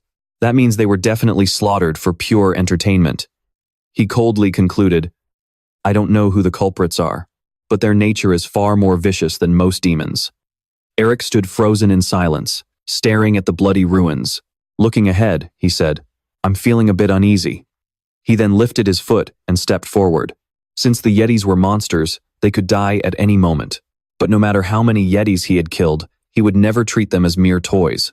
Elric grit his teeth, trying to suppress the strange emotions rising inside him. Was this uneasy feeling because of his quest to swallow the Snow Mountain King? He let out a sigh, trying to calm himself down. "Calm down. I'm not the Snow Mountain King." He had no right to pity the Yetis. Just as that thought crossed his mind, his pupils suddenly shrank. Before him lay corpses with their legs pointing straight up in the air, their heads buried deep in the freezing snow. Elric walked over to a small snow pile nearby. He began digging through the snow with his bare hands, letting the freezing frost bite into his skin. Elric grit his teeth as a single drop fell, though it was hard to tell if it was sweat or a tear. Gradually, from beneath the white snow, he uncovered a baby-sized fur hat. Elric couldn't hold it in and screamed in a nameless agony that pierced through his heart. He dug even more frantically, desperately wanting to know who lay buried beneath the white snow. Finally, little Manhwa appeared from beneath the cold snow, lifeless. The young boy had passed away, with tears still lingering on his eyelashes. Memories of Manhwa rushed back into Elric's mind. "Looks like we have a newcomer." Huh? The boy had always been so lively and adorable. The road ahead is only going to get tougher from now on. So, let's get something to eat before we set off. Elric's face darkened in silence. The air around him grew a few degrees colder, making even Nephi frown. He stared at the victims buried headfirst in the snow, his voice turning ice cold. "This is what that bastard did, isn't it?" Nephi replied. "Yes, it is." The demon of hatred deep within Elric seemed to awaken, and he growled in a low, dark voice. "Aren't they just making me feel even worse?" The scene changes to a vast, white forest blanketed in a thick layer of snow. Chen gripped his sword tightly. He quietly walked at the very back, despite having a severe injury on one of his arms. He still pushed through, taking heavy, sluggish steps to keep close behind Isabel. Meanwhile, she continued to sprint ahead without stopping. Isabel panted heavily as she ran, her warm breath turning into puffs of white steam that quickly vanished into the freezing air. She dashed across the thick, white snow, but the slippery surface caused her to lose her footing and tumble to the ground. Seeing her suddenly fall, Chen rushed over in a panic, asking, "My lady, are you all right?" As Chen gently helped her up, she tried to reassure him, "I'm fine, don't worry about me." Isabel commanded, "We don't know when the assassins will return, so let's focus on finding that cemetery." Chen said anxiously, "But you need to rest right now." Isabel's eyes filled with determination. "I am a child of the Blue Lion. I refuse to be a burden to everyone ever again." He desperately wanted to stop her. "My lady." Isabel trembled, tightly clutching the map in her hands. She thought to herself that the assassins chasing them had already taken so many lives. With their sacrifices, she couldn't afford to fall here, and so, Isabel and Chen continued to push forward. She looked down at the map, unable to shake her doubts. "It's already been 1 month. We've been searching for this cemetery for a whole month." Feeling utterly helpless, Isabel knit her brows and wondered, where on earth could it be? Tears welled up in her eyes as she looked up at the sky. At this point, Isabel was practically at a dead end, only able to cry out in despair from the bottom of her heart, "Father." Suddenly, a harsh, mocking voice rang out. "The only daughter of the great Blue Lion can't even swing a sword properly." The scene shifts to a massive castle, standing tall under a gloomy, pitch-black night sky. This is the home of the Great Lion clan, the Blue Lion Whale family. The servants in the castle kept whispering about Isabel's strength. "If we go by the rule that lions only follow the strong, then Our Lady." The other servant noticed her approaching and quickly warned, "Shh, do you want her to hear you?" Of course, Isabel heard every single word they said. But instead of speaking up, she chose to stay silent and quietly walked away. Knowing her own shortcomings, Isabel pushed herself to train relentlessly every day. She practiced her swordsmanship alone in the courtyard from early morning until late at night. Is that so? Lions only follow the strong, so you should at least try to put up a fight. A scentless flower calling itself the child of the blue lion. Just as Isabel was falling into despair, a familiar voice suddenly rang out from behind her. Isabel. Startled, she quickly turned around and called out to her father. He was none other than the blue lion, Herman Whale. The father and daughter sat side by side, pouring their hearts out under the bright moonlight. Herman said with a heavy heart, "I am so sorry for making you carry such a heavy burden." Isabel shook her head and replied, "No, that is not it. I am just not strong enough." With a gentle smile, he looked at her and said, "My daughter, you do not have to follow in my footsteps and become the blue lion." Herman gently comforted her. "You may not be the most gifted, but you are still a member this family is incredibly proud of."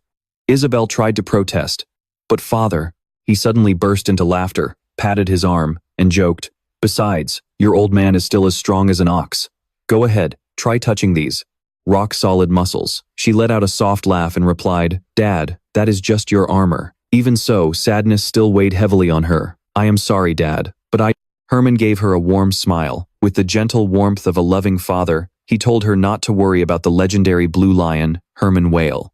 Tears welled up in Isabel's eyes as she looked at him.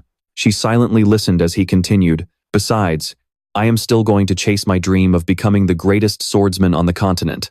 Even though tears were streaming down her cheeks, a rare, radiant smile appeared on Isabel's face. But tragically, not long after that, Herman suddenly fell, gravely ill. Isabel's choked voice echoed through the hallway, "Father, why won't you wake up?" Isabel gently squeezed his frail hand. After finishing his examination, the doctor immediately reported the condition of Herman. His symptoms are highly similar to mana backflow. The physician carefully explained, "His health and has deteriorated because he forced himself to use too much sword chi. If we do not treat this soon, his muscles will completely atrophy." Isabel stared at his pale, gaunt face in devastating silence, only able to listen as the doctor continued his diagnosis. "We could resolve this if we could restore his life force, but that is practically impossible with human medicine, simply because he has lost far too much of his life force." His voice grew solemn. "At this point, I have no choice but to rely on high-grade magical artifacts to save him, if we can even find any." At that exact moment, Isabel's mind went completely blank. She only knew one thing: she had to save her father. Since ordinary medicine was completely useless, she was willing to risk her life to obtain an advanced magical artifact kept by the Magic Tower or the Academy. Although she risked her life searching far and wide for a cure, none of their magical artifacts worked. Isabel fell into despair, realizing she could not find anything to cure him. But then, one day, while resting at a tavern with Chen and Ate, she overheard a conversation between two men nearby. "Hey, did you know there is a hidden tomb in the snowy mountains that was once ruled by the Snow Mountain King?" One man gossiped over his drink. "Seriously? If it is a king's tomb, it must be packed with legendary treasures, not to mention all the magical artifacts that normal humans could never get their hands on. If we could grab just one, we would be set for life. Want to go try and find it?" Listening closely, Isabel quietly nodded to Ate and Chen. The other man suddenly raised his voice. "You idiot. Do you want to get eaten alive by snow beasts, just for some legendary rumor?" Upon receiving her signal, the two of them instantly understood her plan. The man continued to warn his friend, "Stop throwing your life away and just drink up." Seizing the opportunity, Isabel stepped forward to question the two men. After doing everything she could to track down the tomb, she finally confirmed its existence and its exact location. She thought everything was going perfectly, but a major obstacle stood in her way. Her plan had leaked to her treacherous uncle. Suddenly, chaos erupted all around her as terrified screams echoed through the air. "Run, milady, save me." Her uncle, Paul Whale, who had been waiting for the perfect chance to seize the Blue Lion title, had sent assassins to eliminate her since she was the true heir. Back in the present, Isabel was still pushing forward, using the map to find the tomb. Isabel gritted her teeth in anger, unable to believe how far Paul was willing to go, or how utterly ruthless he could be. Suddenly, Chen shouted, "Milady, get down." Startled, she stammered, "What's happening?" Before Isabel could even register what was going on, Eight suddenly appeared and grabbed her arm, forcefully, pulling her back. He firmly held her close to his side. Just then, a cold, slow voice echoed through the trees, sending a chill down Isabel's spine. "We had to turn this entire place upside down to find you." Chen quickly drew his sword, his eyes instantly growing sharp with caution. The man casually sneered, "We were wondering where you rats had been hiding, so you were hiding in some dark corner. Well, you've finally shown yourselves anyway." With his sharp intuition, Chen only needed a single glance to recognize him. The sixth Blue Wolf, an elite knight secretly dispatched by Baron Whale. Hanun sneered, "Since you're still members of the Weil family, the least I can do is give you a quick, painless death," he slowly inquired. "Since you're here, my lady must be close by, right?" Chen angrily yelled in his face, trying to draw their attention away. "Hanun, you'll pay for Isaac's death with your own life." In his heart, he silently prayed for his lady to run and never look back. Watching this scene unfold, Isabel instantly lost her composure and wanted to charge forward, but Eric stopped her, saying, "No, don't go out there. We can't stop them on our own." Isabel stubbornly replied, "I have to go, or Chen will die." Eric raised his voice to explain, "Chen is risking his own life to buy us time to escape. Do you want his sacrifice to be in vain?" She gritted her teeth in frustration, but suddenly, Chen let out a loud scream.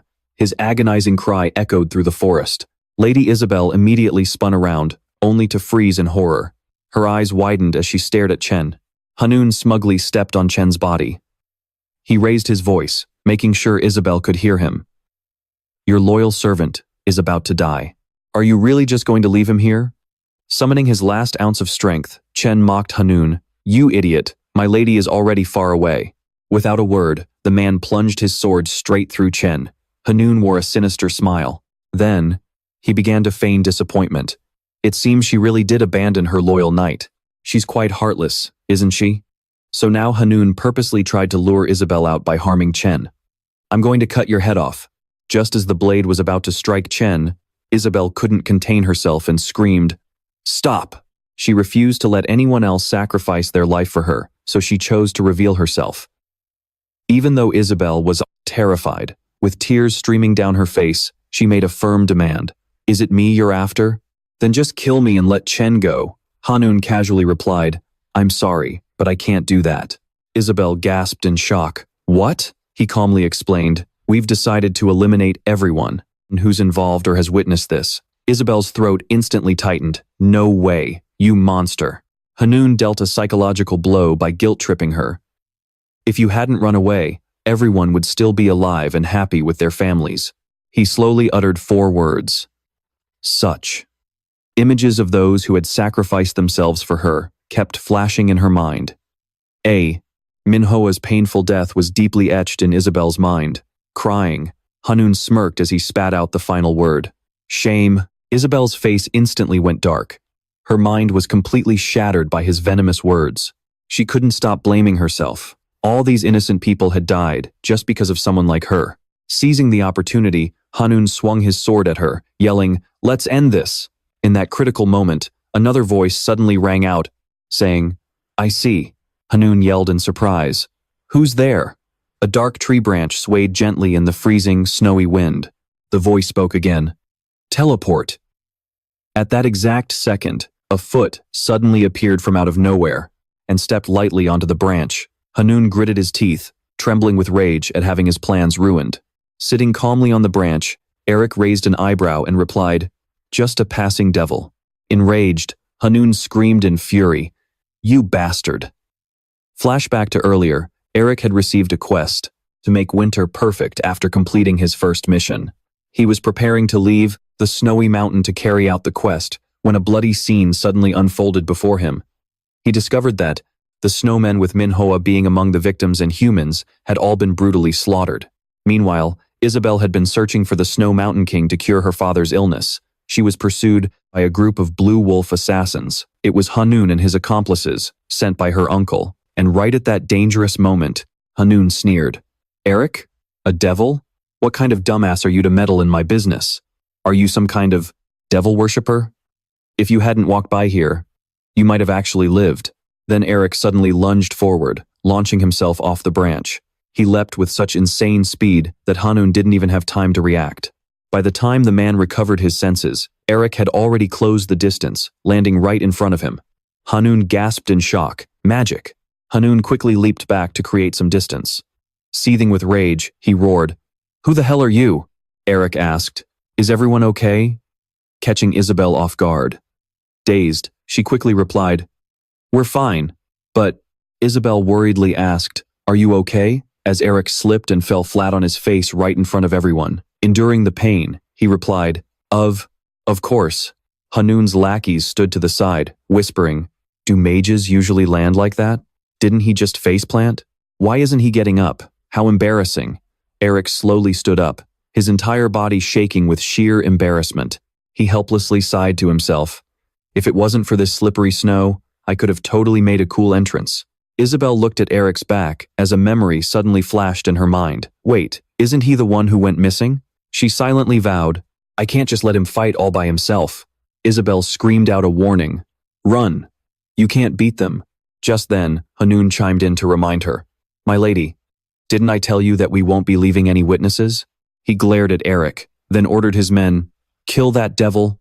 Receiving the order, they all rushed toward him like arrows. Isabel screamed in terror. No. Eric lowered his head and muttered, Right. Showing mercy. He glared at them with eyes burning with hatred. Being merciful to pieces of trash like you is a total waste. Eric immediately unleashed his first skill. Storm Dragon, he roared, directing his power-infused hand toward them. Hanun's lackeys were instantly thrown into a panic. Blind to their own weakness, they blindly rushed forward to attack Eric. Within moments, all of his lackeys were engulfed by a blinding light, radiating from him. Next, Eric clenched his fist and struck the air with a decisive punch. A cracking sound echoed, marking the exact moment they were all wiped out. Just as he managed to pick himself up, the sight before him made him gasp in shock. What? Even Hanun couldn't believe his eyes. What the hell is this? He roared in fury. What the hell are you guys doing? Kill him now. Don't give him a chance to cast a spell. The remaining lackeys immediately charged, shouting, Die. Quick as lightning, Eric appeared right in front of them in a split second. He smirked and asked, Who gave you permission? Eric's eyes flared as he glared at them, his sharp gaze intense enough to swallow them whole. Eric raised his hand into the air and bellowed the name of his next spell, Pierce. Countless swords materialized instantly, their sharp tips aimed directly at Hanun's men. One by one, the blades skewered straight through their bodies. They screamed in agony, Mercy, spare me. Terrified by Eric's overwhelming power, one of them turned tail, ran, begging for his life. But even so, he couldn't escape the same tragic fate as the others. Single-handedly, Eric easily wiped out Hanun's entire squad. Hanun began to tremble in fear at his terrifying strength. Who the hell are you? You know who we are, don't you? Eric only replied with a contemptuous smirk. I don't care who you are, so why don't you kneel? Down first? Hanun gritted his teeth, shaking with rage, but he still blustered. I'm going to kill you. Isabel, hiding behind a massive tree trunk, stared in awe, wondering about Eric's true identity. Who is that man? He defeated the Blue Wolves so easily. No, that's not what matters right now. Isabel carefully evaluated him based on what she saw. He's definitely a powerful mage, but it seems too dangerous to get any closer. Hanun could no longer contain himself.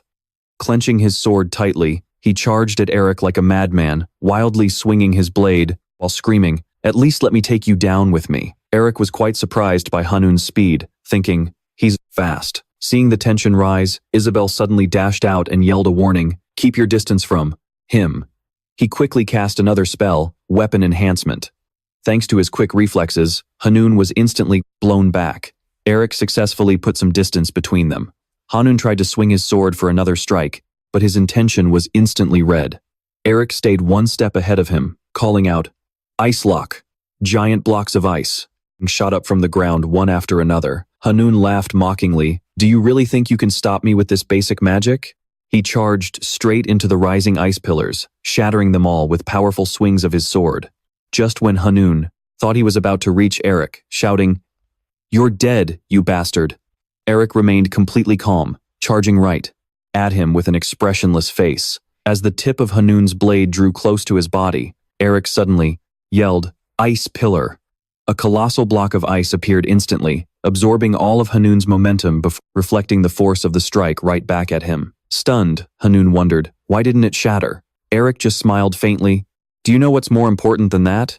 He tapped his head in a gesture.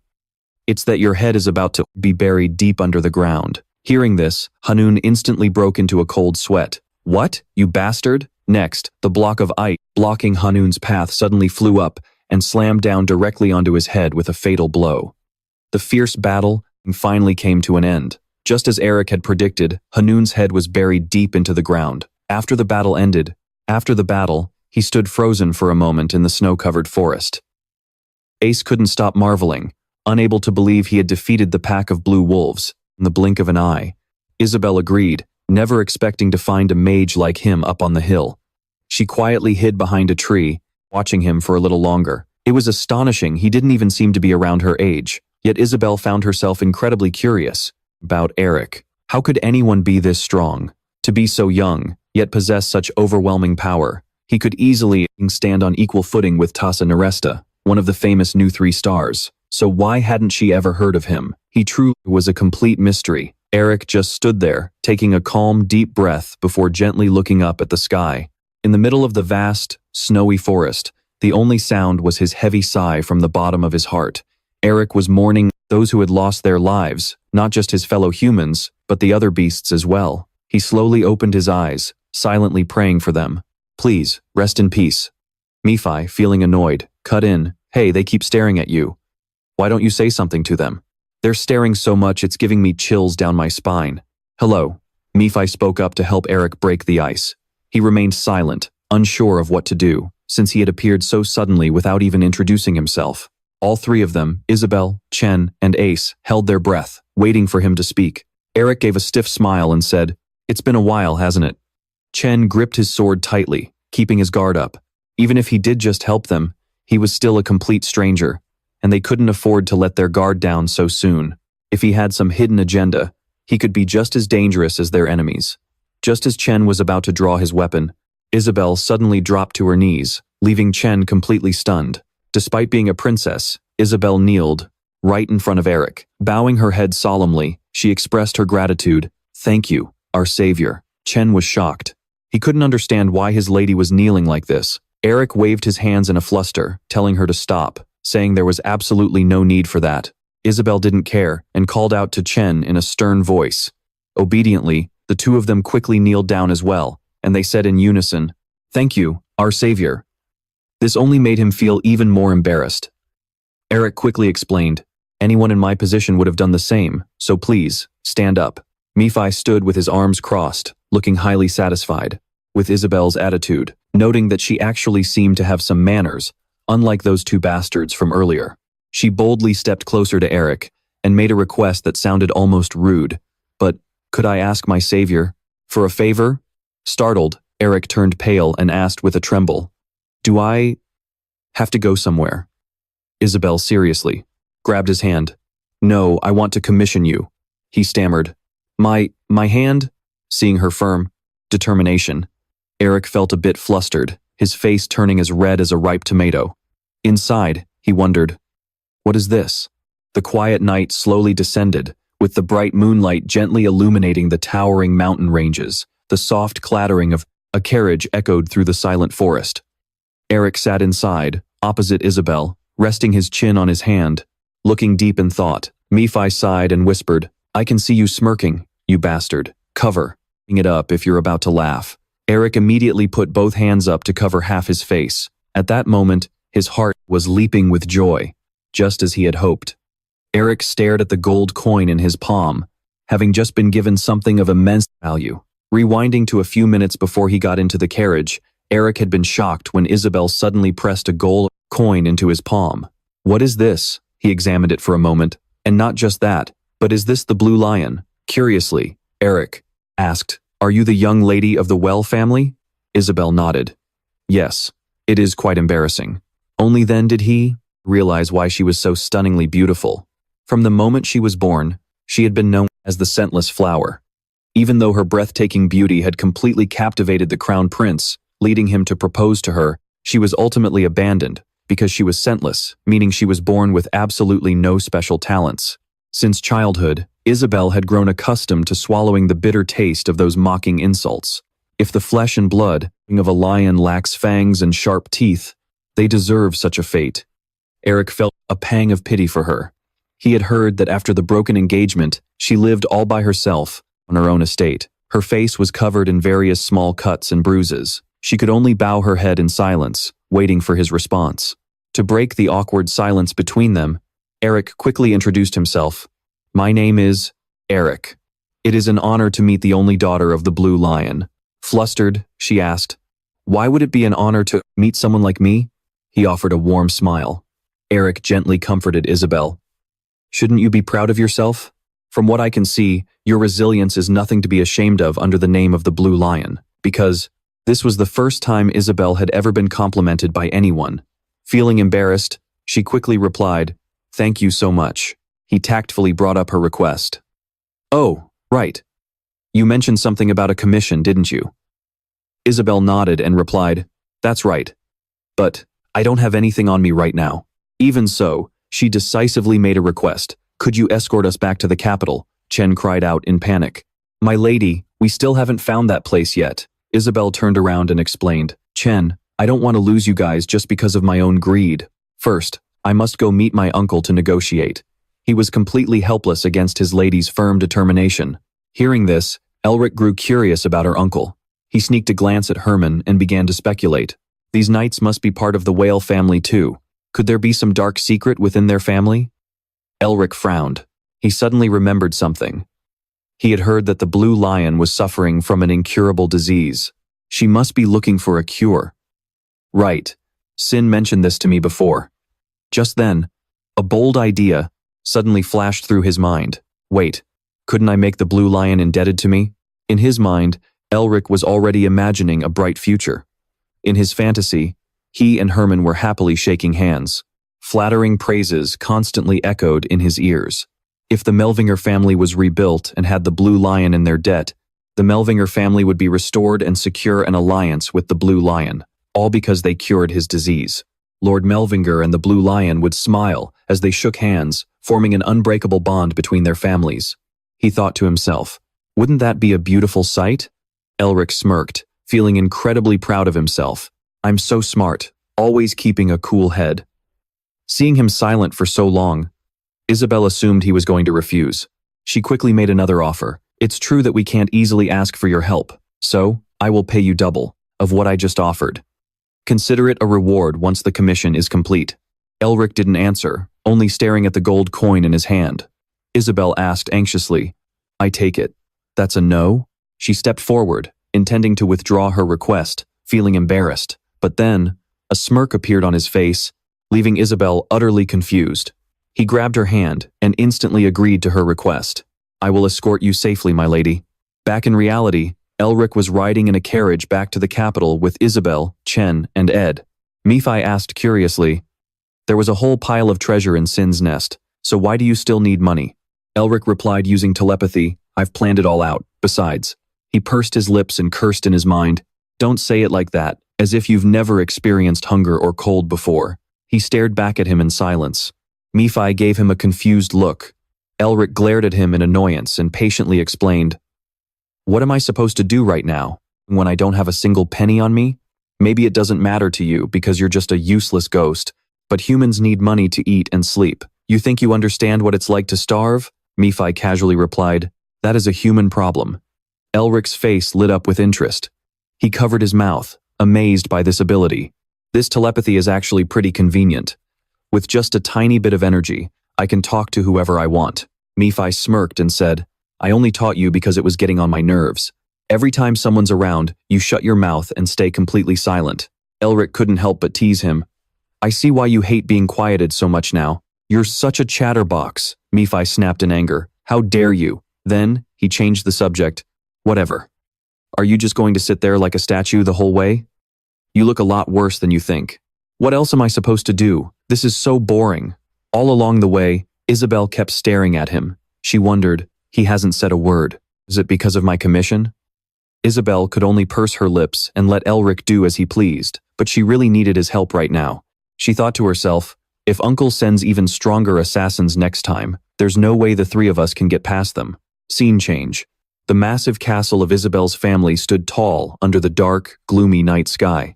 Paul sat casually on his throne, listening to his subordinate's report. He gasped in surprise. The 6th squad has been wiped out? The intelligence subordinate trembled from head to toe, bowing deeply as he confessed, I am so sorry. Paul slowly walked over to him. Coldly, he drew his sword. If you're sorry, Paul shouted in rage, then you shouldn't have done anything in the first place. Only to apologize for your failure now. Paul decisively swung his sword, driving it right through the kneeling subordinate. Instantly, the man's head rolled off his shoulders. Other subordinates quickly appeared to clean up the mess. After dealing with that man, Paul casually turned to another subordinate and asked, Where do you think Isabel is going? The man analyzed carefully. Since her tracks leaving the snowy mountain have been confirmed. Realizing this, Horn made a deduction based on his observations, suggesting she was likely heading back to the capital. Hein questioned it. If she's returning to the capital, does that mean she wants to negotiate with me? Horn smirked and replied, Most likely. He sneered with utter contempt. What a foolish child. How does a talentless girl like her dare to negotiate with me? Swinging the sword in his hand, he shouted his own name. Hein then sheathed the blade, his voice dropping into a threatening growl. You only have one shot at this. The clattering of horse hooves grew fainter and fainter until it came to a complete stop. Zen pulled the carriage to a halt. Just then, Isabel woke up. Seeing her stir, Zen immediately informed her. We've arrived at La Center, my lady. Feeling completely refreshed after a good night's sleep, Isabel stretched and said, We made it here in just 2 days of non-stop travel. Suddenly, Nephi grabbed his lower back and groaned. My whole body is aching. Eric asked in surprise, You're a floating ghost. How can you even feel pain? He smirked, teasing him. Don't you know that keeping the right posture helps relax your nerves? Why on earth were you floating upside down anyway? Before Eric could finish his sentence, his attention was caught by the sight ahead. Meanwhile, inside the castle, Hein loudly ordered the mobilization of the Blue Wolves. His subordinate asked in confusion, What? Before quickly adding, Is it really necessary to deploy our strongest unit for such a trivial matter? The young lady returning to the capital basically means she's surrendering. Before the subordinate could even finish his sentence, Hein took his life without a second thought. A hunting dog must know its place, Hein muttered, calculating Isabel's next move. She has to pass through La Center if she wants to get from the snowy mountain to the imperial capital. Hein roared, ordering his men to turn that place into their graveyard. Eric's expression suddenly darkened.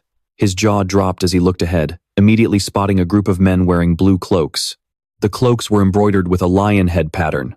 The soldiers all turned their heads to stare at him, their fierce eyes looking ready to devour anything in sight.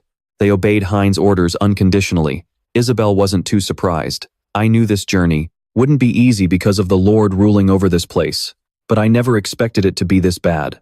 Zen asked anxiously, Should we turn back, my lady? She flatly refused. No. Just then, their carriage caught the eye of one of the guards. He patted his comrade's shoulder and pointed toward the carriage. Isabel carefully explained, We've already caught their eye. Turning back now will only make them even more suspicious. She thought of abandoning the carriage and sneaking out to find another path, but Eric suddenly interrupted. No need for that. Isabel gasped. What? What did you say? He whispered back. A disguise. In an instant, Zen drove the carriage smoothly right past the guards, without being questioned at all. He remained incredibly calm as he quickly drove the carriage away from the area. Isabel sat inside, her heart in her throat. Within a few minutes, all 4 of them had safely escaped that death trap. Zen continued to guide the horses through a massive tunnel. Once they emerged from the other side, a bustling street instantly unfolded before their eyes. Eric was the first to step down from the carriage. Isabel asked in wonder, What kind of magic did you just use? Eric explained calmly, It was just a simple illusion spell to alter our appearances. It's basically like a form of hypnosis that can be broken by the slightest shock, so we still need to be extremely careful. Isabel was deeply impressed by Eric's talent. She bowed her head once more to express her gratitude. Thanks to you, Lord Eric. We've safely made it into the city. I am truly grateful to you from the bottom of my heart. Before leaving, he gave her some careful instructions. Rest here for the night. I'll be back after I take care of some business. Isabel agreed, saying, All right, please stay safe. Nephi leisurely, followed behind Eric, feeling extremely puzzled. Why use illusion magic when you could have easily slaughtered them all? He replied calmly, I don't like starting fights when I know nothing about the enemy. Besides, I need to save my mana for emergencies. Nephi looked around and remarked casually, Then what do you think, soul pacts and vows? Are even 4? Aren't you just being lazy? Nephi then suddenly remembered. Anyway, don't you need to get to that academy or something like that? Eric nodded and replied, Yes, but there's something I need to look into first. A smirk instantly played on his lips. Eric asked Nephi, It's been quite a while, but surely you still remember, right? He laid out his plan to him. I need to find out Dean's current situation so I can prepare to eliminate him. Nephi shrugged and said, I have no idea who that is, but whoever they are, they're incredibly unlucky to be targeted by someone like you. His attention was suddenly caught by a group of children playing up ahead. Nephi noticed something unusual as he stared at the kids and said, I've got a question. I sensed something resembling mana from that night earlier. What exactly was that? Eric immediately understood what Nephi meant. I take it, the aura chain didn't exist back in your era, he asked in confusion. An aura chain? Seeing his confusion, Elric gave Nephi a quick breakdown. It was simple, really. Mana has always been a blessing for mages, but over time, even martial artists found ways to harness mana within their bodies. Elric went into more detail so he could fully grasp it. If mages cast spells by forming magic circles in their hearts, martial artists reinforce their bodies by accumulating aura chains around their dantian. On top of that, he shared some more details. Just like how mages are ranked, 6 circles make you a mage, 7 circles an archmage, and 8 circles a sage. Martial artists, on the other hand, are divided into different ranks. 1 chain, 2 chains is intermediate, 3 chains is expert, 4 chains is master, and 5 chains is martial saint. To make it easier to understand, Lady Isabel's knight is around the novice level. Nephi then asked, Are there only 5 ranks? Elric nodded. Yes, usually, but there is an exception. Only one person can circulate more than 5 chains. Nephi immediately asked out of curiosity, Who? Seeing Nephi so curious, Elric just smiled. Getting straight to the point, he replied, The Golden Lion. He is widely recognized as the strongest man on the continent. Nephi looked unimpressed by the answer, muttering, Quite an arrogant nickname, by human standards. Elric shook his head and immediately shot back. No, this time is different. He can go toe-to-toe with my grandfather, one of the strongest figures in Melvinger history. Nephi muttered under his breath. I see. The two of them kept talking as they walked. Suddenly, Elric stopped and said, We are here. Nephi was thrilled, and a sinister smirk crept across his face as he said, I look forward to meeting him. Elric let out a heavy sigh, thinking this old man was being stubborn again. But then he reminded himself to just ignore him. More importantly, Elric asked with a smile, Can I buy all the newspapers from the past month? He thought to himself, wanting to catch up on what had happened while he was gone. Cut to another scene. Under the scorching sun stood another magnificent castle. Dean's impatient voice echoed, Is it still not resolved? River knelt on one knee, bowing his head respectfully. Please forgive me, but the Narrister family is guarding the hospital like an impenetrable fortress. Dean snapped in a rage, Sean Narrister, you ungrateful bastard. River, thinking fast, quickly changed the subject. But thanks to your achievement, in exposing the Academy's higher-ups and the press for harboring the nest, you have a massive advantage over the other candidates. In competing for the headmaster position, Dean sighed and said, But nothing is guaranteed, unless we secure the excavation rights to that nest. I want an overwhelming victory. River looked confident, completely ready to carry out whatever orders he was given. Just give the word, sir. Dean chuckled, already having a scheme cooked up. Cut to another scene. Sean sat at his desk, holding his face in misery. He ordered Sid, Put more pressure on the Narrister family. Sid calmly reported the current situation, young master, transferring the excavation rights to the Academy's higher-ups, and the media is facing immense pressure. On top of that, doing this is basically like stabbing your senior professors in the back, and the Academy's leadership is absolutely furious. Sean suddenly burst into tears. This left Sid in a panic, crying out, "Young master, please stop crying." Sean vented all his frustration on Sid. "My sister comes to torture me every single day, and that jerk Elric hasn't reached out to me even once." His hands trembled slightly as Sean touched the paperwork on his desk. "But I've already steeled myself." Suddenly, he leaped out of his chair. Sean gritted his teeth and said, "I will keep holding out until he gets back." Cut to another scene. It took Elric only a few moments of reading the newspapers to fully catch up on everything from the past month. Dean was still as cunning as ever, and Sean is going through absolute hell because of me.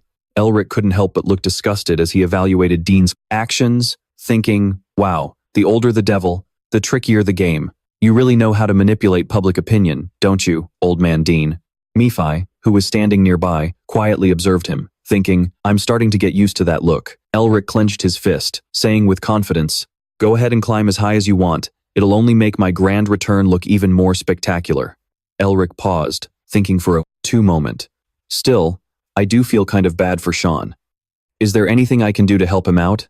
As he was brainstorming ways to make it up to Sean, a sudden, brilliant flash of light lit up the sky outside the window. A split second later, in that exact spot, an earth-shattering explosion ripped through the air. The sudden, deafening blast caught both Elric and Nephi completely off guard. They instantly spun around toward the source of the noise. Outside, absolute chaos broke out as the panicked screams of the locals echoed through the streets. Fire! Someone bring water! Quick! People were running around in utter panic, and amidst the noise, the terrified cries of children could be heard. The residents kept screaming, somebody please help us. Elric leaped to his feet and threw the door wide open. The scene outside instantly froze him in shock. What on earth? The entire street in front of him had turned into a literal hell, with everything engulfed in flames. Trapped in a sea of flames, Eric panics and screams, what the hell is going on? Flashback to just a few minutes ago. Before disaster struck, Chen was still skeptical and asked cautiously, my lady, do you really trust Eric? Isabel calmly replied, he was the one who saved us, after all. He carefully shared his thoughts. Even though he is not on our side, what if he is an assassin sent by another faction to seize the main estate? Chen tried his best to convince Isabel, I am not completely sure about this, but it is better to be safe than sorry. She remained silent, thinking to herself, I understand Chen's concern, but it seems like he has been overprotecting me ever since we were at the snowy mountain. Isabel slowly turned around, agreeing with him. Chen, I understand what you are trying to say. Hearing this, Chen was overjoyed. He quickly replied, yes, my lady, in that case. Isabel ordered in a stern voice, however, do not speak of this again. Doubting Eric is the same as doubting my decision. Her firm attitude left Chen stunned, not daring to argue back. Isabel recalled the moment Eric stood frozen under the snowy sky. Based on her own observation, she was certain of one thing. She trusted him. That look on his face could only be shown by someone honest. Chen felt helpless and continued, I understand, but isn't he just a money-hungry mercenary? Hearing this, Isabel simply smiled and shook her head. No, he genuinely wants to help us. Chen was surprised. What do you mean, my lady? She analyzed the situation based on her observations. Even though he wasn't paid, he still helped us. This proves that he would have helped even if we didn't ask. Chen replied, but his expression changed the moment he found out we are nobility. Isabel explained, he had already considered that our family's reputation might be damaged, so he intentionally humbled himself like that. Ed happily chimed in, I get it. He did that to protect the reputation of the Blue Lion. Chen nodded beside him. I see. Isabel smiled and was about to say more, but before she could finish her sentence, a deafening explosion echoed from outside. In an instant, the entire street was engulfed in a sea of flames. Simonan said with satisfaction, that fire looks spectacular, doesn't it? He rolled his eyes, stuck out his tongue, and laughed like a madman. A fourth circle magic scroll containing primal heat rays.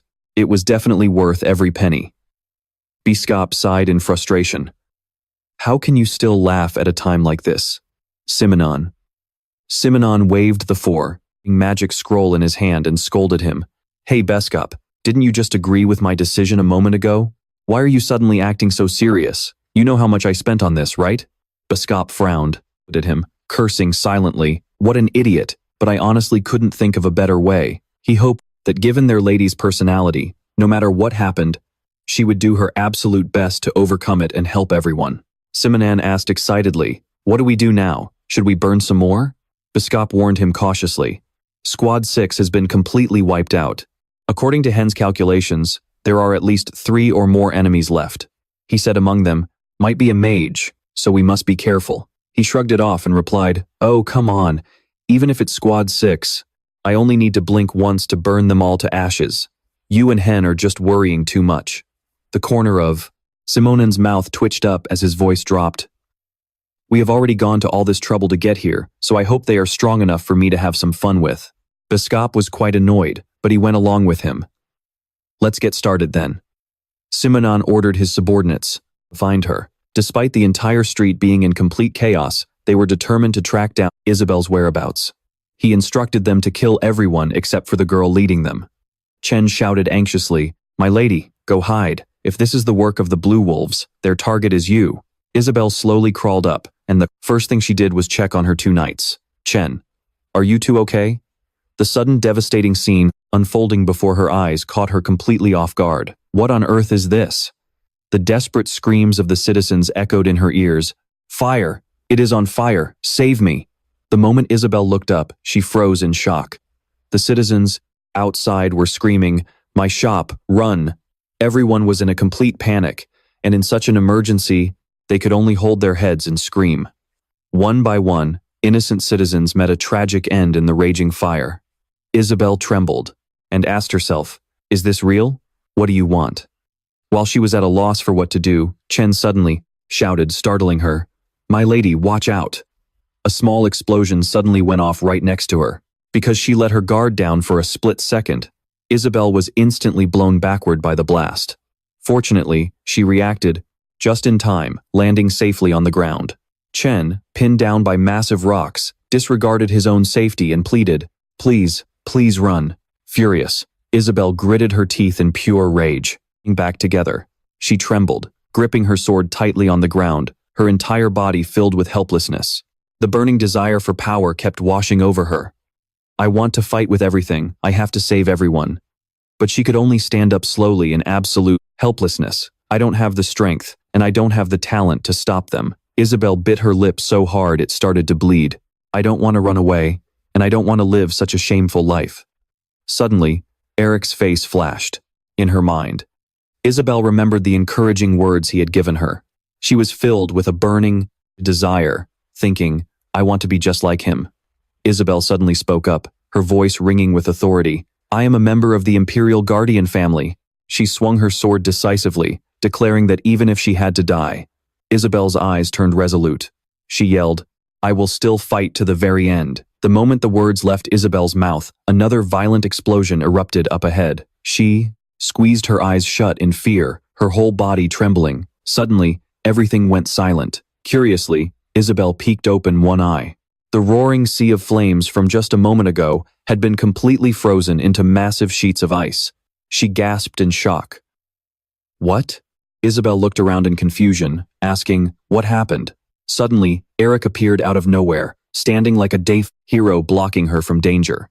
A mysterious power surged from Eric, wildly rushing toward fires that had not been fully put out. He controlled a freezing gust of wind, weaving it through the flames. In just a few short minutes, the entire neighborhood that had been engulfed in flames was completely out of danger. The citizens all around were overjoyed. They cheered and shouted in celebration. The fire is being put out. We are saved. Isabel was still in a daze, trying to make sense of things. What is this? Only when she saw Eric's familiar back did her racing heart finally settle down. Tears instantly welled up in Isabel's eyes. She silently stared at his broad, sturdy shoulders from a distance. Sobbing, she called out, Eric. Eric remained silent. She thought to herself, I don't know how long it will take, but she still held on to a tiny sliver of hope. Deep down, she made one silent wish. I hope that one day I will be able to stand right beside him. Suddenly, Eric lunged forward like an arrow shot from a bow. He was absolutely furious at the Blue Wolves' actions. How dare they call themselves knights when they slaughter innocent civilians? Nephi chuckled softly, watching him from behind. The strong are usually excellent at controlling their anger, but once it erupts, it is almost impossible to put out. Nephi chose not to interfere with Eric's business. I know this all too well from facing them in the past. Unlike normal people who lose their minds and make mistakes, the elite are different. Having fought them countless times in the past, he had learned one thing. They are calmer, more patient, and far stronger. Nephi slowly called out to remind him, hey, compared to our last encounter, there are more of them, and they seem stronger. Do you think you can win? The innocent civilians all turned their eyes to Eric. He calmly replied, it might be tough. I don't know how long I can keep this energy up.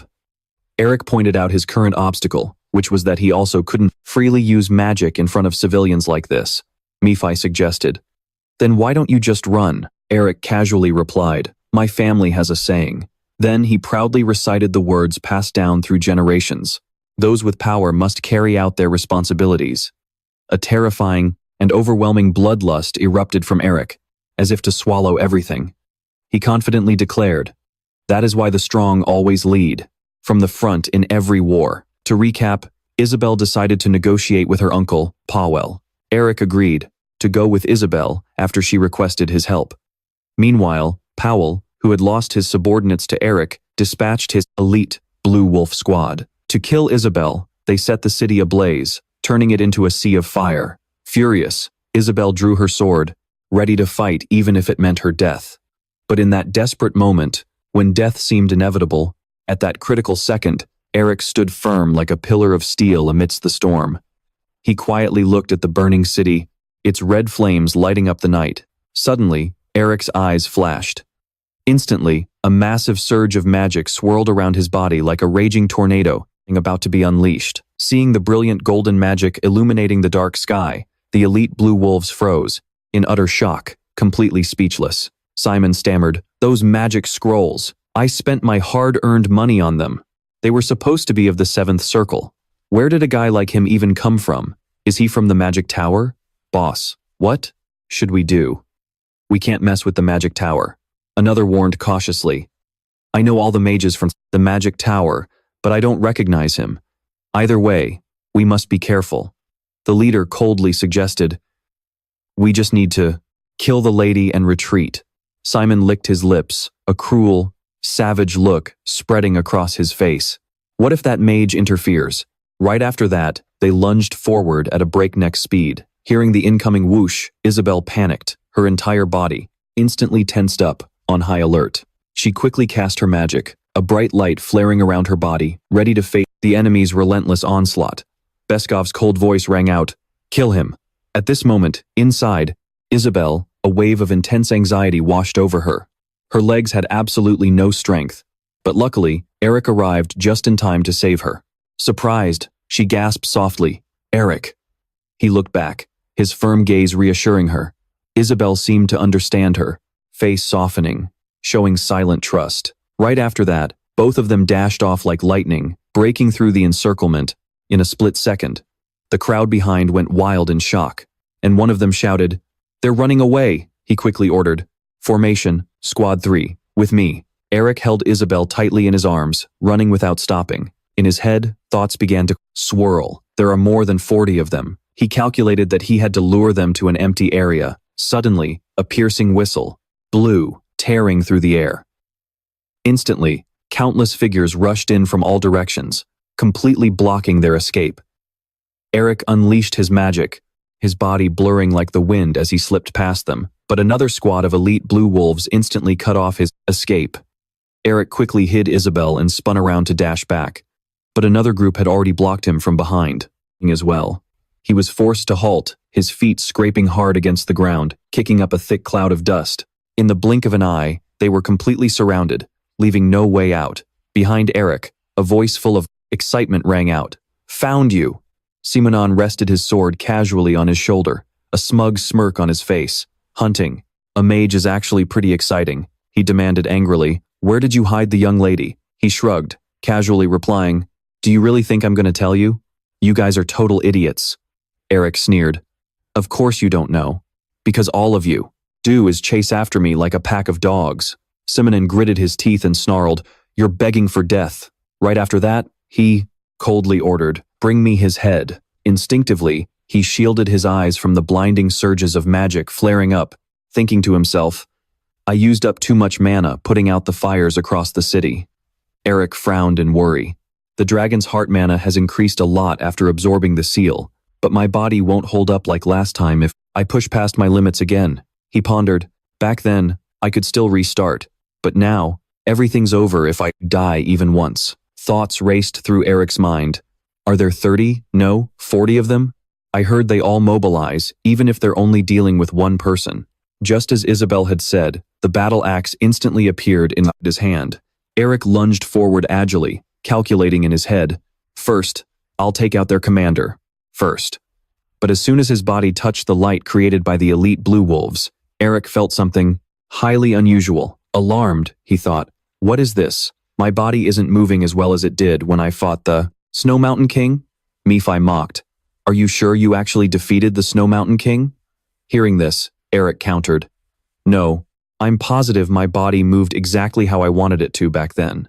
At that moment, he realized something was off, but the enemy still loudly cursed. "You idiot!" Like lightning, a sword thrust straight at him with terrifying speed. The attacker's face was hidden beneath a cloak, leaving only cold eyes visible. Nephi continued in annoyance. "Do you honestly think the chessboard game he set up for you would actually work in real combat?" Eric snapped in frustration. "If you're not going to help, then shut up," he roared in anger. "All of you, get lost." Instantly, a massive burst of light exploded, shining intensely and striking directly at the enemies. Simon immediately raised his shield in defense, then rushed forward to attack, his voice dripping with mockery. "What kind of idiot mage fights in close combat? Why don't you use that almighty magic of yours?" Eric, furious, gritted his teeth, his eyes flashing with a sharp glare, as if he wanted to tear the man in front of him to shreds. He immediately launched his attack, as freezing shards of ice shot forward. Simonon smirked in disdain. "Is that all you've got, kid?" Eric huffed, his heavy breathing sounding like he was about to explode, his eyes burning with a furious, murderous rage. He kept attacking, the blade whistling through the air with every movement. The man also swung his sword in response, shouting, "Entertain me. A little more." Panicked, Eric quickly ducked to dodge. Consecutive sword strikes rained down, relentless, like a storm crashing straight at him. Simon, thrilled, launched a relentless frenzy of attacks. Resiliently, he refused, back down, charging forward to fight him to the death. In an instant, the two magical forces collided, a thunderous explosion echoing out, lighting up the entire sky. He dragged his sword, walking forward slowly. In the thick smoke and dust, Simonon scanned around, his voice dripping with contempt. "You're running like a rat." Soon, the elite blue wolves surrounded Eric. Looks like the rat is finally caught in a trap. Suddenly, a spark flashed, soaring high up in the air, blending with his cold voice. "It's over." Right after, a flare exploded in the sky, its light tearing through the dark night. It bloomed brilliantly like giant flowers against the pitch-black sky. Simonon startled and whipped around, his face completely blank. "What the hell is that? Fire?" Seeing his chance, a smug smile crept onto Eric's lips as mana erupted, wrapping around his entire body. "So, you're all here, huh?" Seeing the glowing circle appear beneath his feet, they trembled in terror. A magic circle. He refused to believe Eric possessed such terrifying power, turning back to shout, "Stop playing tricks." But the sight before him left Simonon completely paralyzed with fear. He muttered, "What? How can a human have eyes like that?" Panicking, Simonon roared, "Kill him before he activates it." Eric just sneered, every feature on his face radiating cold cruelty, as if he already knew their fate. Furious, Simonon raised his sword and charged, desperate to stop him. Meanwhile, the magic circle flared up with even greater intensity. Eric roared, "You want to kill me?" He recalled the conversation, when he was carrying Isabel to safety. When Eric had asked how they fought, she had replied, "They always hunt in packs, even if it's just to kill one person." Isabel had added, "Just like their name, they're like a pack of wolves." As Eric clashed with the elite blue wolves, he recalled his plan. "Then all I have to do is lure them to the plaza and wipe them all out." Her advice had surprised him. If he could set a trap, it would be even better. Suddenly, an idea flashed in Eric's mind, and he muttered, A trap, huh? Seeing Eric go quiet, Isabel had called his name in worry. After a moment, he spoke up seriously. Isabel, I'm sorry, but could you do me a favor? Back in the present, the plan was set in motion. A spark of light shot straight into the sky. The signal flare exploded with a deafening bang, its blinding light tearing through the silent night. It bloomed like a fiery red flower, casting its glow over Eric, as if signaling the arrival of a massive storm. His instructions were burned into her mind. Once you evacuate the civilians from the plaza, Eric had said, tear this magic signal scroll.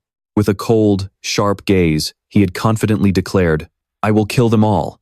Right now, surging magic swirled violently, swallowing the entire area like an oncoming hurricane.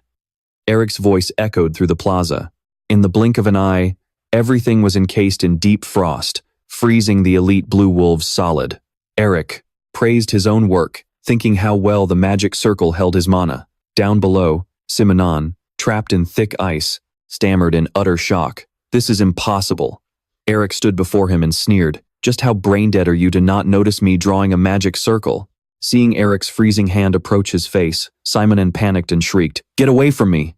Eric growled, I won't let you die easily. Suddenly, someone lunged out of nowhere, putting a stop to his plan.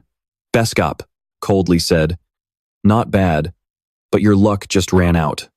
Eric's eyes locked onto him instantly, his entire body tensing up, in high alert.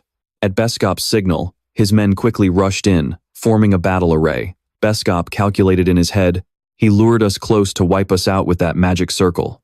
That takes serious confidence and careful planning. Looking at Eric's expression, Beskop frowned, surprised. Is he smiling? Does he know we've been hiding and watching him? Beskop grew flustered, his eyes wavering. No, there is no way he knows we're here. If he did, he wouldn't have used that magic circle. Beskop then offered, I'll spare your life if you hand over the lady. Eric casually replied, Oh, really? Then, with absolute certainty, he declared, But the thing is, I never planned on letting you live. Instantly, magic surged like a violent storm, rushing straight at Beskop. Eric's voice was ice cold. You shouldn't have done that. Corrupt knights get no mercy. Beskop gripped his sword tightly, ready to strike. In a flash, he charged at Eric, roaring to his men. Protect yourselves with aura and maintain the formation. Eric quickly countered, trying to dull the blade, but the enemy's sword remained razor sharp. It swung down with immense power. Ducking quickly to dodge it, Eric thought in shock. The rust curse didn't work? Beskop swung his sword again, determined to fight to the end. Eric raised his hand, gathering mana at his fingertips, and quickly cast a spell to blow him away, but it was completely useless. A wave of panic hit Eric. Even his wind magic was much weaker than usual. Is it because of the sealing curse? He wondered. Is all non-ice magic suppressed? Do I need a seal of the same element to use them properly? Eric thought helplessly. Even if that were true, using a sealing curse wasn't easy. No, it was incredibly difficult, he muttered to himself. Unlike an ice mountain brimming with ice energy, the ice, it couldn't unleash its full power in the middle of the city, and it drained way too much mana. At this moment, his two hands cupped together as Eric gathered his energy to focus his magic. His thoughts continued to race, but in an instant, the spell was unleashed. Beskop quickly raised his sword, desperately blocking the incoming attack, the magic coursing through his blade rapidly. Fading fast, the light dimmed and then completely died out. Suddenly, he clenched his fists, a sharp gleam flashing in his eyes. A surge of joy rushed through him. There was a way. Right after Eric's shout, he leaped backward and bolted. At the same time, a burst of magic shot straight toward the enemy. Sensing the imminent danger, Beskop let out an angry roar and blocked it. His blade clashed with the ice bullets, sending sharp, metallic clangs ringing out one after another. Beskop swung his sword non-stop, quickly deflecting the ice shards flying at him. Not backing down for a second, Eric kept unleashing wave after wave of magic attacks. Failing to dodge in time, blood instantly sprayed from his hands. Beskop grunted in frustration, his eyes burning with pure rage. He raised his finger again, preparing for the next strike. Closing his eyes, Eric focused with every ounce of his being, packing his mana tight, ready to let it explode. He and his minions rushed forward, his voice boiling with anger. Playtime is over. I don't have time to mess around with you. So I'm putting an end to this right now. Beskop's voice rang out again. Kill them all. But after waiting a moment with no movement from his squad, he turned around in sheer shock. What? Beskop panicked, sweat pouring down his face as he realized his body was starting to freeze over. Just a graze from those ice bullets, and you freeze instantly. He mocked him. Your mistake was blocking them instead of charging in. Shaking violently with fear, he muttered, I've never heard of a curse like this before. He calmly replied, What's there to be so shocked about? Eric smirked. I just laced a little curse into my ice magic, that's all. Beskop spat bitterly. The first squad leader is a total idiot. He shouldn't have sent just us. He hissed through his teeth. I'll admit, you're good, but you're going to regret the day you crossed us. Beskop chuckled darkly. You'll be dead by our captain's hands soon enough. He coldly replied. So, it's him, huh? Furious, Eric gathered all his mana, unleashing a final strike on the mastermind behind the plot. The man stared in sheer horror, his eyes wide and mouth agape, completely paralyzed by what was happening. He declared coldly, You won't be lonely on your way to hell. With murderous intent burning in his eyes, Eric added, I'll be sending him down to join you soon. Instantly, a deafening explosion ripped through the air. Meanwhile, in another location, Simonon's voice rang out, Take this. Startled, the man asked, What is this? As he knelt on the ground, frantically explaining, It's a scroll containing a 6-circle fire magic spell. We only managed to escape because Beskop held him off. But Simonon interrupted, Our Blue Wolf squad are the swordsmen of Lord Pauquello.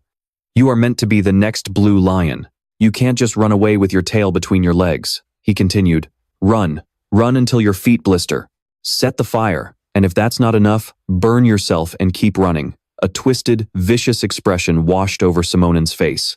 It doesn't matter if the young lady dies. Use your life to burn this entire city to ashes. His roaring voice blended into the sound of the explosion. We are the proud Blue Wolves, Lord Pau's trump card. How could we turn tail and run like cowards?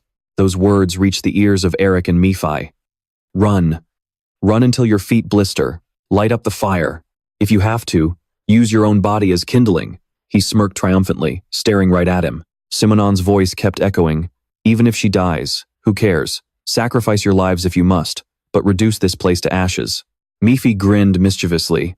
Looks like they're planning to pull some crazy stunt again. Startled, he whirled around. What? Why?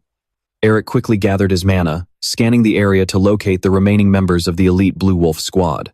He suddenly launched himself into the air, kicking up a massive cloud of dust. Gritting his teeth, he cursed in rage. Those bastards! Nephi stated flatly, In this world, the only creature that can become more corrupt than a demon is a human. He sneered, no matter how much they pretend to be civilized. In the end, this is their true ugly face. Eric dashed off, his eyes scanning everywhere, his face filled with anxiety. There are only 3 Blue Wolves left, but I can't spot any of them. Even worse, they have the magic scroll in their hands. A grim thought crossed his mind. It's at least a 6-circle magic spell. One tiny mistake, and this entire city will be reduced to ashes. On the other side, Simon grinned gleefully. Let's see how you're going to stop this. By now, Eric had spotted him, his mind in complete chaos and sweat dripping from his forehead. Simonon raised the scroll, a smug look plastered across his face. It's far too late now. Suddenly sensing an ambush, he whipped around to look behind him. At that exact moment, a blurred figure suddenly closed in on Simon. In the blink of an eye, his arm was sliced clean off, blood spraying everywhere. Eric frowned. I had my suspicions back on the mountain, but I never expected you to be this utterly fearless. Moments later, Isabel's figure emerged, her grip tight on her sword. You dared to steal my stuff and run away like that, huh? I guess my class as an A+ rank scroll crafter actually pays off. That silent scroll is incredibly effective. Suddenly, she felt a dangerous presence closing in, and instinctively looked up. Simon lunged wildly at Isabel with a knife, screaming, Die! But in an instant, his body was completely frozen, solid by the skill of mocking him. Frost Eric sneered. Looks like you actually tried. But you're going to die anyway, so why bother? What's with that attitude? You're making such a big deal over a severed hand, he teased. You were already ugly, but now you look hideous. Handing down his judgment, he said, I'm tired of this. Let's wrap this up. Smirking, Simonon spat. You think it's over? Eric froze, gasping in surprise. What? Simonon sneered. Did you forget about those other two? Flashing back to a moment ago, Eric was still focused on channeling his magic. His eyes scanned the entire square, not missing a single corner. Simonin gloated. While you were busy messing around with me here, my men had already set everything up. He excitedly declared, I might have lost to you, but the Blue Wolves, the Lord's ultimate trump card, will never be defeated. Simonin cackled. You wizards are way too careless. This place will soon turn into a living hell crawling with vengeful spirits. Eric smirked. I already took care of them. Simonon stared in disbelief. What? Eric asked. Did you seriously just tell me to use my signature magic? He recalled the moment he bypassed Simonin. Holding a scroll in his hand, he had stood proudly on the rooftop, looking down. That was when he had noticed something was off. With a smirk, he realized everything was playing out exactly as he predicted. Instantly, Eric unleashed his magic, sending ice bullets flying in every direction. The rest of the enemies fell, one by one. Eric said coldly, Do you see now? Hearing Eric's words, Simonin's face went completely pale, drained of all color.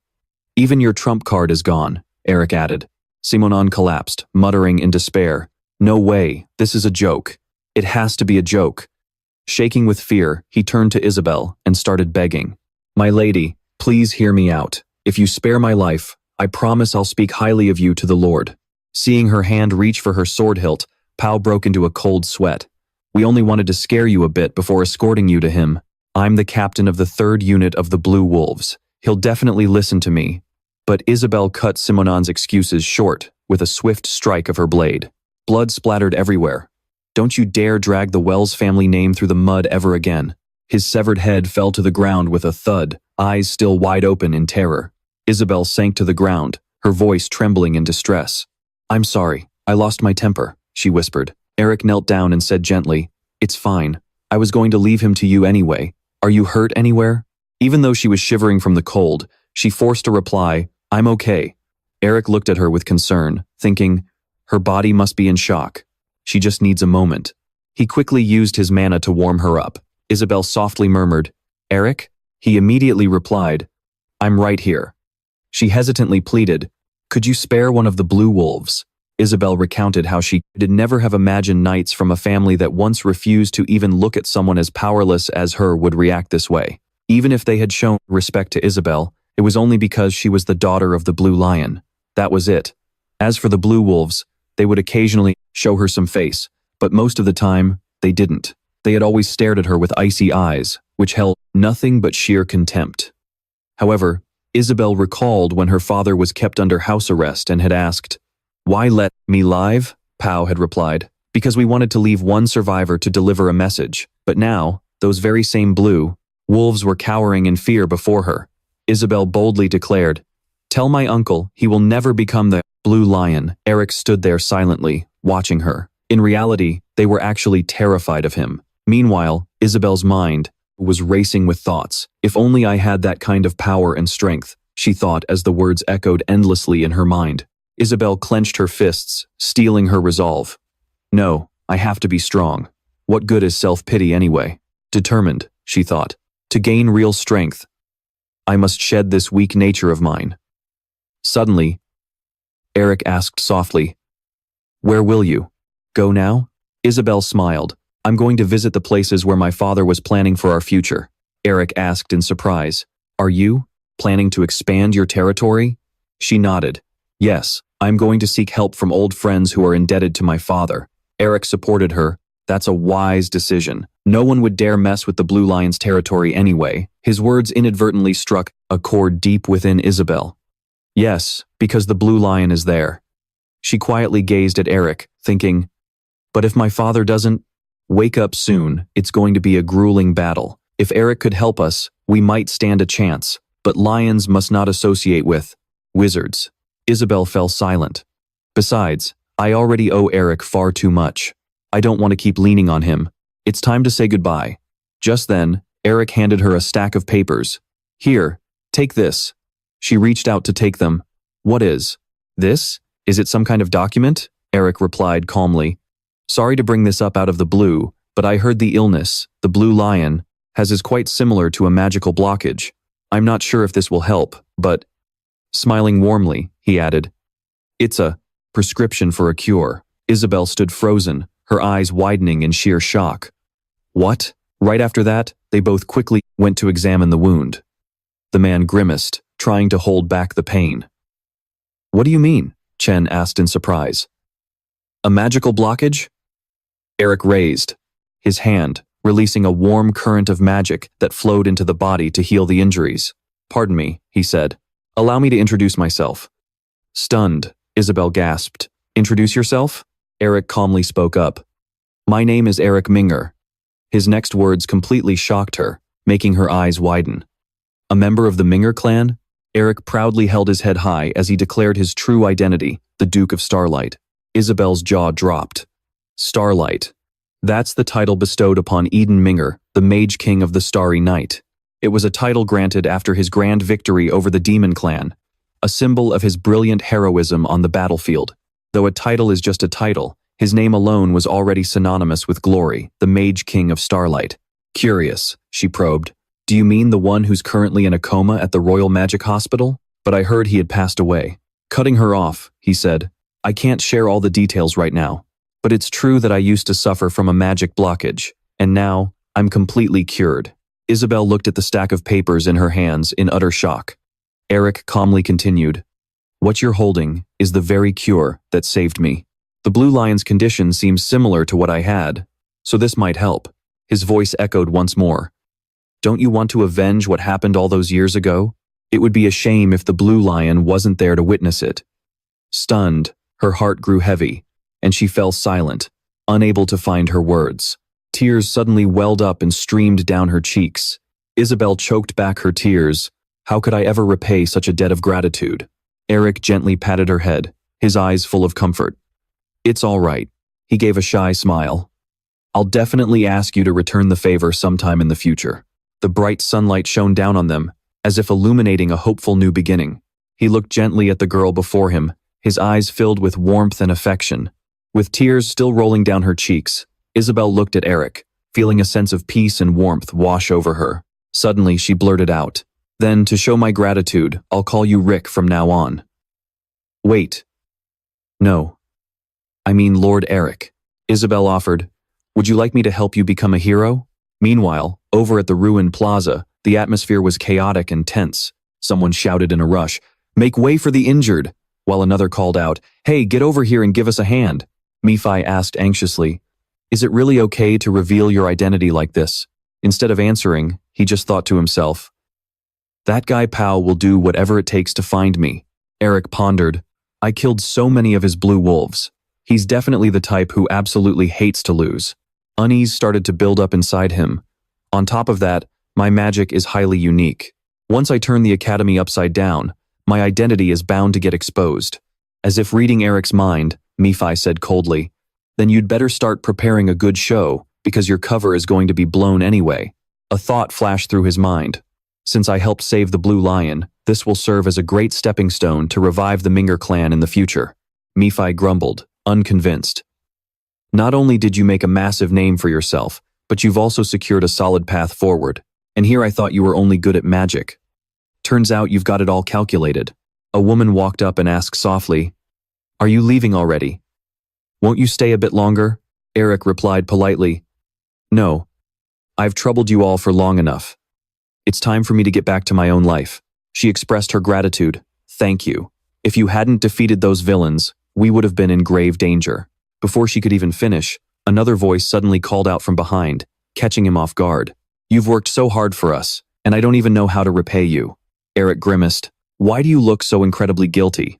Like I said, I was only doing my duty. The man quickly introduced himself. I am Chen, a knight of the Quell family. I will never forget your kindness. Rubbing his eyes, he sighed in annoyance. I told you, there's really no need for all this. Nephi sighed. This guy only puts on a show like this for his future lovers. Eric screamed helplessly in his head. Give me a break, will you? Then he spoke up. What are your plans from here on out? Chen immediately replied, Even though Pao Quell was the wrongdoer, it is still a sin committed by the Quell family. Chen expressed his resolve without a single shred of hesitation. That is why I am willing to help the people here until the very end. After that, I will set off to reunite with my lady. Nephi sneered. So they want to win over the public while blowing Pow's bad reputation out of proportion. She looks so innocent, yet her schemes are endless, aren't they? Eric lowered his voice, muttering a single word: responsibility. His next words left him silent, his eyes turning cold and sharp, as if deep in thought. It is the responsibility of a noble. By now, the crowd had gathered to see Eric off. I told you to get me those excavation rights. Even if the Narister family was blocking your path, what the hell were you doing? Rivern stammered in fear. I'm so sorry. Dean furiously demanded. Sean Narister, how dare he stand in his own mentor's way? Like that? I will make sure he never sets foot in academia again. He roared. No matter what it takes, we must. Get those rights back. Even if we have to buy off the media or bribe the higher-ups, you find me a way. At his command, Rivern quickly scurried out, slamming the door behind him and leaving Dean sitting alone, seething with anger. Staring at the newspapers on his desk, Dean gritted his teeth and hissed, "Damn it." In an instant, magic flared up, incinerating the newspapers. He silently lamented, "There are only 3 days left until the headmaster election, and if I don't have those excavation rights by then, I'm completely finished." Before long, they turned to ash, as if they had never existed. Dean gradually regained his composure, though his mind was still in absolute turmoil. Lazuli, who had appeared out of nowhere, spoke up. Could you repeat what you just said? The corners of his mouth curled into a strangely twisted smile. Dean glared at Lazuli, his eyes filled with wariness, as Lazuli's voice echoed once more, "Are you finally ready to cooperate?" Meanwhile, Elric had finally arrived in the capital, a place of majestic castles, bustling streets, and vibrant lights. But beneath that glamorous facade, what awaited him was not just a splendid capital, but also countless lurking dangers. Back in the office, Dean asked in a cold voice, "You said you would make me headmaster. How exactly do you plan to get me promoted?" Lazuli calmly replied, "All the preparations are complete. I just need your consent. Have you made your final decision about cooperating with us?" Dean questioned, "How could you possibly pull off something even we couldn't do?" Lazuli replied with a hint of annoyance, "Since you clearly don't trust us, it seems there's no need for us to negotiate any further, Dean." Lazuli's dark gaze locked onto his opponent. "You aren't the only candidate for the headmaster position, you know." Dean hastily pleaded, "I trust you. I do. So, what do you want?" Lazuli calmly proposed. "Simple. Just support us." "Siesta?" Lazuli taunted. "Isn't that much simpler than what you want, Mr. Headmaster?" Dean pondered for a moment, then replied softly, "Is that all?" Lazuli's figure flickered slightly as he spoke with excitement. "That's more than enough."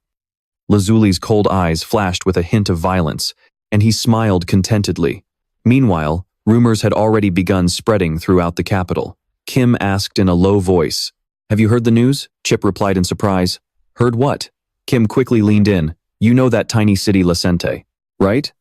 I heard the Blue Lion family caused a massive mess over there recently." Chip frowned. Was it just internal fighting? Honestly, those lions openly using violence without caring about us commoners is nothing new. Kim whispered, "You don't know the half of it. This time, lots of people died and houses were burned down." Chip widened his eyes and gasped, "How awful!" Kim excitedly continued, "But then, a mage showed up and wiped out every last one of those bastards." Chip was astonished. "There's really such an amazing mage? Who is he?" Elric, sitting squeezed between the two of them, stiffened up, sweating buckets. Kim excitedly went on. "According to the rumors, he's a young and quite handsome guy. I heard that from now on, he'll be known as the hero of Lasente." Mephisto grumbled in a sarcastic tone, "Ever since we entered the capital, all we've heard is talk about you. Humans really lose their minds over this hero nonsense." Elric smiled wryly. "I was just looking forward to filling my stomach since it's been so long since I've been in the capital." "But why? Are you talking to me like that?" "I told her to keep this under wraps, but she went and blew it wide open." He suddenly remembered Isabel's words from before. "Do you want me to make you a hero?" Elric gasped in shock. "What do you mean?" Her voice continued in his head. "There's nothing better than a hero story to win the public's favor," Isabel asserted. "I'm absolutely sure this will help you. That fame is going to be incredibly useful for you in the future." She flashed a sly smile and gave a reassuring thumbs up. "Of course, because of this, I'll also gain enough leverage to pressure my uncle, Paul Whale." Back in reality, Elric silently sighed. Help me? Is this really helping me, my lady? The non-stop gossip around him continued to buzz, leaving him speechless. Even more shocking, I heard he even rescued that scentless flower. You mean the daughter of the Blue Lion family, who almost became the crown princess? Oh my god, are those two dating now? What's gonna happen? Next, I heard the crown prince is still in love with her. A love triangle? Hey, have you guys heard about the hero of Lacente? I heard he's heading to the capital right now. I wonder who he is.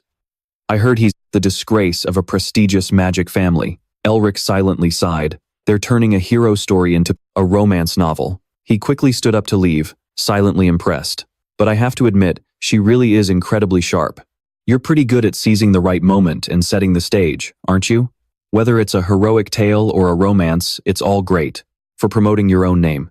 Elric muttered to himself. I should go somewhere else to eat. He casually stretched, completely, unaware of a figure watching him intently from behind. Elric thought, if only I were as talented as Isabel when it comes to reviving the clan, that would be great. I wonder if she made it to safety yet?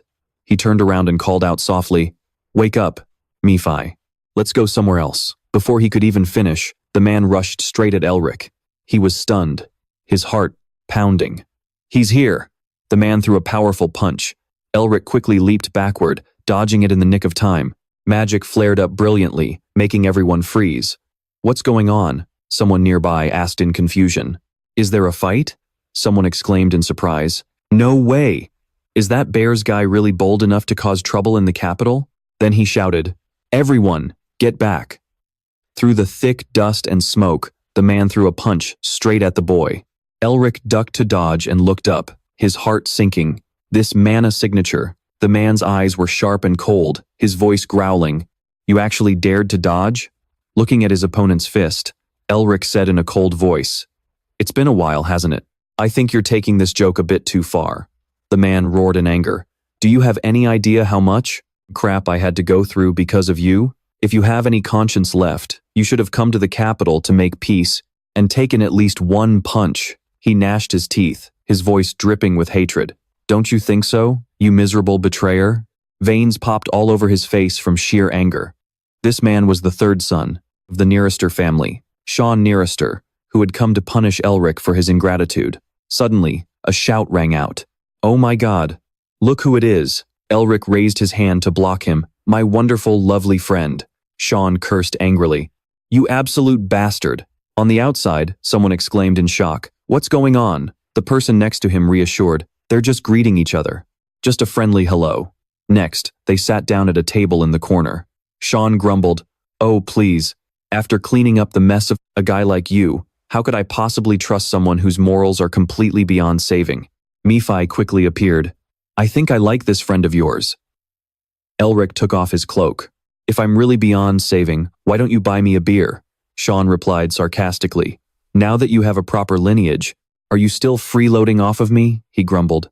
This is the last time, you jerk. By the way, what's your deal with the Golden Lion's daughter?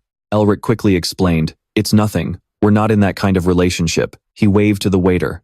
Just order whatever you want. Put it on my tab, and don't think I'm easy to fool.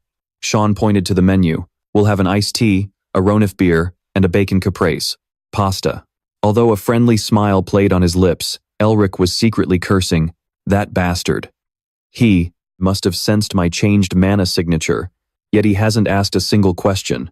He's probably waiting for me to confess first. Sean asked in surprise. Why the serious face? That's so unlike you. He grumbled. It's creepy, can you please stop doing that? Nephi chimed in mockingly. He's right. Your expression looks totally disgusting. Elric pointed toward the food and urged, The food is here. Eat up before it gets cold. Elric grimaced and replied, What do you mean creepy? Don't you? I know I've been getting a lot of compliments on my looks lately, Sean reminded him. You still owe me that punch, by the way. Elric turned serious. Anyway, is the play being prepared exactly like the instructions in your letter really going to be okay? What if you lose everything because of this? Sean gently swirled his glass and said in a low voice, Don't worry. I know that only two things matter to you right now. Dragging bears, who tried to kill you, straight to hell, and the grand revival of the Melvinger clan. He said firmly, and I will make both happen at the exact same time. All right, Sean nodded slightly. I'll keep preparing what you requested. Suddenly, Sean remembered something, his eyes widening in shock. But wait, you must have gone through absolute hell because of that. Sean panicked, looking all around. Damn it, this is bad. That witch's family must have heard about the rumors by now. Elric asked nonchalantly. A witch? You mean her? Sean shuddered, his whole body trembling. Exactly. Once she hears those rumors, that dragon-obsessed fanatic is definitely going to go completely berserk. Worry welled up inside Sean. Our entire plan will be ruined. The scene shifts to a grand, magnificent mansion, where the shadows create a quiet, mysterious atmosphere. Hurried footsteps suddenly echoed. Has the promotion order been delivered to the academy yet? Hanabi reported flusteredly. Yes, it was delivered to Dean Bears of the Elemental Magic Academy. Tasha snapped angrily. How could he let this happen? Get ready to leave immediately. She turned back coldly. And Hanabi, give me a brief report. Yesterday, there was nothing in the papers but slander against that bastard, but now everything has changed. Hanabi replied hesitantly. For some reason, all the newspapers are writing this. Hanabi gently flipped through the pages. Dean Beres, you have received, the Nearester territory has finally reclaimed its wings. And now, the appointment of the Academy's principal has been postponed. The Nearester family's bold declaration regarding this delay placed massive pressure squarely on the Hezegram family. Tasha remained dead silent.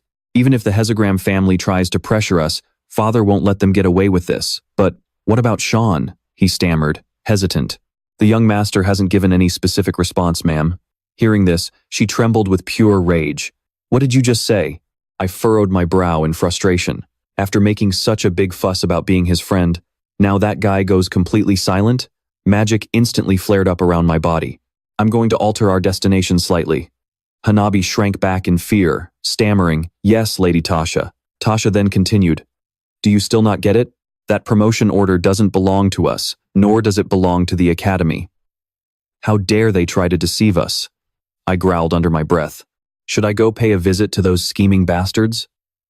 The principal of Eden Academy, though it might seem like just a regular leadership role at a magic school, that position actually carries immense significance and power. Not only is it on par with the rank of a marquis, but this title also holds massive influence in both academic and political circles. It allows one to stand shoulder to shoulder with the master of the Hagram Tower, the Grand Commander of the Imperial Magic Knights, and other legendary figures. The Mage of the Stars, an honorary position reserved solely for the descendants of Melvinger. And today is the day of the principal's selection. Right now, inside the vast auditorium of Eden Academy, a man is speaking confidently from the center of the stage. Thank you all for traveling such a long way for the future of our academy. Barracks offered a warm, grateful smile as he addressed the crowd. As you all know, discovering the lair of the Jewel Dragon is a once-in-a-lifetime miracle, and I, Barracks, stood at the very center of this historic event. Just as he confidently declared, If you choose me, I will establish a system that can allow us to continue discovering such extraordinary wonders. Someone in the distance scoffed with deep disgust. He thinks the academy is already in his pocket. The other candidates haven't even arrived yet, and he's already started. That person was none other than Sean. He was feeling a bit anxious right now, gritting his teeth as he wondered, Elric, can he really handle this? All on his own? At that moment, he couldn't help but recall his recent conversation with him. Elric, Principal Barracks' approval rating is way ahead of everyone else's. I know you have a meticulous plan, but those supporters have been completely bought off, so it won't work on them. While Sean was still talking about tomorrow, Elric suddenly flashed a mysterious smile and said, Let them do whatever they want. As Sean's flashback came to an end, Lazuli walked up to congratulate Barracks. That was an amazing speech. Hearing his words, the old man burst into a delighted laugh. I haven't even been selected yet, so why are you building me up so much? I'll do as Siesta wishes, so don't worry. With that, he quickly brushed him off, saying, The other candidates are about to speak, so let's talk later. Lazuli didn't linger and replied, I'll trust you then.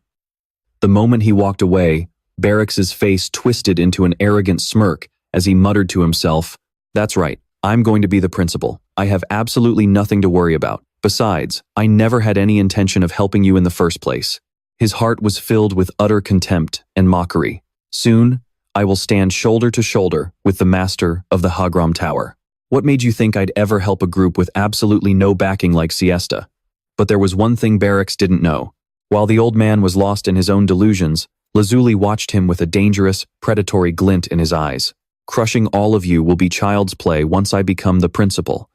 The smirk on his face widened, dripping with malice. Back with Sean, the moment the host started speaking, he fell into deep thought. The speeches of all 7 candidates have concluded. The voting will begin shortly, so please take your seats. Sean stared blankly into space, anxiously calling out in his mind, Elric. He stared directly at the empty seat right in the middle. Suddenly, an unexpected sound echoed through the hall, and Sean gasped in shock as he witnessed a familiar figure boldly marching into the arena from below the stands. As they caught sight of her vibrant red hair, the heads of the prominent families gasped in disbelief. Sister? Why are you here? At that moment, an elderly family head quickly reacted, questioning her. Do you not know where you are, young lady of the Narister family? This is not some lunatic asylum. The voting seats are reserved solely for the leaders of the Hesagram. Without a single trace of fear, she bluntly retorted. What makes you think I don't know? In fact, I know all too well. Since I am attending on behalf of the head of the Narister family, I believe I'm the one who understands what's going to happen best. Tasha sat right down in the empty second seat, with an incredibly relaxed demeanor. Seeing her act like this, Sean's heart skipped a beat, and he panicked inwardly. Did she see me? No way. Does she know something? To prevent things from getting any rowdier, the host, Riv, quickly spoke up to calm everyone down. Attention everyone, I would like to make an announcement regarding the voting process before we begin the selection. I ask that everyone please take their seats down and remain silent. I believe everyone has received this magic stone. You can use it to view the candidates' details and vote for one of the 7.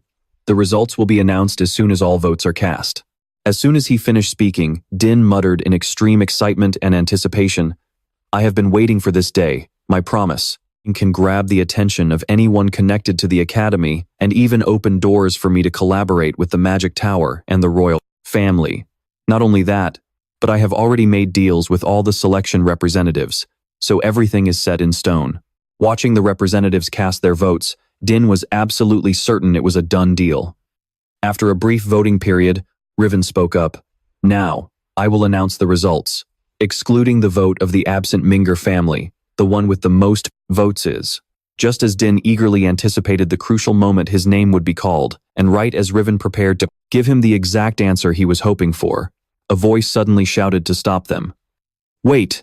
Out of nowhere, a mysterious figure wrapped in a black cloak appeared. Seeing him, the entire hall instantly fell into a noisy commotion. Filled with doubt, they demanded to know who dared to disrupt such a sacred selection ceremony. Only she seemed to know his true identity. Exhaling a breath of pure amusement, not only her, but even Shin seemed to recognize him and cheered, Go get him, Eric. As soon as those words left his mouth, the man revealed his identity. The head of the Embinger family, Eric Embinger. With every word he uttered, Din began breaking out in cold sweat. In his capacity as the Duke of Starlight and a selection representative, Eric smiled, pulling down his hood to reveal a handsome grin. I have come here to cast my small but crucial vote. Following his introduction, the entire hall erupted in chaos. Eric? The other nobles gasped in utter shock. The disgrace of the noble magic family. They whispered in confusion and panic. What is going on? Isn't he in a coma? Even Riven was completely stunned, his voice trembling as he called his name, Eric. Under the flashing lights from both sides, he calmly walked straight toward Riven. Reporters and photographers snapped pictures of him relentlessly.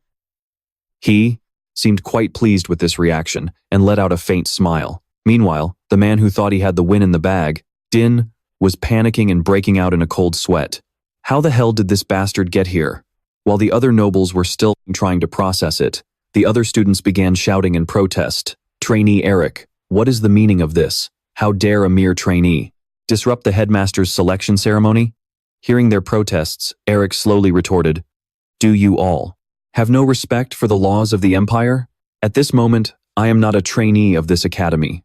As his dark cloak vanished, Eric, dressed in elegant attire, declared, but a Duke of the Empire and a selection representative. The empty seat in the middle belongs to Embinger. Is the head of Minger not allowed to congratulate the new headmaster?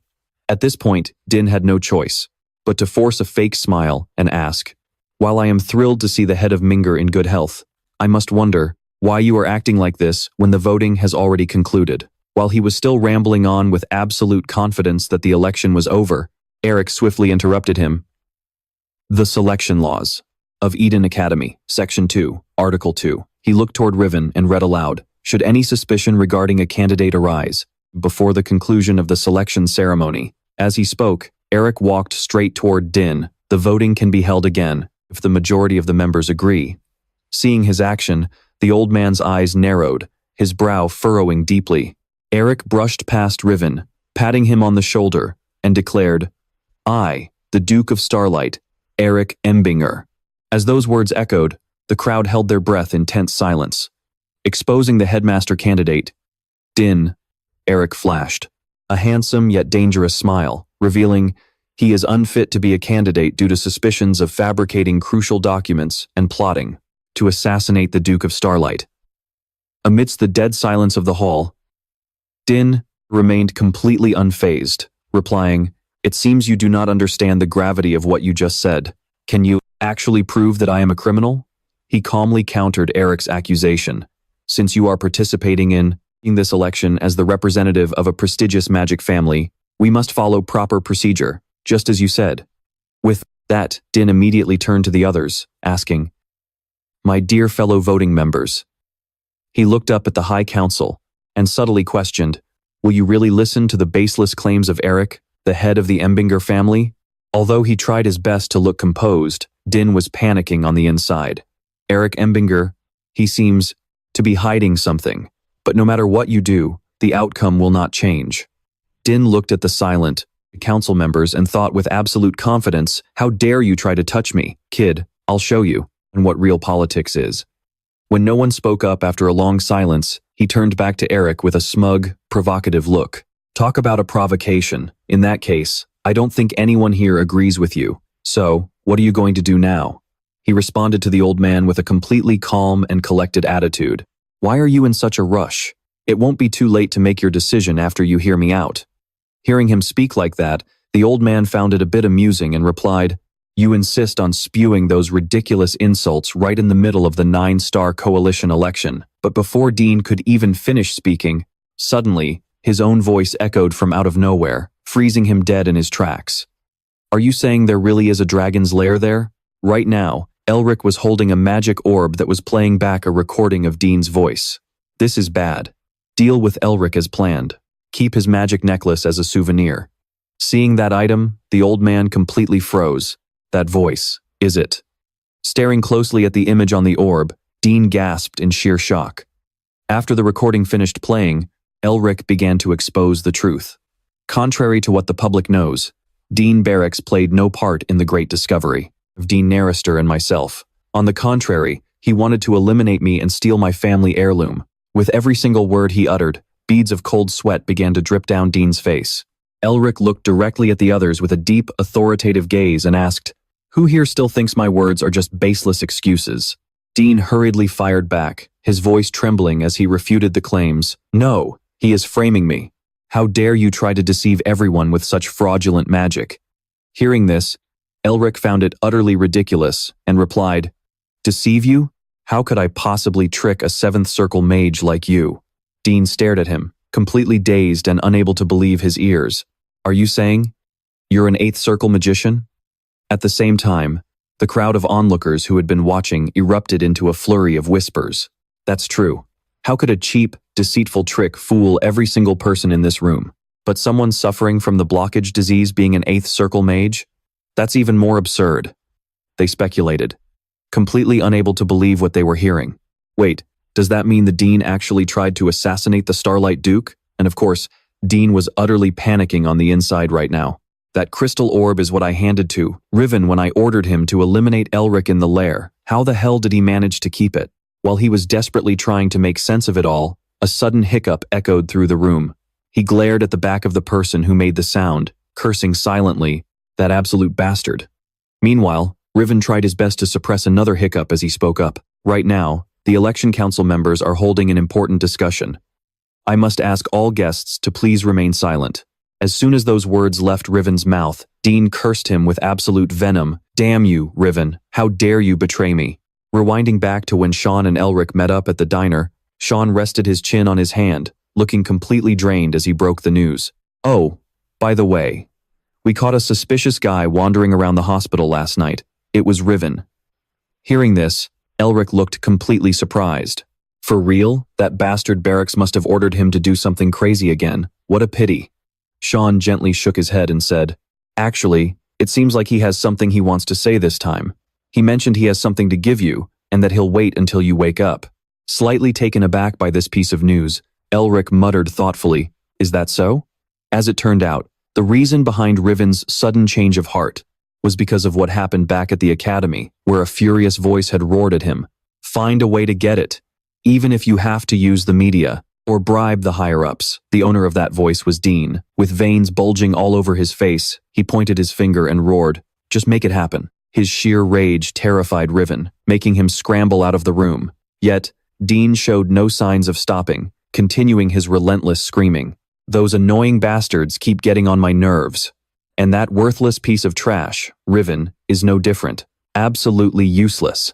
Those insulting, degrading remarks kept echoing out, making Riven grind his teeth so hard, his entire body literally trembled with rage. And when he couldn't take it anymore, he stormed right out of there. And that exact moment played right into Elric's hands. He smiled warmly, happily waving his hand towards someone. "I'm glad Riven kept that evidence safe. Granted, the evidence I already have is more than enough to destroy Barracks, but this makes things a lot easier." The person he was waving to was indeed Riven. Caught off guard for a second, Riven raised his hand and waved back, completely unaware that Elric was actually questioning his actions. But why on earth did Riven record that conversation? Was it just as a safety measure? Well, I guess saving him back in the dragon's lair was totally worth it.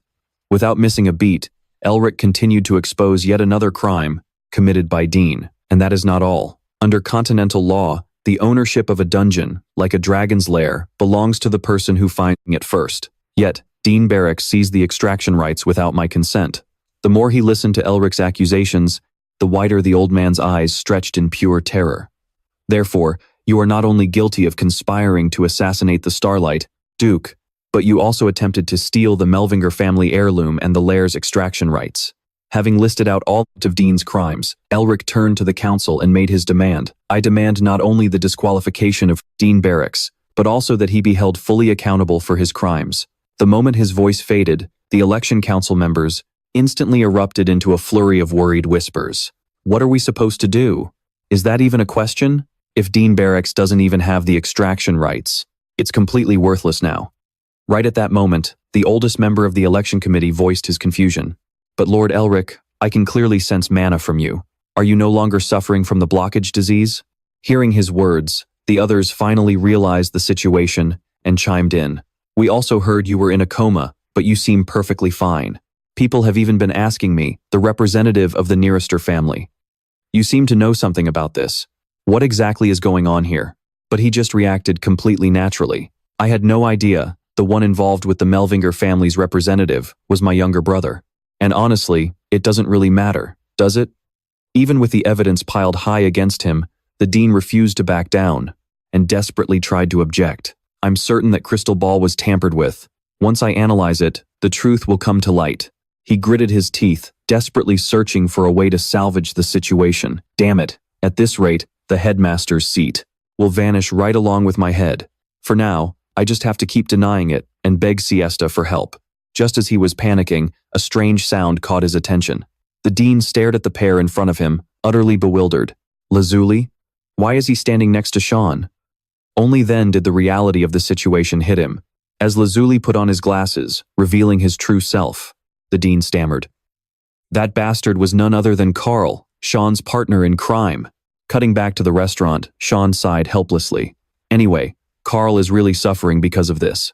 He's relieving his stress by toying with Barracks. Elric quickly shot back, "Hey, how can you call me crafty like that? And besides, the name Siesta isn't half bad." As the curtain fell on the drama, the dean glared at Elric's smug grin with pure, resentful rage. "Did you plan all of this from the very beginning? How could I, Barracks, get played by a bastard like you? Right after that, Elric turned his gaze to the election committee, startling them. Respected members of the committee, it seems everything has been sorted out. He ran a hand through his hair, flashing a brilliant, sun-like smile as he announced, "We can hold the re-election now. Anyone looking to buy the headmaster's seat?" A short while later, the results of the new election were in, and the newly elected headmaster stood on the podium to speak. "Thank you for entrusting me with this noble role as the headmaster of Eden Academy."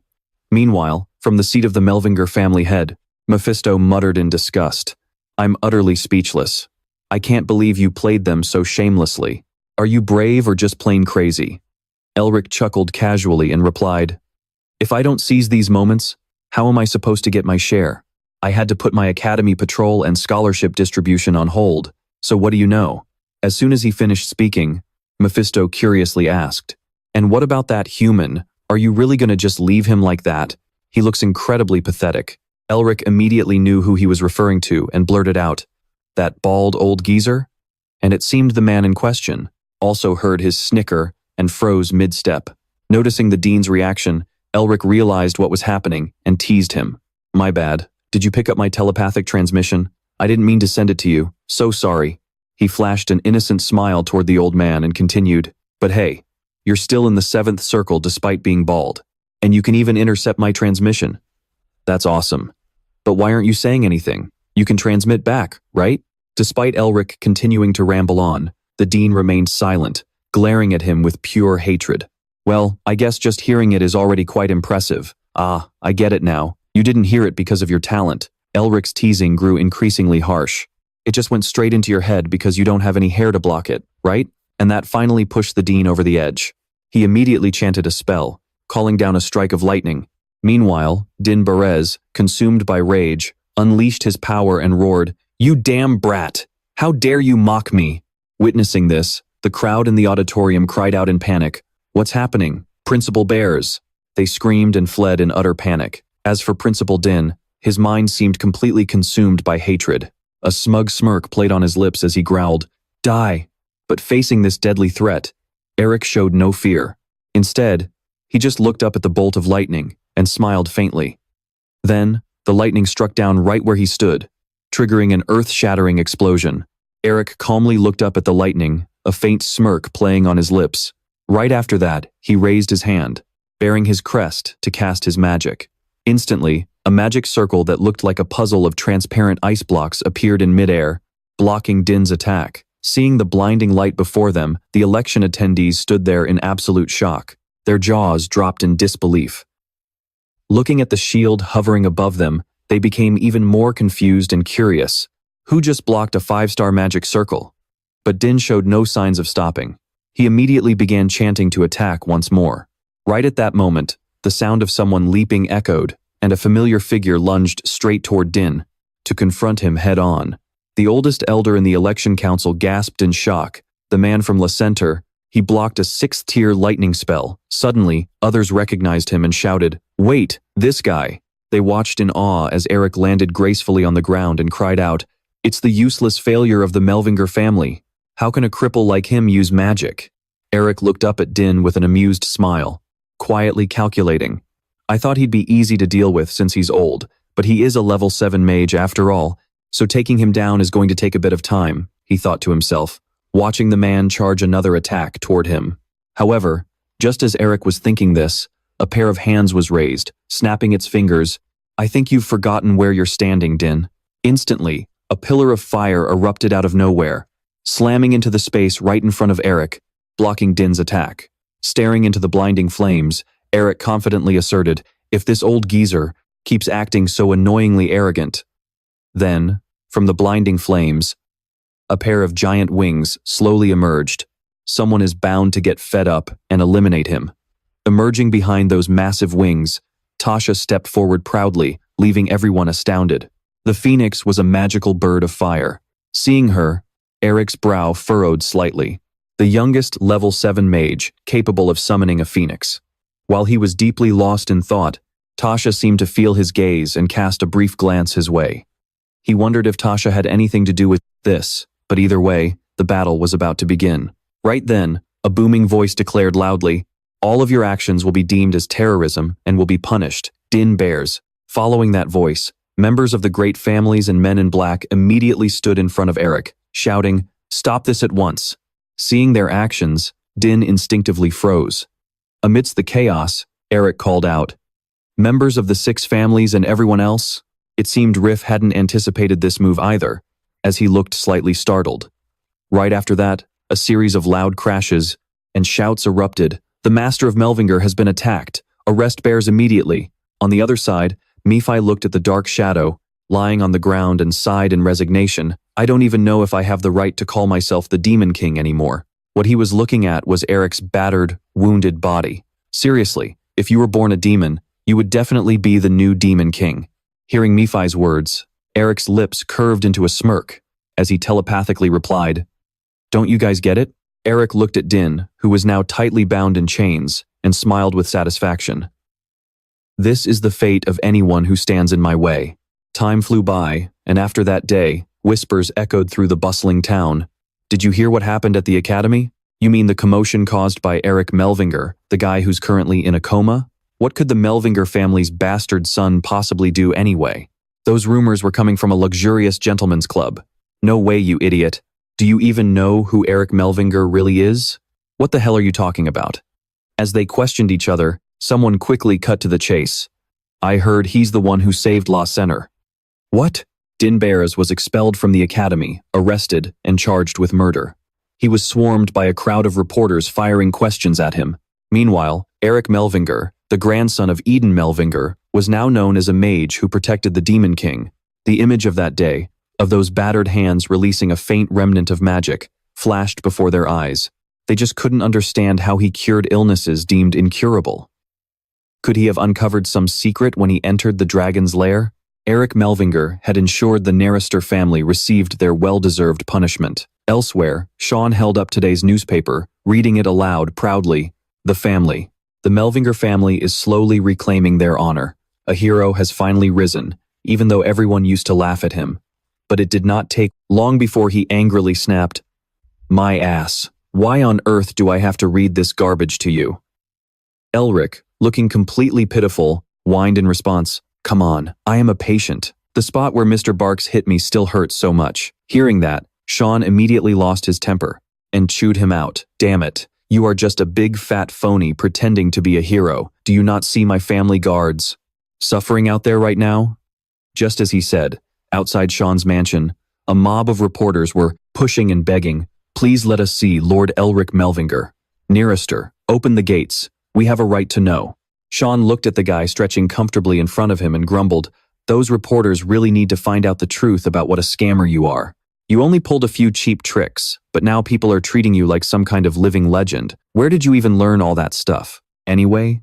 Elric carefully got out of bed and calmly replied, 'Do you think I was just fooling around for the past few months? Back in Lacerter, with the lady of the Golden Lion family.' Speaking of her, he suddenly stopped mid-sentence as his face turned bright red. Right after that, Elric suddenly refused to talk about it anymore, saying, 'You do not need to know.' This made Sean want to snap, but he decided to brush it aside and ask something else. 'By the way, you do not plan on causing any more trouble, do you?' Without a second thought, Elric replied, 'I do not know yet.' Feeling totally helpless, Sean said, 'I have no idea what you are up to.' But when he heard Sean's next words, Elric's eyes wavered slightly. 'But let us worry about that later.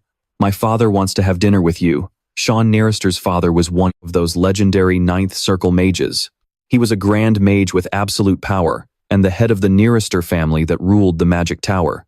Even Elric's grandfather had wanted him as his disciple. He was a genius among geniuses.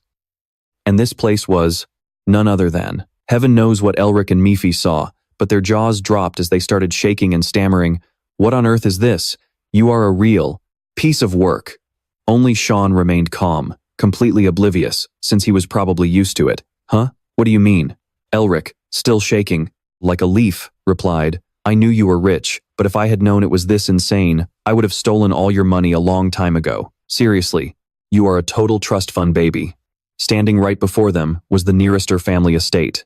Facing it, Elric muttered in disbelief, 'You call this a house? This is a whole castle.' After saying that, he pictured himself standing, in front of a magical gateway leading to another realm, thinking to himself, so this is the Nearester family and the magic tower, the ultimate hurdle I have to overcome. Elric raised an eyebrow, his eyes burning with determination as a confident smirk spread across his face. He then forced his feet forward, step by step, whispering, I will conquer this place one day. At this very moment, Elric was walking into the castle with Sean. Suddenly, Sean remembered something and said, Oh, by the way, your sister is coming here too. Hearing this, Elric froze in his tracks and gasped, What? Why are you only telling me this now? Sean handed him a letter from Hayes and scolded, Do you have any idea how much I've been running around because of you lately? You should have reached out to her sooner. Shaking with fear, Elric took the letter and opened it. My dearest little brother, Elric, I heard you are heading to the Nearester family estate. Do not cause any trouble for them before I get there, and you better brace yourself. Meanwhile, at the train station, a familiar figure had just arrived at her destination. She was carrying a massive suitcase, and who knows what was packed inside. Back at the Nearester estate, as Elric read the very last line, all the color drained from his face, and he broke into a cold sweat. He hung his head in absolute despair and cried out, I am dead meat. I am totally doomed. Seeing him like this, Mephi could only let out a sigh. It looks like there is another demon king in the Melvinger family that I did not know about, because she is making you, someone who is worse than Satan himself, shake with absolute fear. Standing nearby, Sean quickly tried to reassure Elric. Hey, if you do not cause any trouble, she is actually like an angel. Have you already forgotten that she worked herself to the bone just to get you into the academy? Hearing this secret, Mephi found another reason to tease him. I knew it. You are definitely the problem here. Elric could only reply helplessly, Of course I am grateful to her. I am incredibly grateful. But if you actually saw her true colors, you would never say something like that. As he said this, he suddenly froze and looked towards the person walking up. Only Sean failed to notice the danger approaching and kept talking trash. Oh please, your sister is way better than mine. Do you think that old hag got called a witch for no reason? While he was busy complaining about how his sister's personality completely went down the drain after everyone hailed her as a genius, claiming she was barely even human, Tasha suddenly crept up behind him with a sweet smile. I believe I told you that I would give you a thorough beating, didn't I? Hearing her voice, Sean's eyes instantly filled with pure terror. If you wanted a beating that badly, you should have just told me. And then, right after the sound of a sharp smack echoed through the air, Tasha ended up leading the way, leaving Elric feeling incredibly grateful. Showing his gratitude, Elric said, Thanks for your help during the principal election. Right after that, he immediately turned to tease Sean. Sean, grow up already. Sean pouted and retorted, I don't want to hear that from you. Tasha had no idea the two of them were just teasing each other, so she politely said, Don't mention it. Honestly, you could have handled everything on your own. Am I right? Hearing this, Sean finally voiced his curiosity. But why would a stubborn old lady like you do something like that?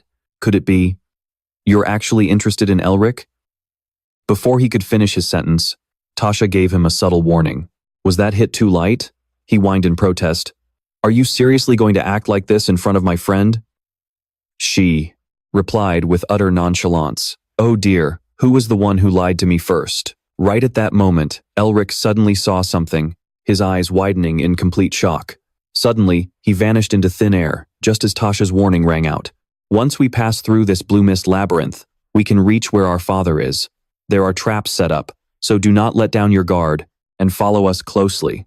This place is extremely difficult to escape, even for a mage who has reached the 6th magic circle. Only then did the two of them realize he had completely disappeared. At that very moment, Elric was standing in a daze, surrounded by a vast white space. Confused and panicked, he hurriedly cried out, What is this? Sean, Sister Tasha, where did you guys go? Elric frantically ran in all directions, trying to find everyone as darkness slowly began to envelop him. Where did that weird guy Mephisto run off to? He is always useless at times like this. After running for a while, Elric suddenly noticed something. Where on earth am I? In front of him, a massive amount of magic formed 2 rings surrounding a black hole in the center, looking just like an eye. For magic to reach this level, is the Nearester family really this strong? Every single element was filling this vast space. Elric stared intently at the center of the eye, analyzing it. Some areas felt incredibly powerful, while others were soft. Some parts were sharp, and others were so dense they felt painful. They all seemed to be different magical elements with absolutely nothing in common, yet they all blended together at a single point thanks to the wind element. After observing his surroundings for a moment, his eyes widened with intense longing as he thought to himself, I don't know where this is, but I feel like if I can just study it, I can make it mine. Right. At that moment, a massive cloud of smoke suddenly billowed up behind him, and a voice spoke. You're looking at something pretty interesting. Kid, Elric gasped, spinning around. Is someone watching me? The man who had just emerged from the smoke spoke up once more. Do you even know what you're looking at? Or are you just staring without having a clue? Hearing the old man's calling out, Elric felt exposed and thought to himself, it's true that I'm lost, but snooping around someone's magic without permission is a serious offense. If this person is controlling this space, they must be at least a high mage of the 7th magic circle. What should I do now? Seeing that Elric remained silent, the mysterious man let out a chuckle. Can't you hear me? I know for a fact you reacted. Can you not hear me, kid? However, Elric paid no attention to his words and focused on calming himself down. Wait, objectively speaking, this is the nearester sibling's fault for not giving me proper directions, so I have absolutely no reason to be interrogated. I'll just pretend I don't know a thing and get out of this labyrinth. But the man seemed to read his mind and called out, Are you seriously planning to ignore this old man and run away now? I can hear the gears turning inside your head. Hearing this, Elric didn't hesitate for a second. He immediately cast his magic to turn invisible. Seeing this, the observer, Augustin, was completely stunned. He couldn't help but admire the boy's quick wit. I can't see inside the labyrinth. Did he actually use my own mist to hide himself? With that thought, Augustine sighed softly and muttered, Usden, you passed away far too early, but it seems you've left behind quite an interesting child. After escaping his gaze, Elric continued to wander through the endless void. If it weren't for that elder, I would have decoded it by now. But unfortunately, I might get into deep trouble if I stay here any longer. The moment he finished speaking, a violent tremor suddenly shook the area. The culprit was none other than Augustine, who had been watching him all along. He conjured up a powerful gust of wind that swept Elric into the air to toy with him. Things are just starting to get fun, and you're already trying to leave? Since you coveted something that doesn't belong to you, you have to pay the price, don't you? Meanwhile, outside the entrance of the Narrister estate, Sean anxiously urged Tasha. What do we do now, sis? We have to tell father. Before his words were even finished, someone appeared and spoke. The blue mist labyrinth has opened. That person was none other than head of the Narrister family, Guy Narrister. Looking furious, he demanded, what on earth happened? Seeing him approach, Sean wanted to call him father, but quickly corrected himself. Father, no lord. But Guy didn't pay attention to his words and just continued his interrogation. Didn't you guys guide him properly? Sean scrambled to find an excuse to answer his question. He disappeared before we even stepped through the entrance. Hearing this, Guy's brows furrowed instinctively. He disappeared before even entering the true palace. Looking at the mysterious magic circle in front of him, he stated, It seems like Granduncle had a hand in this. Hearing this, Sean was utterly shocked and confused. Why would his great-granduncle? Guy just sighed helplessly and muttered. His illness must have gotten worse again. Gathering his courage, Sean quickly proposed, We can't just stand here and watch. He is a guest of the Narrister family under the name of Lord Melvinger. Before Sean could even finish, worrying that something bad might happen, Tasha cut in and teased, You really are adorable. Stiffening up at her sudden compliment, he stammered, What? Tasha smirked slightly and replied, To think that guy could make my little brother, who doesn't even care about his own family, this worried. Yet, her eyes and tone carried a hint of danger. As one of the rising stars of this generation, I'm actually getting even more curious now. Seeing Tasha's expression, Sean felt a chill run down his spine. Who the hell is worried? Surprisingly, it wasn't just her. Guy agreed. I'm curious too. His words caused Tasha's brows to furrow instinctively as she shot him a sharp, icy glare. Sean, feeling a bit guilty, broke into a cold sweat as he listened to every word Guy uttered about the new Lord of Melvinger. Meanwhile, inside that alternate dimension, Elric was struggling immensely. How formidable could a prestigious mage family, on par with the magic tower itself, really be? Right after a massive explosion boomed, Elric's mind raced, cursing Nephi, Otto, and that old geezer. He gritted his teeth, rubbing his palms together as sparks flew, cursing to himself, "Why are all the old geezers around? Me completely out of their minds?" Right after, a barrier rapidly popped up, blocking an avalanche as he grumbled to himself. Once his defenses were fully set up, Elric stared at the scene before him, trying to calm himself down. Calm down. Let's assess the situation first. The mana in here doesn't have just a single attribute, but the Nearester family's specialty is the wind attribute. In other words, he's only using the wind attribute to shape the other attributes. A hot wind carrying the fire attribute was turning the moisture into steam, while a gentle breeze gathered them in one place to create fog. And when a cold wind with the ice attribute froze the fog, a powerful wind moved in to restrict the fog's movement. But even after analyzing it for a while, he still couldn't find a solution. If that old geezer is powerful enough to control the wind to this extent, creating a storm would be nothing to him. Did he really shape this rocky mountain using just wind? But that didn't break Elric's resolve.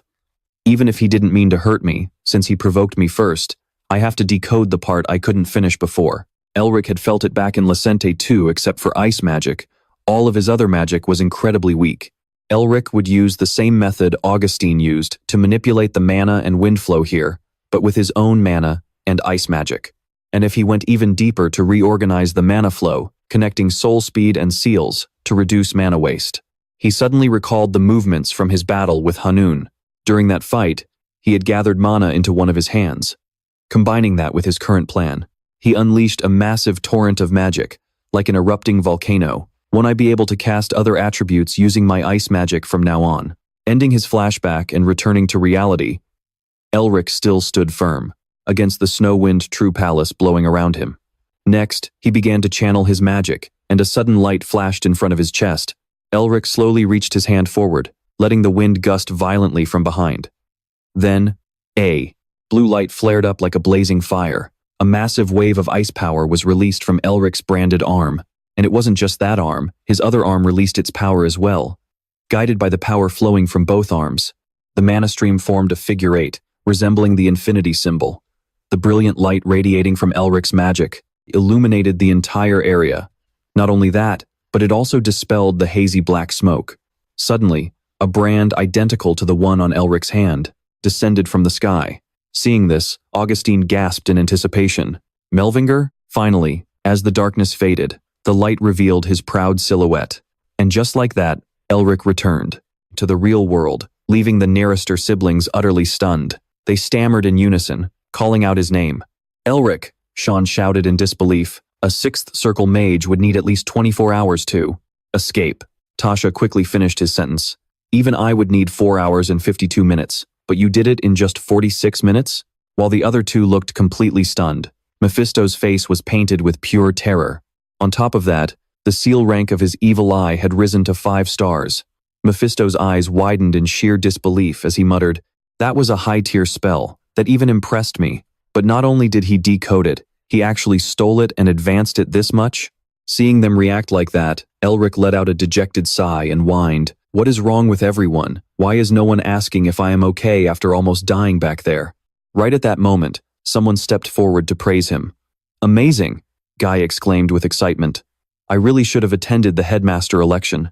I only heard a few days ago that your mana blockage was cured." He observed the massive amount of mana flowing through the boy and revealed, "But you are already at the 6th circle." Hearing this, Sean gasped in joyful shock. "The 6th circle? Are you serious, Elric?" Meanwhile, Tasha groaned in deep disappointment. Did my record seriously get shattered by my little brother's friend?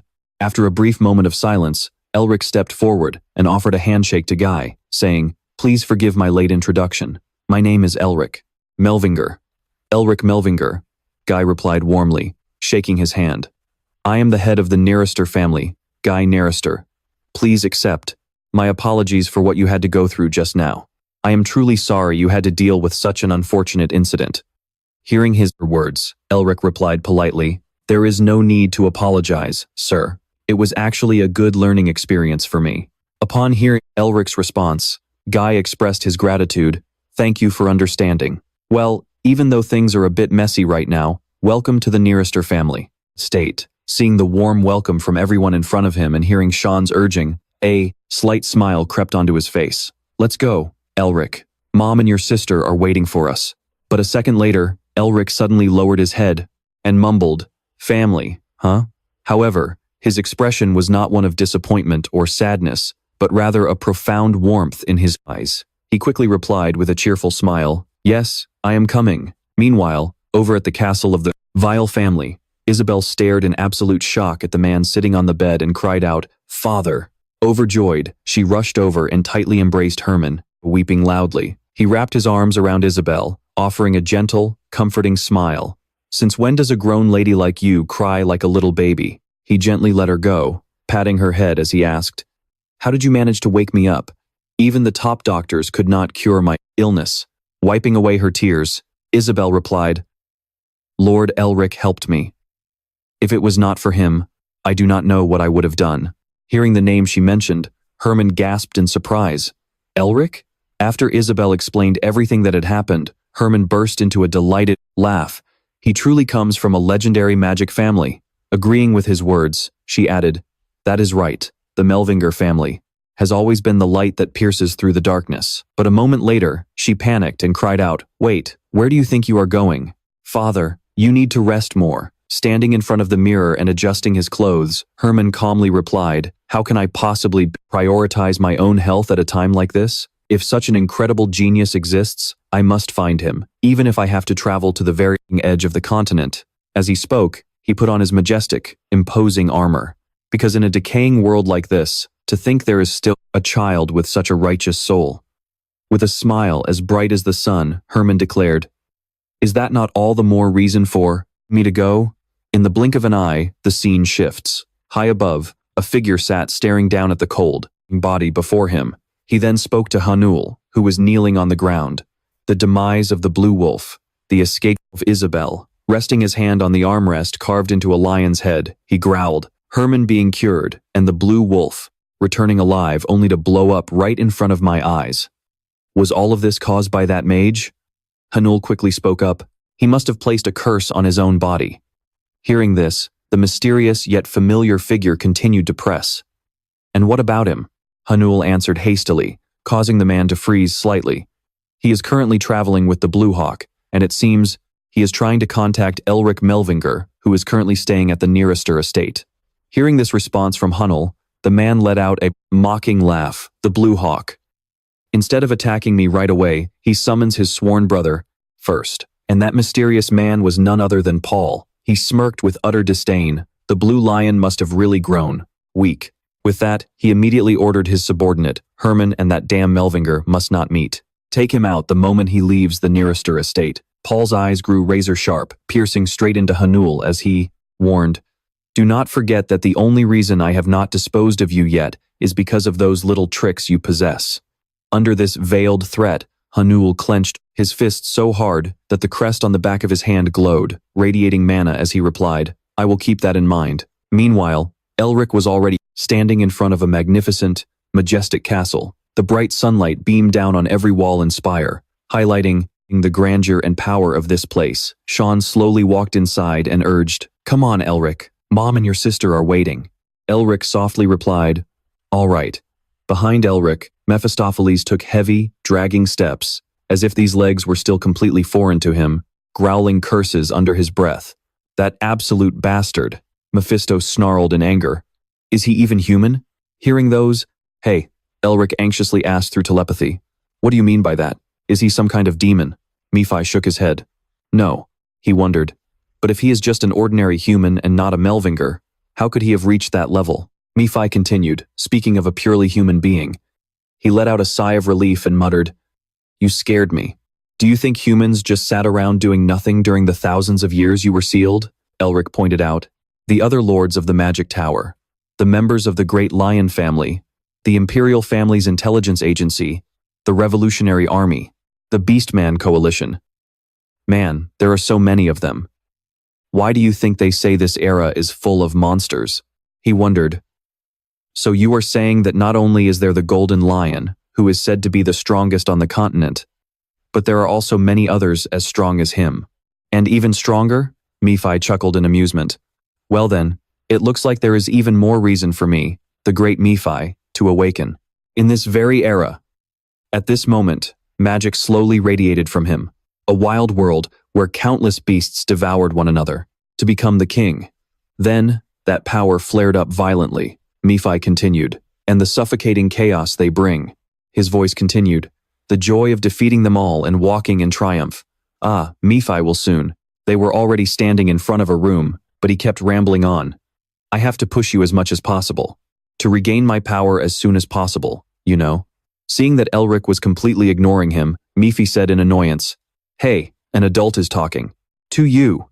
Stepping inside, he saw Sean's mother and two younger siblings waiting there. Suddenly, the little sister pointed at her brother and shouted, Mom, Mommy, this dummy dropped his food again because he was staring at Elric. The boy yelled back angrily, What? A dummy? How dare you call your brother a dummy in front of Elric? Sean frowned in annoyance and raised his voice. Can you two please be quiet, will you? Sean's mother smiled gently and reminded them softly, Why are you two being so noisy in front of the hero Elric, whom you like so much? Didn't I tell you that good children should stay quiet during meals? The girl answered obediently, Yes, you did, Mom. I will be very good, the boy agreed, chiming in, Me too, I will be good too. The scene in front of him brought back memories of his childhood. Hayes said bossily, Why do you keep copying me? Do you want to get scolded, Elric? He got annoyed and immediately complained to his mother. Mommy, this stupid sister of mine keeps wanting to hit me. His mother gently scolded them. Didn't I tell you? Not to argue during meals? Elric's father defended him. Kids are supposed to be a little mischievous, honey. He spoke up again. You will be the first person I teach a lesson to when I become a great archmage, sister. His father told Elric, Today, you have to read 100 mindsets a mage must have. Elric protested, No, today I am going to play with Dad. Mom said, Today I will leave Elric with you too. Elric pondered in silence, his eyes filled with a deep, hidden sadness. Suddenly, the voice of Sean's mother pulled him back to reality. Is the food not to your liking? Elric was startled. Pardon? He quickly replied, No, it is delicious. I was just a little overwhelmed because it tastes so good. She said with a voice full of concern, I'm glad you like it. I was worried we weren't being hospitable enough because you looked so sad. He quickly shoveled a large plate of noodles into his mouth. Of course not. His eyes sparkled with joy. Having dinner with others was such a wonderful thing. After the meal ended, they walked into another room to talk. Hot, aromatic tea was poured, filling the cups. Guy spoke up. I heard you are transferring the rights to explore the lair to us. Elric nodded slightly. Yes. I have been indebted to Sean for a long time. He took a small sip of tea, his mind filled with countless thoughts. Elric's probing gaze was fixed intently on the man in front of him. Finally, Guy blurted out the thoughts he had kept hidden for so long. Don't you hate me? Hearing his words, Tasha cried out in panic. Father? Sean frowned and remained silent, only taking a small sip of tea to hide his awkwardness. Elric understood the downfall of the Melvingers well. There was no way a family with a history of thousands of years, having led armies to victory countless times, could have ended up like this overnight. That truth was deeply engraved in his mind. The suppression from the imperial family, the political manipulation of the 6 hexagram families, and the betrayal of those they trusted. The downfall happened in the name of politics. And if he asked whether he felt resentment, he didn't really know. Elric answered bluntly, I don't. Everyone has their own circumstances. He knew that the Nearister family did not contribute to his family's downfall. They simply couldn't help due to political reasons. I could blame them for just standing by, but would I have had the courage to do anything if I were in their shoes? Nephi scoffed. Why is a Melvinger so cautious in front of a mediocre Nearister? 1,000 years ago, the 6 hexagram families were nothing more than flies buzzing around the tail of the Melvingers, and since both are heads of their houses, they should be on the same level. Elric whispered, Well, pride doesn't feed me, and it isn't his fault either. The Melvingers lost their power a long time ago. He was surprised. That is unexpected coming from someone who lives for power like you. Is there any reason for you to travel all this way? He expressed his inner feelings.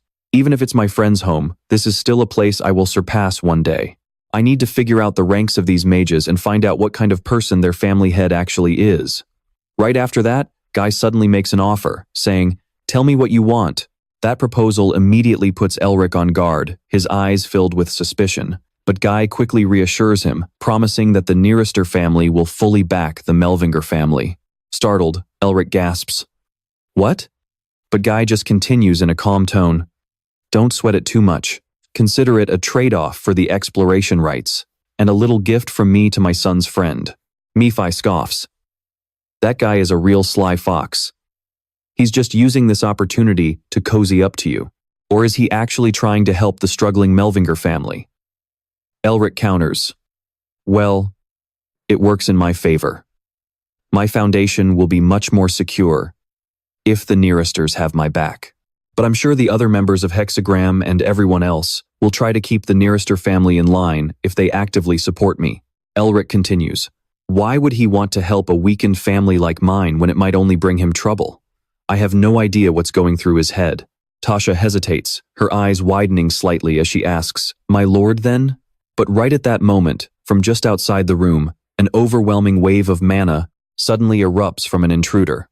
In the blink of an eye, a massive explosion shakes the entire building. The ceiling instantly caves in, leaving a gaping hole. They look up, completely stunned by the scene unfolding right above them. Golden beams of sunlight pour through the shattered ceiling, completely illuminating the dusty room. Elric's mind races in sheer disbelief. What the hell? What kind of lunatic would dare trash the Nearester family's estate like this? A moment later, the intruder slowly descends. When Elric catches sight of him, his face pales, and his eyes burn with pure frustration.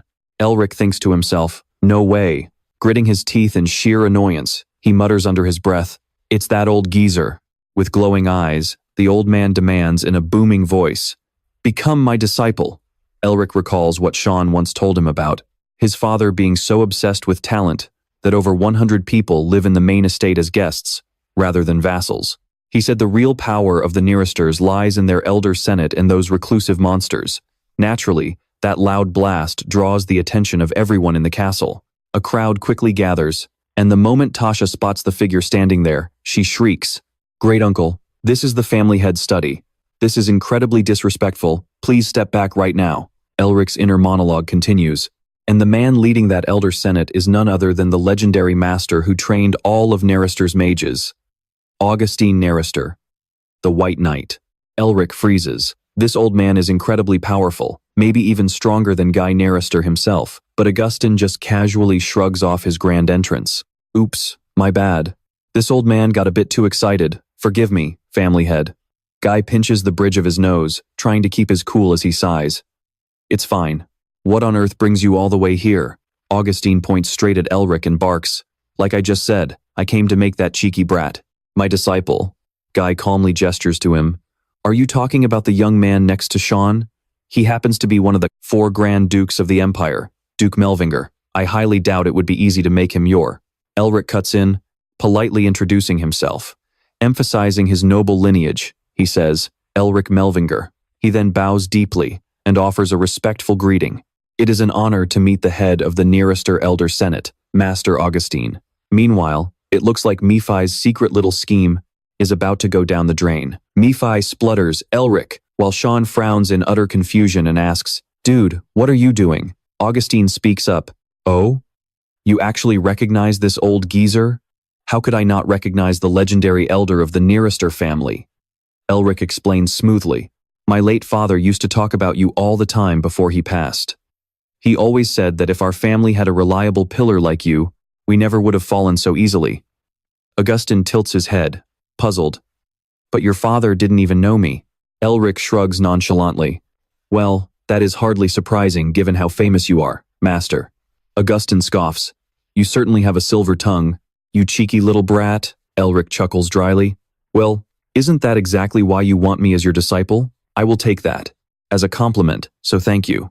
Augustine rolls his eyes and extends the invitation once more. "All right, kid, since you know who I am, let's cut to the chase. Will you be my disciple?" Elric politely declines. How could the head of the Melvinger family possibly become the disciple of a Nearester Grandmaster? I am far from worthy of such an honor, so I must ask you to take back your offer. Augustine physically shakes with rage and snaps, "Didn't you already learn from my true palace of blue mist?" Elric calmly replies, "That was just a little trick I happened to pick up while trying to survive, so please try to understand." Then he adds sarcastically, "Especially after you forcefully drained my mana without my permission. Besides, aren't you the one who picked a fight with me first, Elder?" Those blunt words instantly fan the flames of the old man's rage. Elric continues, "So please, just let it," but unable to listen to another word, Augustine explodes in pure fury. "Shut your mouth." Instantly, a violent surge of mana erupts beneath his feet, blindingly lighting up the entire room. Augustine roars, "You should know better than to talk back to your elders." His dramatic display leaves Elric totally speechless as the old man continues, "You talk way too much." In that split second, the brilliant light wraps around Augustine, making his figure look incredibly majestic and powerful. Staring at the bizarre phenomenon, Elric gasps in awe. Is that the night sky?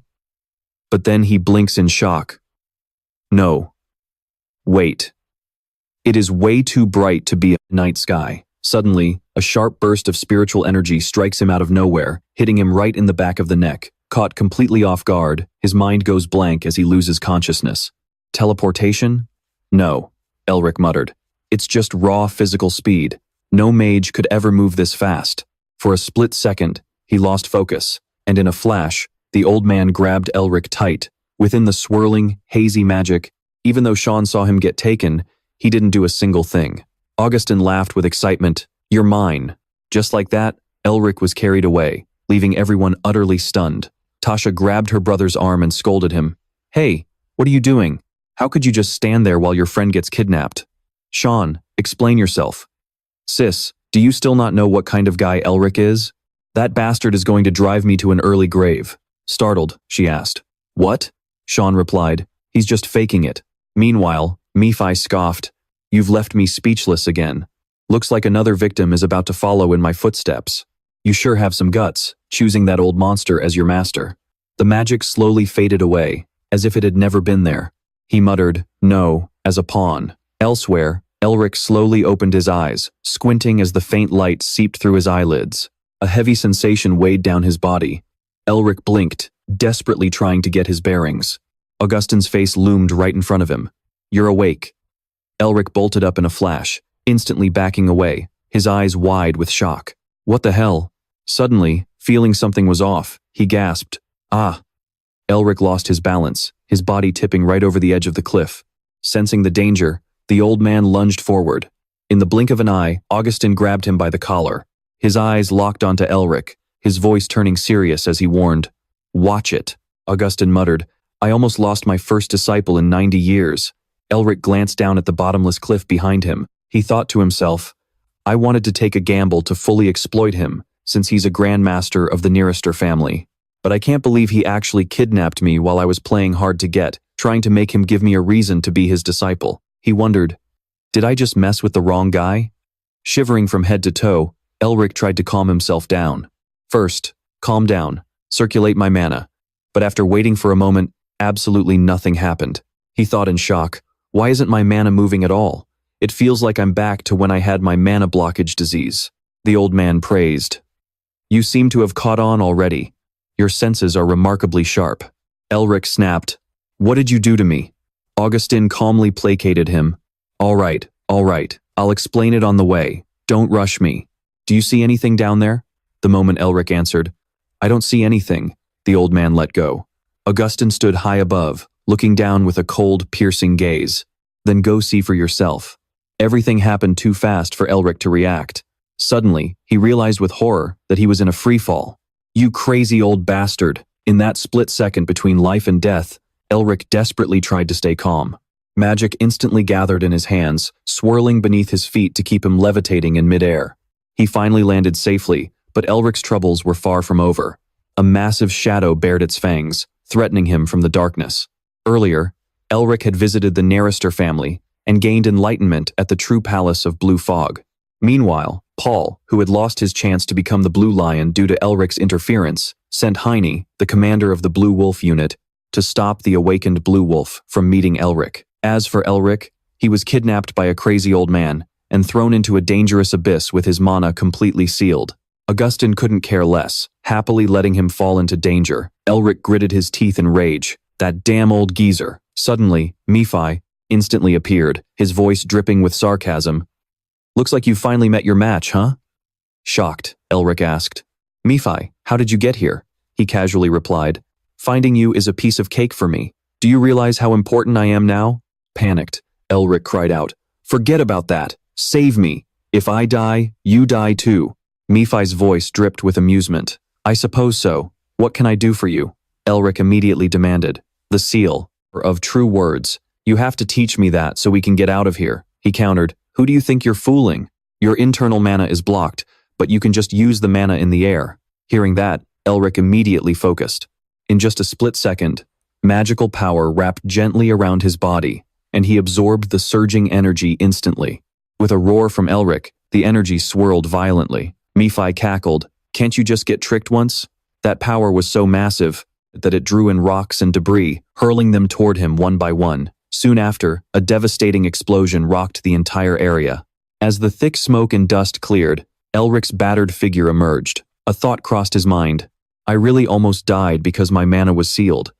It felt exactly like back when I had my mana blockage disease. Wheezing heavily, Elric thought. Putting that aside, where on earth am I? I know the geography of the entire continent, but there's no place like this. It feels similar to the true palace of Blue Fog. Suddenly, Augustine's voice echoed. This is the labyrinth of Blue Fog. The true palace of Blue Fog is merely a small part of this place. The old man continued. And by the way, I sealed your mana. But you actually drew mana from the very air to cast magic. It looks like I've chosen quite a talented fellow. He roared in frustration. I almost died. Why the hell did you do that? You said you wanted me as your disciple, Augustine continued. And I still do, but I won't be teaching you anything related to the Nerister family. Just as you said, I can't teach you Nerister magic. Elric asked, totally puzzled. Then what the hell are you planning to teach me? The old man slowly replied, even though I'm the leader of the Nerister Council of Elders, I am also the principal of a school called Grassland, Augustine explained. Its magic is passed down to only one sole successor, and it has absolutely nothing to do with Nerister. I take it you won't have any objections to learning it, right? He thought to himself, Grassland? What's that? Why have I never seen it in any history books? Suddenly, Nephi muttered a name that made Elric whip around in shock. Grassland. He fell silent, unable to believe it was still active. Those bastards are incredibly persistent. Elric asked in surprise, wait, you've heard of it? I've never heard of it before. Nephi immediately replied, they come from the west, and they used to be a major headache back when I was still active. They use mana martial arts instead of standard magic, Elric asked curiously, firing off questions. They were active 1,000 years ago? And only in the west. But what exactly are mana martial arts? Is it like the martial arts used by physical fighters? He frowned and slowly replied, pretty similar. It's a combat art that uses the flow of mana as a foundation to reinforce the body. Nephi added confidently, in short, it teaches you exactly what you need most. Since Grassland specializes in harmonizing different types of magic, it's perfect for stabilizing the chaotic mana inside your body. He teased, even when finding a master, you get incredibly lucky. The world really is unfair. These words filled Elric's heart with excitement. I had no idea what to do with all this chaotic mana in my body, but this deal is a massive win, so that's why the old man sealed my mana. Endless thoughts raced through his mind. He couldn't believe he was getting the chance to learn something so perfect for him, all without being controlled by the Nerister family. There couldn't be a better opportunity. Elric asked tentatively. So, you're going to teach me Grassland's mana martial arts? Augustine replied, to think you even know about mana martial arts when there are no records left of it. You just keep surprising me, kid. But the old man's next words made his entire body instantly tense up, his eyes filled with wariness. Well, then let's get started right away. Nephi explained, you're currently in the territory of the dire wolves. They're 3 times bigger and stronger than normal wolves. Augustine gave a warning. I'm sure you already know that Grassland's mana martial arts are taught through real combat experience, right? And with that, he said in a cold voice, survive. In the blink of an eye, countless direwolves leaped out from the ravine. Elric screamed in sheer panic, you crazy old bastard, you sealed my mana. What the hell do you expect me to do? Augustine didn't say another word, just stood there silently watching. Right then, A man who had been standing behind him all along finally spoke. "Boss, is it really okay to just keep watching? From what I've heard, he's just a rookie who's been learning magic for less than half a year." Augustin acknowledged him. "Ah, you're here. He's certainly a rookie in terms of experience, but definitely not when it comes to skill." "Oh, thanks for letting me borrow the direwolves," the old man said, before expressing his concern. "But it would be a major issue if they actually get a taste of human flesh." Seeing the blood splattered all over Elric's face, the man asked with concern, "Isn't your disciple in serious trouble?" He gave a careful warning. "At this rate, he's gonna die." But deep down, Augustin was certain the boy would pull through. The old man exclaimed, "Just watch." At that moment, surging magic gathered in Elric's palm as a faint light began to spread.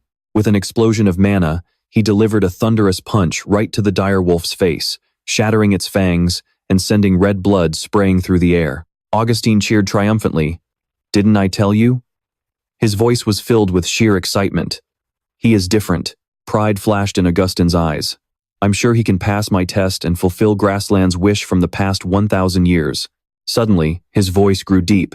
Augustine requested. "But since he is still weak right now," he continued, "Gilady, you will have to step forward as the commander of the Revolutionary Army. An army so elusive that even the Empire's intelligence bureau couldn't uncover all of their identities. Their operations aligned with the Magic Tower Masters and various alliances, existing solely to liberate the continent from the Empire's tyranny, the most notorious group around, and he was the former leader of that revolutionary army." He nodded in agreement. "I'll do it, since you're the one asking." That man was indeed the Beast King. He was curious since the old man was so excited about getting a new disciple, and that man was Gilady Tens. He asked tentatively, "Are you really okay with risking his life?" Augustine's voice echoed through the gloomy cave. This place was the territory of the direwolves, creatures 3 times larger and stronger than normal wolves. Pausing for about 2 seconds, the old man continued, "You also know that Grassland's mana martial arts are built on real combat experience, right? Then hunt down all of, let's say a weeping wolf lives in this place." As he panted with his mouth wide open from exhaustion, Nephi calmly spoke up. "Last time, you taking one down was pure luck. But this time, it's going to be tough for you, especially in your current state." Although he wasn't being friendly, he still warned him that they would be much more cautious after seeing their own kind killed. He couldn't rely on luck anymore. Hearing this, Eric thought to himself, Nephi is right. He had only been able to absorb the surrounding energy once or twice. That crazy old man. How was Eric supposed to kill these things? And with his bare hands? If only he had the weapon he used on the snowy mountain. If he had known this beforehand, Eric would have trained his physical strength a bit more. Wait a second. Physical training. Suddenly, he remembered that was it.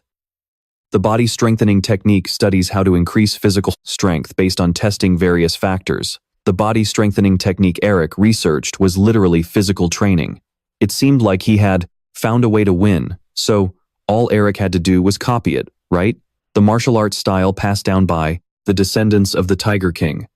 The body strengthening technique is a combat style that makes human bones as hard as steel, boosting strength many times over, while training the user to fight using those abilities. The Weretiger, king of all monsters, once said that the body is a miniature version of the world created by God.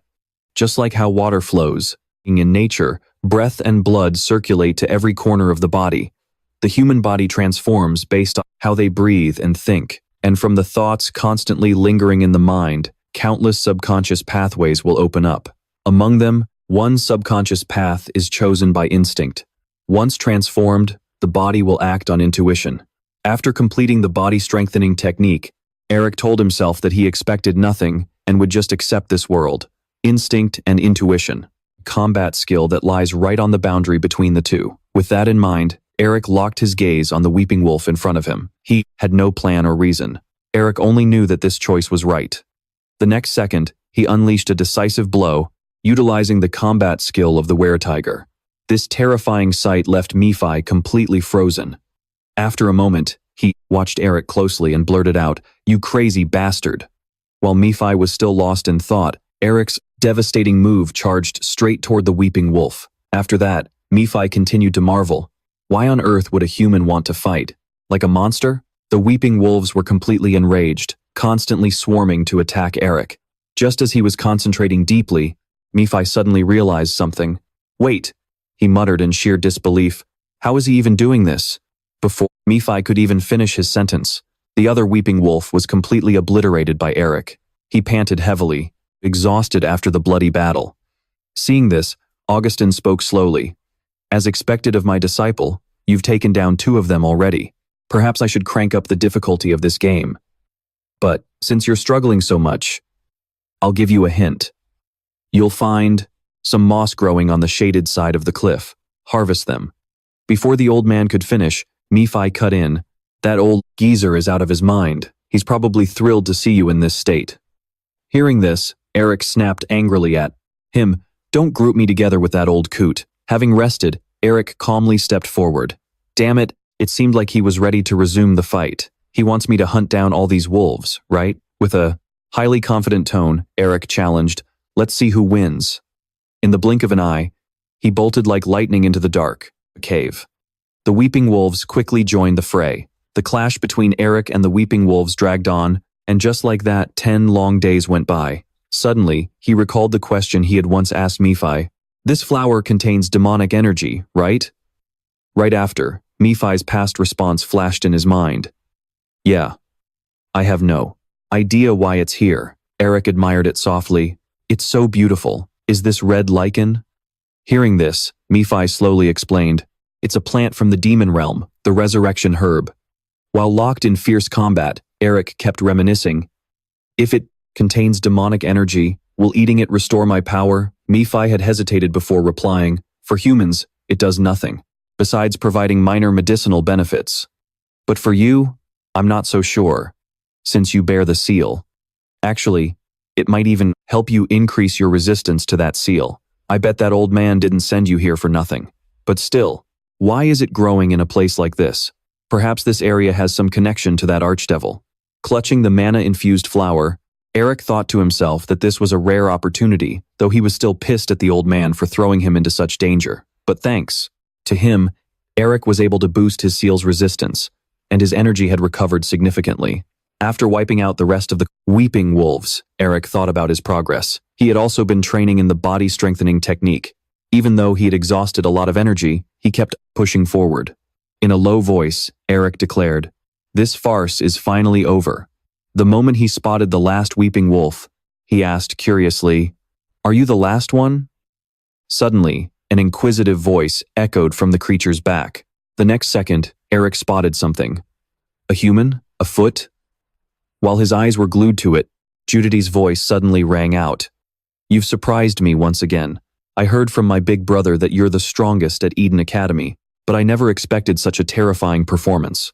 Right after saying that, he leaped down from the back of the dire wolf, landing right in front of Elric. Leaving the boy completely dazed, Judity got straight to the point. "I've made up my mind. If you can take down this dire wolf, I'll make you my disciple." Just then, Augustin's furious voice echoed from above. "You crazy bastard." Out of nowhere, the old man had arrived, making a massive scene. Augustin bellowed in rage. "You know how much effort it took for me to find this kid? Yet you dare try to steal him from me?"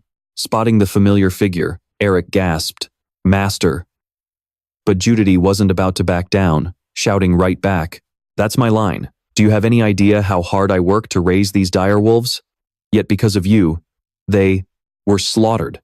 Now I have to search for wolf pups in the far south of the Dragonlands for 5 years, feeding them nothing but resurrection herbs." Witnessing this ridiculous bickering, Nephi scoffed. "Tell me I'm not that pathetic." Elric was equally speechless and replied, "Honestly, you're not much better." He then stepped in to halt their squabble. "Excuse me, shouldn't you two be asking for my opinion first?" Before Elric could even finish, Judity eagerly rushed over. Sorry, I just saw your brilliant potential and got a little too excited. Looking at those wanted posters, you must know who I am, right? Do you want to become the disciple of the Beast King?" Hearing this, Elric rejected him without a second thought, leaving him utterly stunned. "No." Elric then calmly explained, "Even though my master is a bit of a weirdo, I'm already the disciple of Lord Augustin." This sudden loyalty from Elric left Nephi in disbelief, wondering, is there something wrong with him? Even Augustin was deeply touched, stammering, You really don't care about their attitude?" Eric continued. So, I cannot become your disciple. Judity immediately cut him off. He can teach you the shadow eye. Smirking with absolute confidence, he added, an art that lets you control magical beasts at will, and the very thing that earned me the title of Beast King. You saw me control the white tiger and the dire wolf, right? Hearing this, Eric flipped faster than a coin. Sticking to only one master was nothing but a meaningless societal cliché. I would gladly accept your guidance, if you don't mind. Eric's sheer decisiveness made Judity even happier. The Melvinger clan is always so straightforward. I love it. But this shameless back and forth, right in front of him, made Augustin shake with rage, cursing, that little bastard. Already used to Eric's antics, Nephi sighed and consoled the old man. I knew it. There's no way that kid knows what respect means. I really feel for you. Grinning from ear to ear, Eric spoke up. So, could you teach me the shadow eye now? Before he could even finish, Judity wagged his finger. No. He eagerly laid out the challenge. Didn't I tell you earlier? I'll only take you in if you can defeat this dire wolf. Mastering mana control is absolutely essential for anyone with the shadow eye. Magic martial arts utilize the flow of mana to amplify the shadow eye's power. It looks like you've been restoring your mana by eating those resurrection herbs. But here is your final test. Defeat this beast using only magic martial arts. While Judity was still rambling on, Eric delivered a swift and decisive blow. In the blink of an eye, the dire wolf standing right next to him took a heavy blow. It was sent flying by a simple, direct punch. The sight made Augustin incredibly proud, while Judity froze in complete shock. Nephi, having fully expected this, only let out a soft snort. Right after, Eric casually asked, "Is that enough?" Still in disbelief, Judity stammered, "Yes, that is correct." A moment later, Augustin slowly walked over to him. Glancing at him, Eric said, "And the one who's been enjoying my suffering has finally decided to show up." He seriously asked, "Are you satisfied now?" Saying this, Eric closely studied Augustin's expression.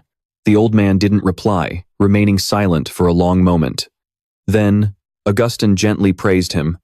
"Well done, it seems I can finally."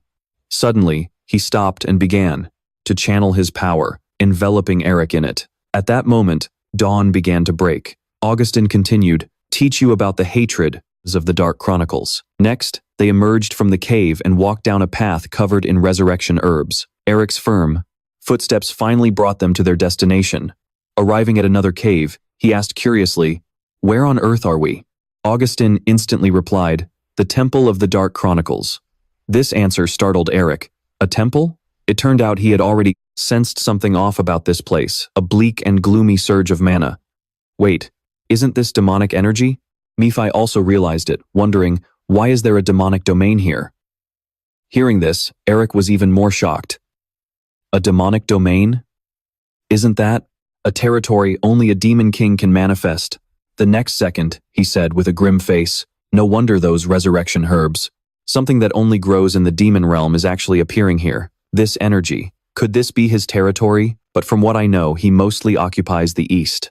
Just as Nephi finished speaking, Augustin asked, "Can you feel it?"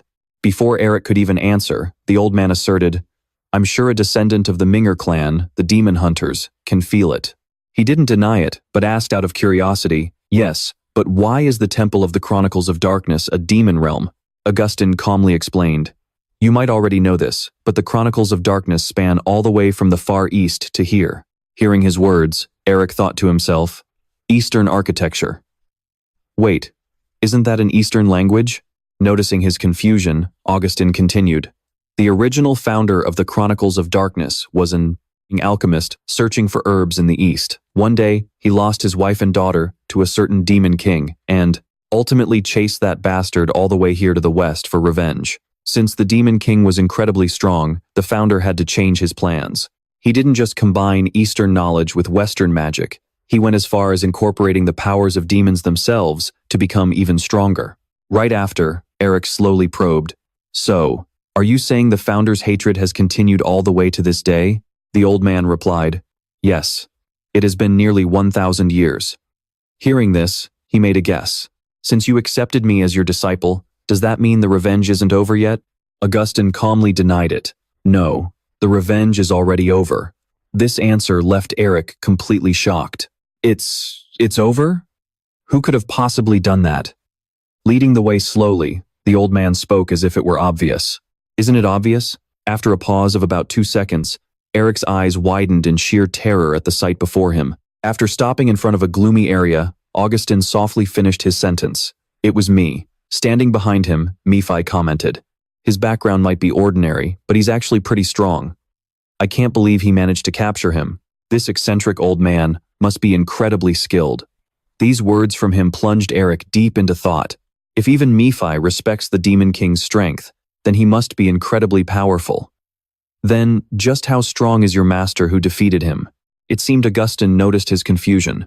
Well, this isn't something I should brag about to my disciple. There were too many variables in that battle, so it's hard to clearly define who the true winner was. So, just like our founder, I have set a new goal. I will decide the true winner of that battle through a disciple who will one day succeed me. As Eric stared in shock, the old man calmly explained, My disciple, you will be the one to settle the score. Will he be stronger, or will this old man's teachings prevail? Eric asked out of curiosity. Are you saying I have to fight that thing? The next second, Augustin calmly replied, Yes, to be exact, I want you to fight its seal, because even as a human, you can absorb a monster's seal. His extreme bluntness put Eric on high alert. How did you?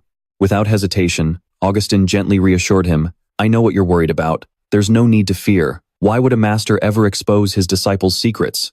Even so, Eric kept a highly guarded eye on him, while Nephi also fell deep into thought. Seeing this, Augustin slowly began unwrapping the bandages on his left arm.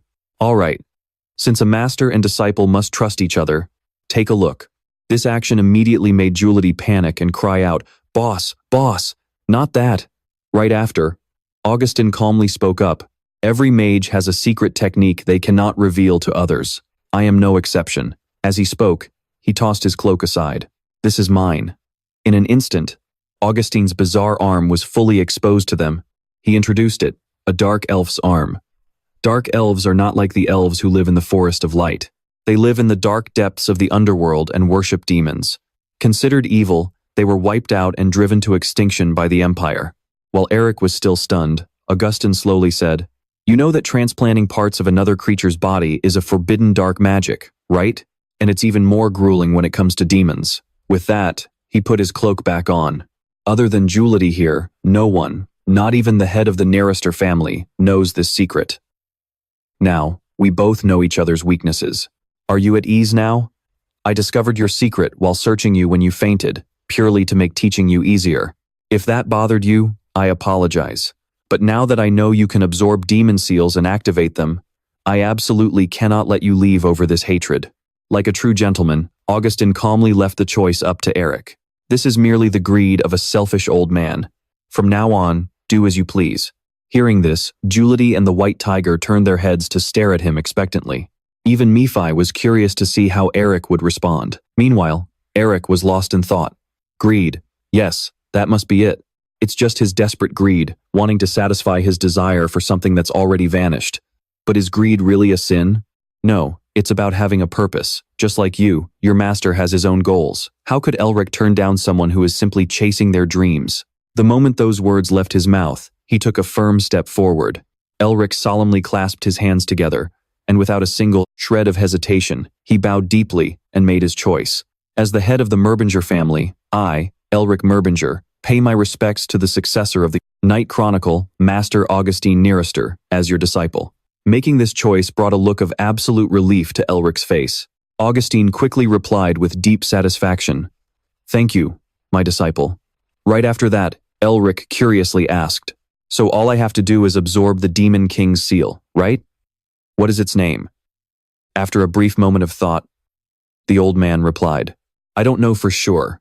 On its journey from the western border to the Empire, it took on a new name every time it appeared, but we call it. Glancing over at Du, Augustine spoke, the wild beast, Du. Elric calmly repeated the name as he prepared to act, the wild beast. Watching this unfold, Augustine was deeply moved, his eyes welling up with tears. Meanwhile, Elric was fully prepared. All right, let's do this, he told himself. Even though this was a demon king recognized by Mephisto himself, If absorbing such a creature's seal was possible, he would do it. With that thought, Elric suddenly hesitated. He wanted to do it, but a second later, he asked, Mephisto, how do I actually absorb a seal? Mephisto was completely dumbfounded and blurted out, Wait, you've gotten this far and you don't even know how? Stripped of his previous confidence, Elric nervously replied, Well, he asked so sincerely, how could I say no? Didn't you say demons get stronger by stealing each other's seals? So how exactly do we do that? Elric's naive soft-heartedness only infuriated Mephisto even more. Do you need a lesson before you learn how to eat? Stealing seals is like eating for us. How am I supposed to teach you that? Inside Elric's mind, panic began to rise. This is bad. The magic medallion isn't reacting at all. While seal theft usually happens naturally, a sudden thought struck him. Could it be? Without a moment's delay, Elric immediately unleashed his absorption technique. Right after he made his move, a strange glint flashed in Du's eyes. Then, the glowing patterns covering its body flared up, shaking the entire temple. Though Augustin and Gilady felt completely different emotions, they both closely watched the scene before them. The massive surge of power radiating from Du sent paper talismans flying everywhere. A stream of dark magic quickly surged toward Elric, enveloping him. Elric calmly focused. During his training week, his main priority wasn't just magic martial arts or body strengthening, but learning how to harmonize various forms of mana in his body. With a look of absolute confidence, Elric recalled how he had already tested this by connecting to the seal of Archmage Ellen. Just as he expected, the moment his thoughts cleared, his surroundings began to warp. It worked. It seemed the dark magic had transported Elric to an unfamiliar forest. In this mental realm, would he have to pass a test and earn approval, just like he did? When facing the Ice Mountain King, Elric warily scanned his surroundings. Is there anything here? A swamp should at least have insects or birds, but there's absolutely nothing. He didn't think it was just because this was a mental world. It was too quiet, as if everything had been devoured by something. A moment later, Elric noticed a few strange signs. The rustling wind of the swamp, leaves brushing against each other. Something was definitely off. It was bleak yet intense. A dangerous predator lurked here, keeping its distance. Before he could think any further, his attention was drawn to something bizarre. The movement of the trees suddenly became abnormal in Elric's eyes. He kept moving forward, but he couldn't shake off the intense sense of danger. Did something just move? In the forest or up in the sky? Even though he knew he was being stalked, Elric couldn't find any solid proof. I can't sense it anywhere. Sure enough, Du suddenly materialized right behind him. Look at this. We have an interesting human here. Previously, Elric had become the disciple of Augustine and Gilady after passing their trials, and was tasked with absorbing the Demon King Du after mastering the magic martial arts of the Night Chronicle. But now, the sharp fangs of the Demon King were aiming straight for Elric's neck. Facing Du, Elric thought. The creature's shadow and teeth dimly showed through the sunlight piercing the leaves, while the rest of its body was shrouded in endless darkness. He realized he had to fight just like he did against the Ice Mountain King. But then he corrected himself. No, I still don't know how to absorb Du's seal. I should observe first. There might be another way, and I'm not even sure I can win. Suddenly, Du spoke. Those of Melvinger usually strike first and ask questions later, yet you seem unusually patient. Elric wondered in surprise. That's not the only strange thing about you, Du whispered at the same time. There's something off about you, he continued. An ordinary human possessing a seal. And isn't that Mephistopheles' seal? Elric grit his teeth, thinking, I can feel his hunger in his voice, like a true predator. Then, Du suddenly remarked, and despite being of a lower rank, you even, another seal. It's a dragon's heart. And you even know how to use telepathy? To him, I'm just prey. Eric calculated his options. All right, bring it on. I'll attack the second he makes a move. Suddenly, Du spoke up. Splendid. If you were just an ordinary human, I wouldn't give a damn. But suddenly, a tremor made Eric freeze, as a row of razor-sharp teeth appeared. Du materialized with a savage look. He opened his mouth wide and roared, You seem to be quite valuable. Child of Melvinger, keep on craving. Eric was bewildered. Huh? He continued. Keep yearning for more. Feed your greed and ambition. He wondered. My body. I can't move? Du growled again. If you keep going, you will meet me again. Snapping back to reality, Eric was momentarily stunned to find himself raising his tattooed arm. Nephi wondered, "Is it over?" Augustin hesitated. "I believe so." Nephi stared at him and said, "That lunatic actually blurted out his real name." Meanwhile, El stared intently at the tattoo and wondered, "Are seals usually this easy to get? There is no way, right?" Nephi cleared up the confusion. That was his only choice. He had to keep that seal from dying for so long that he finally hit his limit. He paralyzed your body just to return to his former self, and he even gave you a seal that is far weaker than the original one. He muttered to himself. He said we would meet again if I kept craving. Does he mean I should upgrade this seal back to its original form? Eric asked. Looks like you have a new family member, Nephi. Why don't you tell me his real name as a gift? He snapped. I won't utter the name of a bastard who degraded himself just to survive. Augustin suddenly spoke up. Du's real name is the Vile God, he continued. His rank must have dropped after he lost to me, so it probably won't be too overwhelming. Nephi grumbled. This old guy is out of his mind. Nobody even asked him, so why is he chiming in? He even knows the value of a true name. He must be possessed. Eric thought to himself, I was planning to ask Master if Nephi refused to tell me, but why did he just blurt it out like that? Augustin spoke up again to explain. The seal of malice. Augustin continued. Du was originally a demon known as a hungry ghost.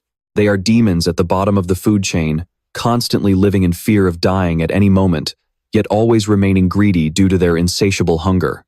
He explained, that is why you can sense danger just like a hungry ghost now that you have Du's seal. And you can pinpoint your enemy's strengths and weaknesses much faster to counter them, Augustin said, tears welling up in his eyes.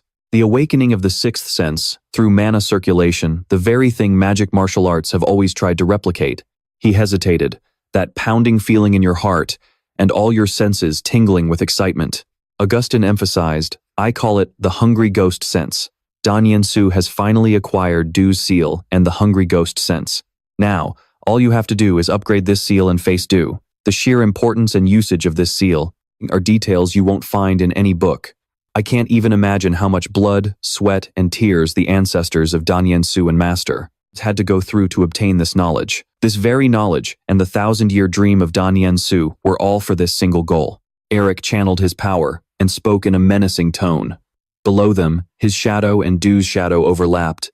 As Du enveloped his body, Eric thought to himself, it is my turn to carry this legacy. Suddenly, intense movements erupted in the distance, accompanied by a rushing sound and tiny sparks flying. Eric turned and asked, Master, did you say the hungry ghost sense triggers when your heart pounds and your senses tingle? He wondered, why did it suddenly activate on its own? Suddenly, Shin appeared and cut him off by calling his name, Eric. Astonished, he questioned Shin. How on earth did you get here? He replied, that doesn't matter right now. We have a massive problem. Shin gasped exhaustedly. Out there? Eric asked in shock. What? Cutting to the mansion, Hanabi called out, Lady Tassa, you need to come outside and see this.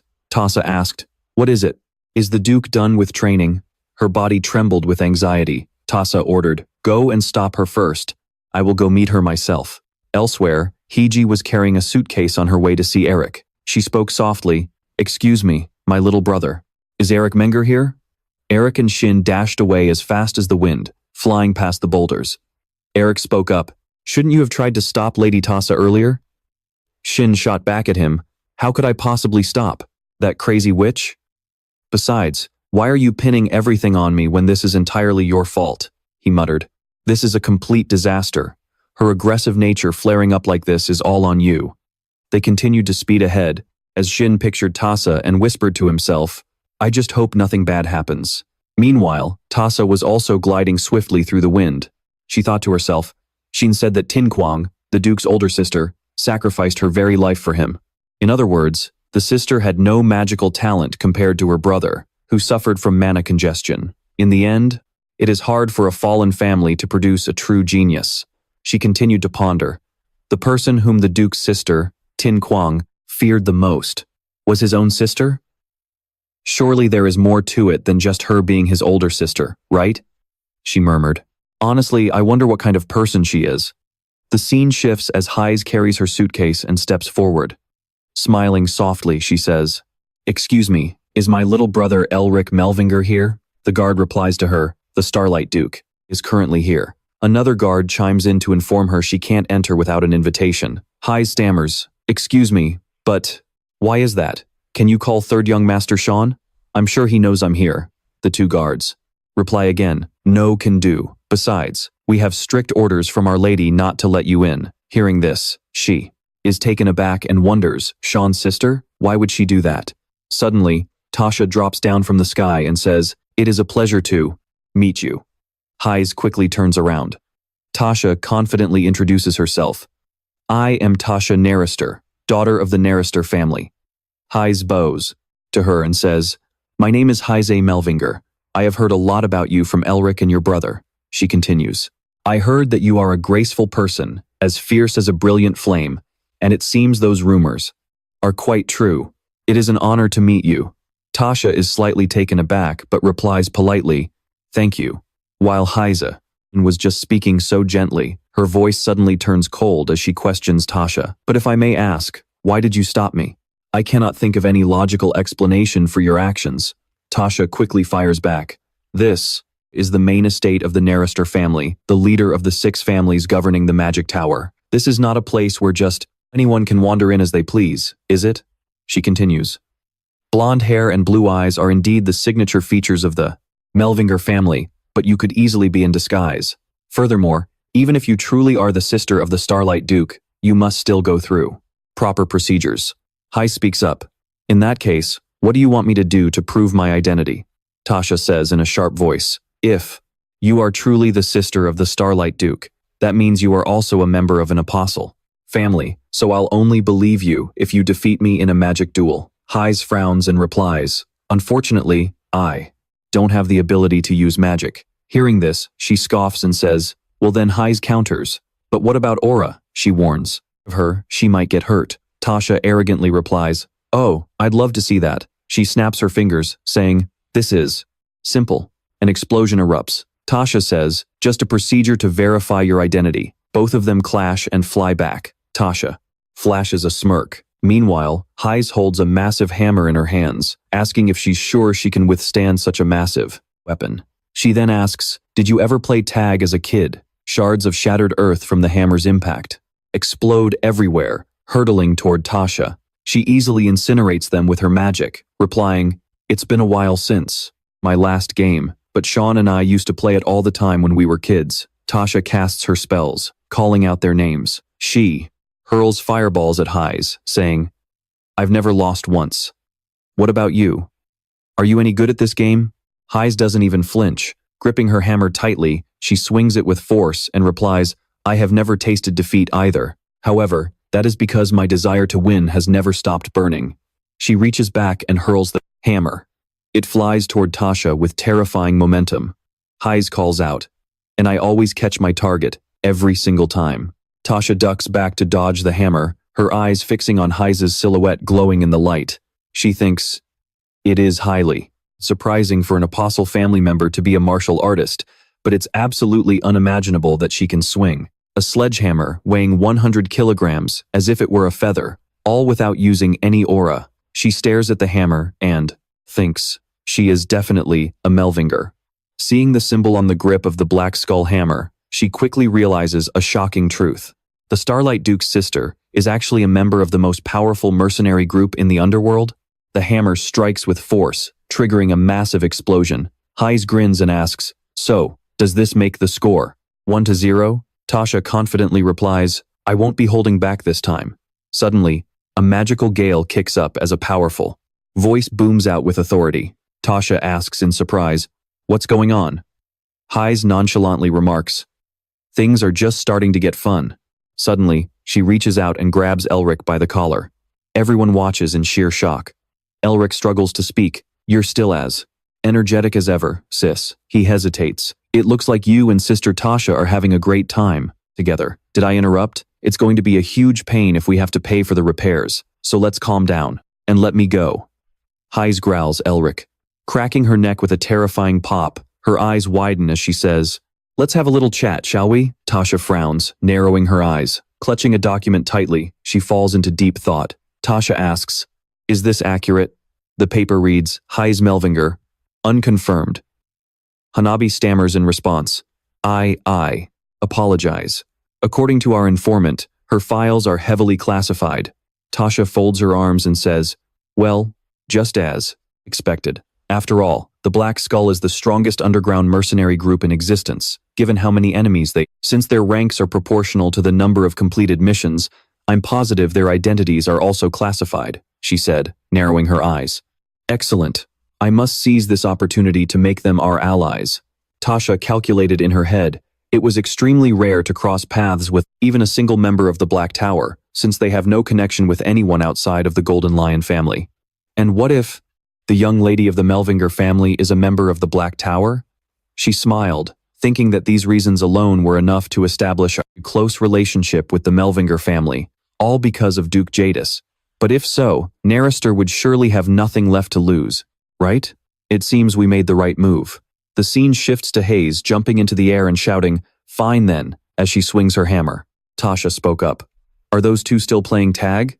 Meanwhile, Elric yelled as he ran, Sister, I'm begging you, let's just talk. Please, Hayes coldly replied.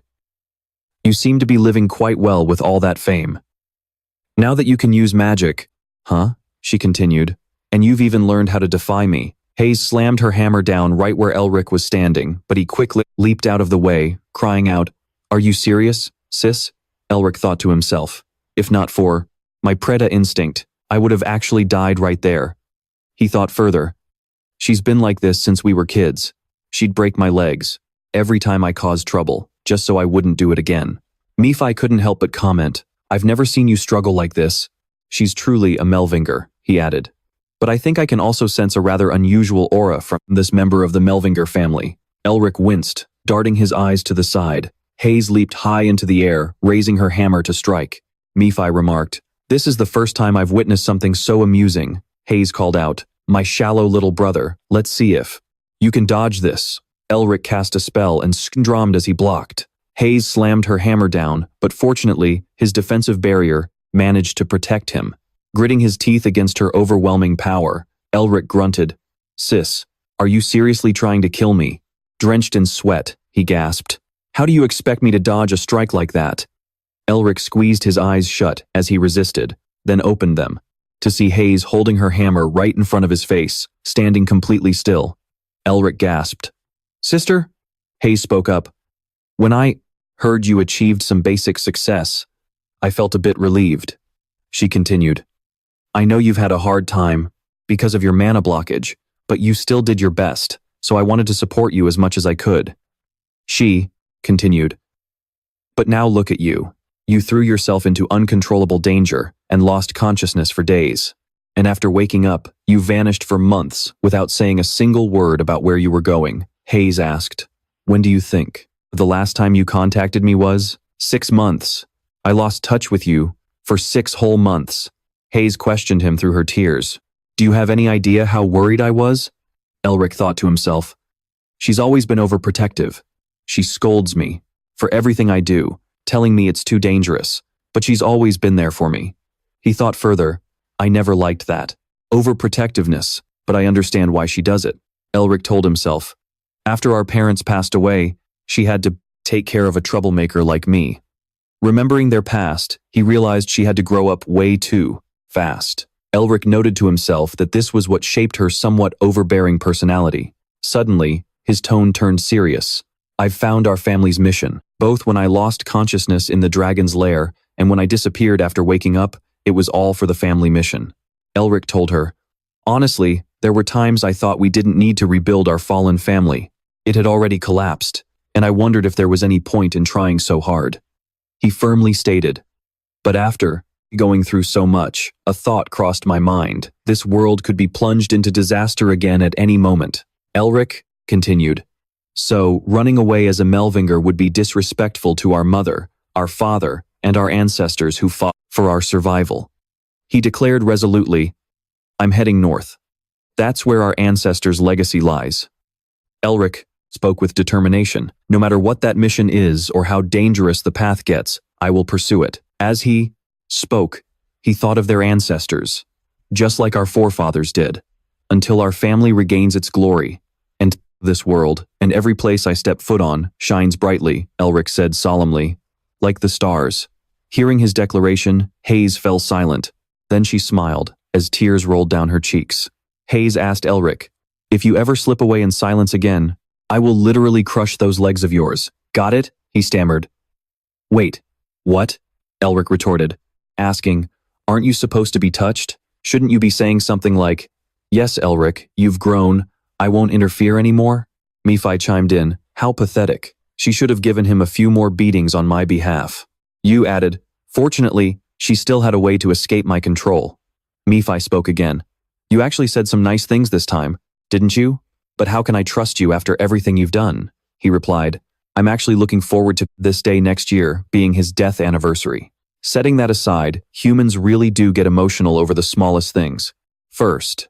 Meanwhile, under the bright moonlit sky in a desolate wasteland, Exel stared at a box, decorated with a small pair of red wings. The box in his hand sparked with tiny embers, as Exel muttered to himself, planning for the resurrection of Lord Alo. An eagle's wings spread wide, every single feather sharply defined. They exuded a majestic and breathtaking beauty. In the vast sky, only the powerful flapping of the eagle's wings echoed. Time flew by, in the blink of an eye. 3 months later, Elric had completed a brutal training regimen on the high peaks of Mount Chovy. Suddenly, the eagle flapped its wings hard, diving straight down at him. With his eyes covered by a white blindfold, Elric calmly went about his business. A sudden, blinding flash of light shot across the sky, shining directly onto his blindfold. Elric swiftly extended his arm, bracing for the eagle's powerful landing. Gility suddenly appeared and exclaimed in surprise, "You learn fast, kid."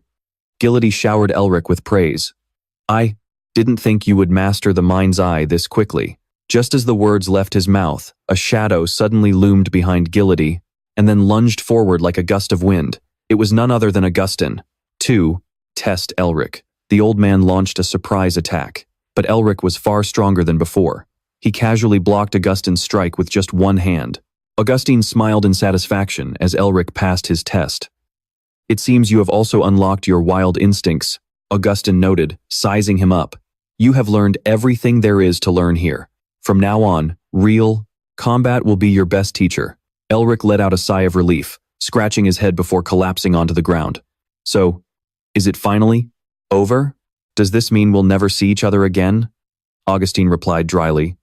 "It feels like only yesterday. You were begging to be my disciple." Gility, slightly annoyed by Elric's attitude, added, "But I must say, you turned out to be an exceptional student." Elric quickly adjusted his posture, dropping to one knee to show his genuine gratitude.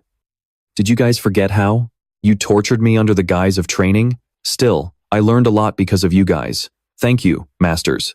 Augustine gasped in surprise. "Are you buttering us up?" "Oh, please." The old man laughed heartily before adding, "Didn't you say you were heading north right away? Make sure to bring us back some souvenirs, all right?" Elric chuckled softly. Before leaving, he couldn't resist teasing them one last time. "Souvenirs? Dream on. I hope I never see you guys again." But then, Elric's voice softened. Even so, he lingered for a brief moment, engraving the faces of Augustine and Gility into his memory. Offering a few parting words, he prepared to make his departure. "Take care of yourselves, you two." Once Elric was out of sight, Gility curiously asked, "Does this make you feel nostalgic, Chief? Reminds me of the days we used to run wild with Seth." Augustine slowly replied, "Every day was an adventure when we were in our prime, and now I spend what little time I have left, stuck in this place." Gility wondered, what would Seth say if he were still here? He answered his own question. He'd probably nag about us sitting around waiting to die like a bunch of old geezers. "I mean, we're not even 100 years old yet." The old man burst out laughing. "Good Lord, we are nowhere near as old as he was." Gility nodded in agreement. "True. Compared to him, we're basically just middle-aged guys." Augustine sighed with a touch of regret. But setting that aside, how could that brat just abandon his amazing teacher like us, just to head north all on his own? The old man chuckled. "That insolent disciple of ours definitely needs a lesson in proper manners." Meanwhile, Tassa held the documents Elric had handed her, looking completely shocked. "Are you really putting me in charge of excavating the lair?" Tassa gushed with gratitude. "Thank you so much," Elric replied casually. I'm leaving it in your hands. But inside, he wondered why she was suddenly being so polite. He then informed her of the arrangements he had made for her. I've already prepared a carriage to take you north. It's waiting right at the entrance. Tassa, however, was still completely mesmerized by the papers in her hands. It was an official agreement for the excavation of the Diamond Dragon's lair, co-signed by the papers in her hands, Firebruz and Melvinger families. Representing the Melvingers was Elric Melvinger, and representing the Firebruz was Tassa Nerister. Seeing that she wasn't paying attention to a word he was saying, Elric raised his voice to snap her out of it. I'll also arrange your studies at the academy, so make sure you travel safely. In his mind, Elric knew how obsessed she was with dragons, which was why he entrusted this to her. Tassa was so ecstatic that she couldn't take her eyes off the contract. I finally get to touch real dragon treasures. This is all top-tier stuff, she squealed in delight. Her extreme reaction completely caught Elric off guard. He knew she'd be happy, but he hadn't expected her to lose her mind like this. Elric stared at her in dead silence. He quietly reasoned that strengthening their ties with the Nerister family was a win-win for everyone anyway. Then, another thought crossed his mind. Someone still owed him a favor. Elric suddenly recalled Isabel's promise. Lady Isabel had said she would get in touch once she arrived at her destination. Had she already forgotten about what she owed him? Shaking his head, Elric quickly brushed the thought aside. Well, I should head to the carriage now. Meanwhile, Herman slowly sheathed his sword. Roaring in anger, he spat. That bastard Paul actually managed to hurt me. Herman stared coldly at the corpses of the henchmen sent by Paul. No matter how weak I am, he sneered in disgust. Did that fool really think a pathetic bunch like this would be enough to take me down? Just then, Isabel's voice suddenly rang out. Analyzing the situation, she shared her thoughts. He might be getting desperate.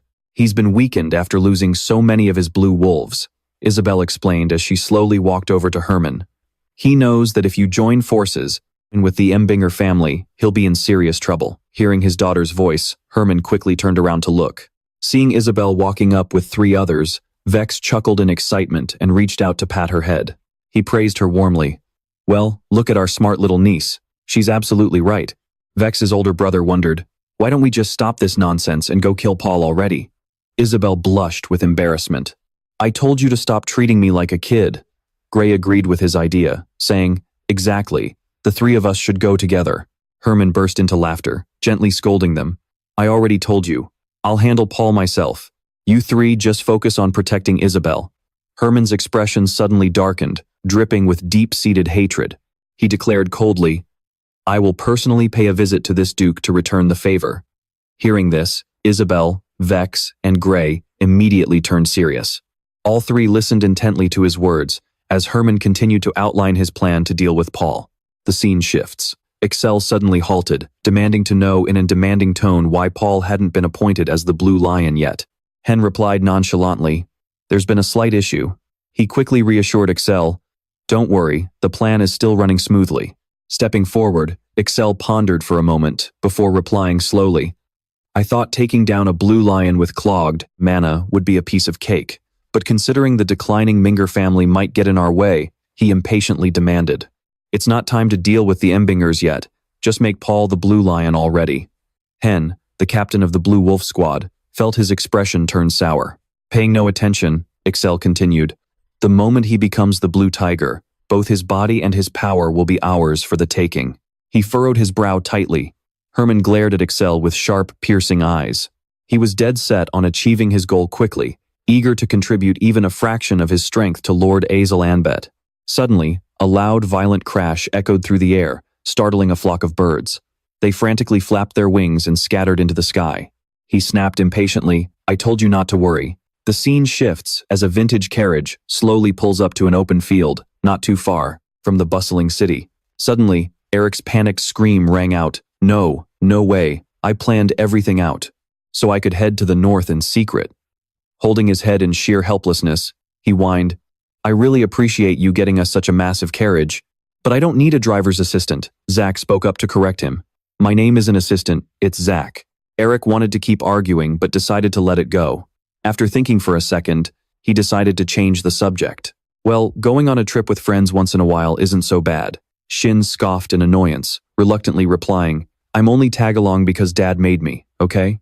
On top of that, Eric's older sister, Heiji, was also in the carriage. He sighed in exasperation. Sis, shouldn't you be back?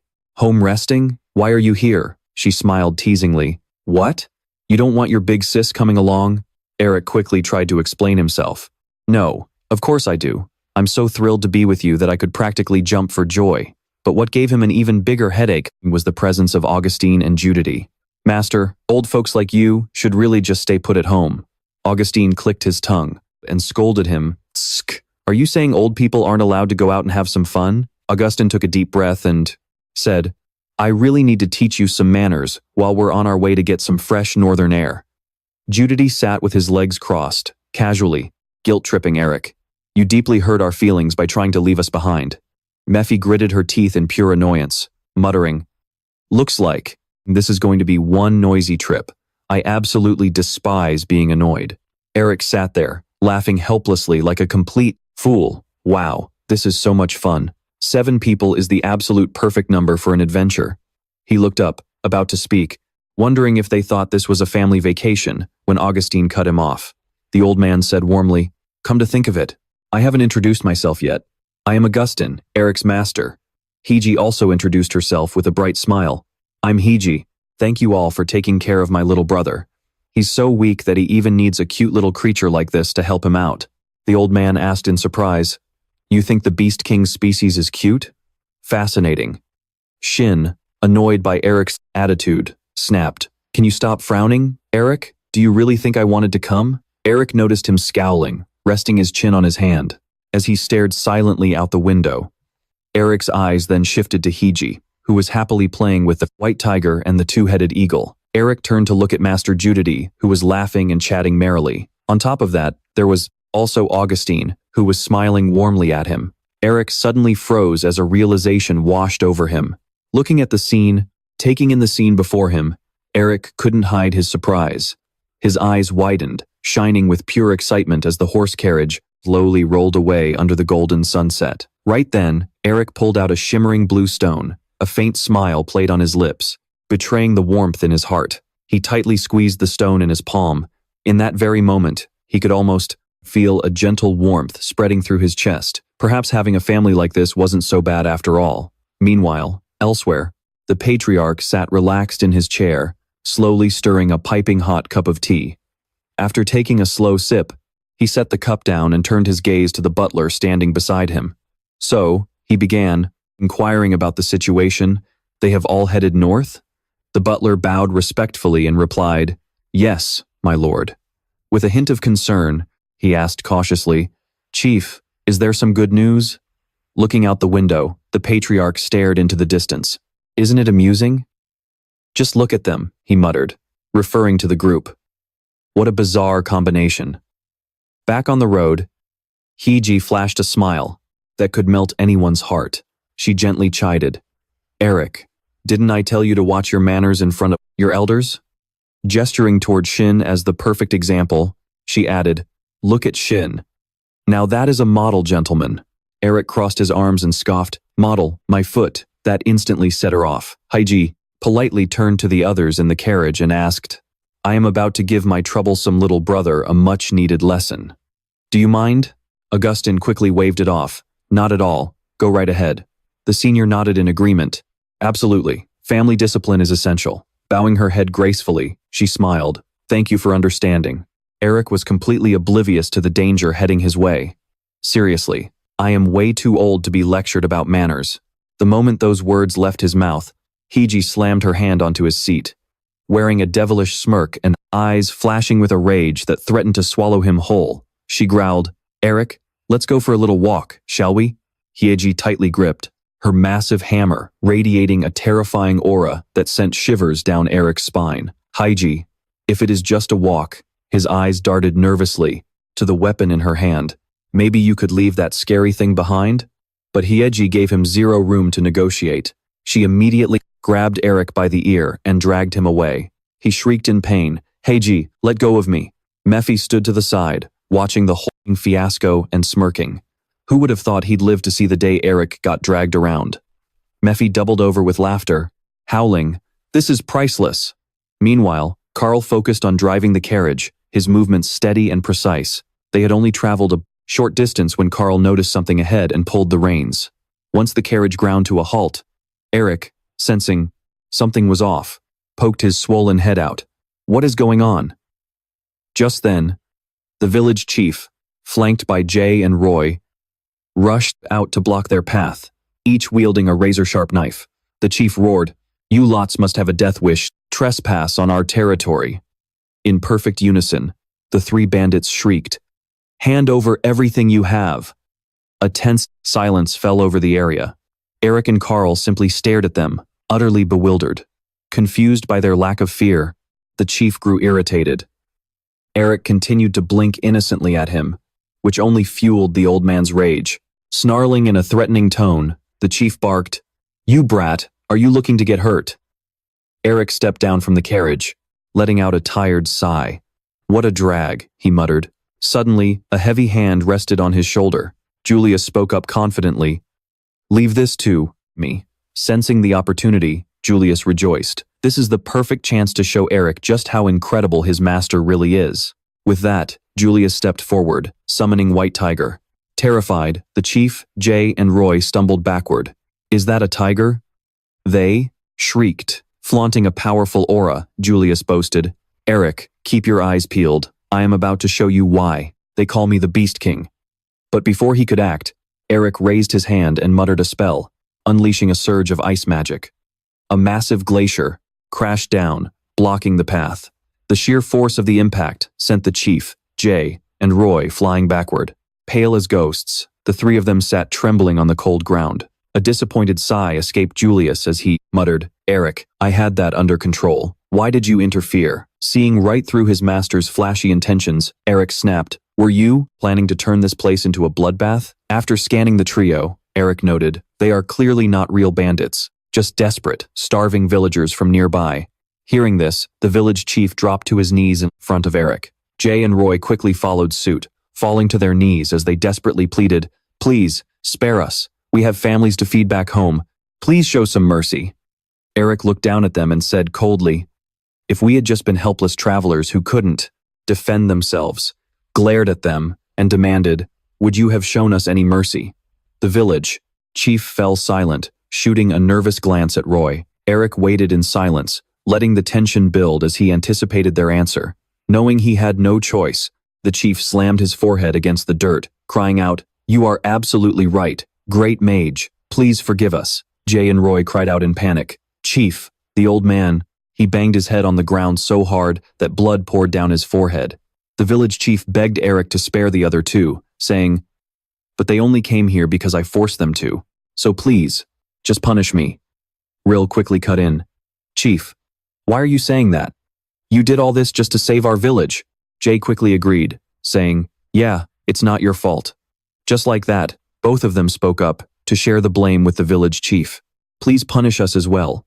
Eric raised his hand to cut them off. "Enough. Let's see if what you're saying is actually true." The scene changes to a clear, blue sky with white clouds gently drifting by. Under the scorching sun, Eric, along with Hygixon, Augustin, and Gility, followed the village chief back to where he lived. The village chief began to explain what had happened. Because of the severe drought and famine, our lives over the past few years have been extremely difficult. We figured we were going to starve to death anyway, so we might as well become bandits. Meanwhile, Mephi looked around, suddenly sensing something.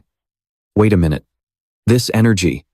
The old man painfully recounted all the hardships the villagers had endured over the years. Not only does it take 5 consecutive days on horseback just to reach the next village, but we also can't leave the village to find work because our livestock would starve to death. Suddenly, the village chief covered his face and sobbed uncontrollably, blaming himself, saying, "It's all my fault."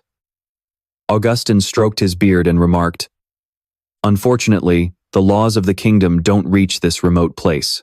Eric, even though these people committed a crime, maybe we should let them go. They only did it for a good cause." Eric remained silent, deep in thought. The chief then suddenly brought up another point. "Isn't caring for the people the duty of us nobles?" Eric nodded in agreement. "Yes, this isn't entirely their fault." Hearing this, the chief immediately bowed his head in gratitude. "Thank you so much, my lord." Nephi kept flying back and forth right over Eric's head, making him feel completely dizzy. The chief grabbed Eric's hands and promised, "We will never resort to stealing again." Eric smiled to comfort him. "It's all right." But Eric couldn't take it anymore and snapped, "Nephi, why do you keep hovering around like that?"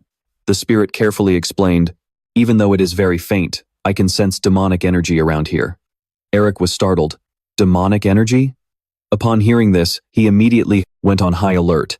Eric used all of his senses to search for it. Frowning, he focused on scanning the air around him. After concentrating on the surrounding atmosphere for a long while, Eric pondered and pointed out, "This land is just too desolate."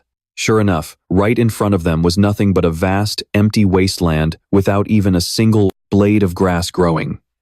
Augustine asked curiously, "My disciple, I can't sense anything at all. Is there really something here?" Eric was a bit confused. "This is definitely the place, but..." Nephi immediately cut him off. "I'm absolutely sure I buried it somewhere near here." He then demanded, "Since I helped you, you must give me the magic medicine the moment you find it." Eric was annoyed that he had fallen into Nephi's trap. "I knew it. You tricked me." He raised his hand, channeling a surge of energy, as he announced, "First, I need to dig up the ground. Everyone, please step back," he shouted. "Pierce!" Eric furrowed his brows, his expression suddenly turning dead serious. In just an instant, a massive block of ice materialized and plummeted from the sky. The impact completely shattered the ground below. The village chief was so shocked that his jaw dropped. He exclaimed in awe, "Good heavens, he dug such a massive hole in the blink of an eye." After that, Eric decisively took a running start and leapt straight down into the newly excavated crater. Eric landed safely, carrying a cool and imposing aura with him. He looked down at his feet in surprise. A box? Augustine followed him down, quickly climbing to where Eric stood. "Did you find something, my disciple?" Eric nodded. "Yes, a box buried, deep underground." The moment Eric opened the lid, a strange purple mist began to seep out. Nephi stepped closer to inspect it curiously. As the mist violently surged out of control, Augustine gasped. In shock, demonic energy. Once all the mist inside had escaped, a statue of a winged, goat-like figure, sitting upright inside the box, was slowly revealed. Nephi asked himself in confusion, "Why is it here?" According to legend, the 4 great demon kings are the descendants of the demon god and the rulers of the demon realm. These descendants are Mephistopheles of original sin, Satan of the apocalypse, Lilith of revolution, and a tyrant who commands the largest demon army among them. That is the demon of madness, Azazel. In the past, Azazel was extremely greedy, wanting to conquer the human world. During his invasion of the mortal realm, he didn't just destroy 12 villages. Eric picked up the statue and asked, "This is a symbol created by Azazel's followers, right?" Nephi explained, "It was specifically crafted using human sacrifices." Right after saying that, he suddenly realized something was off. "Wait, how do you know about Azazel?" Eric explained. "I read about it in a book back in the storeroom." He glanced at him. "If it involved human sacrifice, does that mean, were all of those villages really sacrificed just to summon Asura?" Nephi turned and looked into the distance, assessing the state of the village.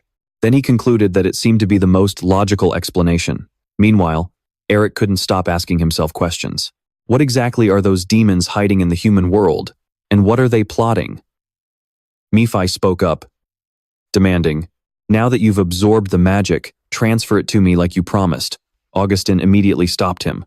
"My disciple, uncovering the traces of the demons defeated 30 years ago is extremely dangerous." He gave his opinion. "I think we should hand this over to the Magic Council." Nephi smirked with contempt. "Nonsense." But to his surprise, Eric actually agreed with Augustine. "That's a great idea." Nephi panicked and blurted out, "Hey, didn't you promise to give it to me?" Eric sighed and explained, he wants to hand it over to the Magic Council. "If I absorb this demonic energy now, how am I supposed to explain myself to them?" Nephi was left tongue-tied, not knowing how to respond. Eric then coaxed him, "Well, if you tell me how to use your seal, maybe I'll give it a try." Nephi barked back angrily. In your dreams, Augustine stepped forward and took the box, commanding, "Send this to the Magic Council immediately." Panicked, Nephi tried his best to negotiate. Wait, don't you want anything else? I'll give you anything, just don't ask about the seal. Eric completely ignored him, calmly telling Augustin, make it fast, please. Suddenly, a strange voice whispered in his ear. That looks delicious. Right after that, a strange, dark blue mist seeped out of Eric's arm. Once it was completely free from his arm, it rushed toward the box in Augustin's hand. The mysterious energy opened its massive maw and swallowed the box whole. After devouring it, the dark mist gathered together in one spot, solidifying into a physical form. Realizing this creature had stolen the very thing he needed, Nephi shrieked in horror. No way, my magic. Augustin was totally bewildered and asked, my disciple, what is going on here? The creature dissolved back into dark mist and slipped back into Eric's arm. Eric scratched his head and replied, it looks like this guy tricked me. The evidence I worked so hard to find is completely gone. Nephi's rage instantly boiled over. You bastard, how dare you steal? What belongs to me? Eric ignored his outburst and quickly reasoned, it seems this village won't be turned into a desert just because of a single totem. Just to be safe, let's look around for anything else. Scene change, a rough, jagged stone wall. Inside the cave came into view, dimly lit by a faint glow that made the atmosphere even more ominous. On the ground, a few candles flickered, casting weak shadows across the cavern. Damien stood before his followers, ready to perform a sinister ritual before a colossal statue of the high priest. Damien reverently knelt down, bowing his head to the massive statue, but right in the middle of the ritual, he noticed something was off. Seeing Damien freeze, his followers anxiously asked, what is it, priest?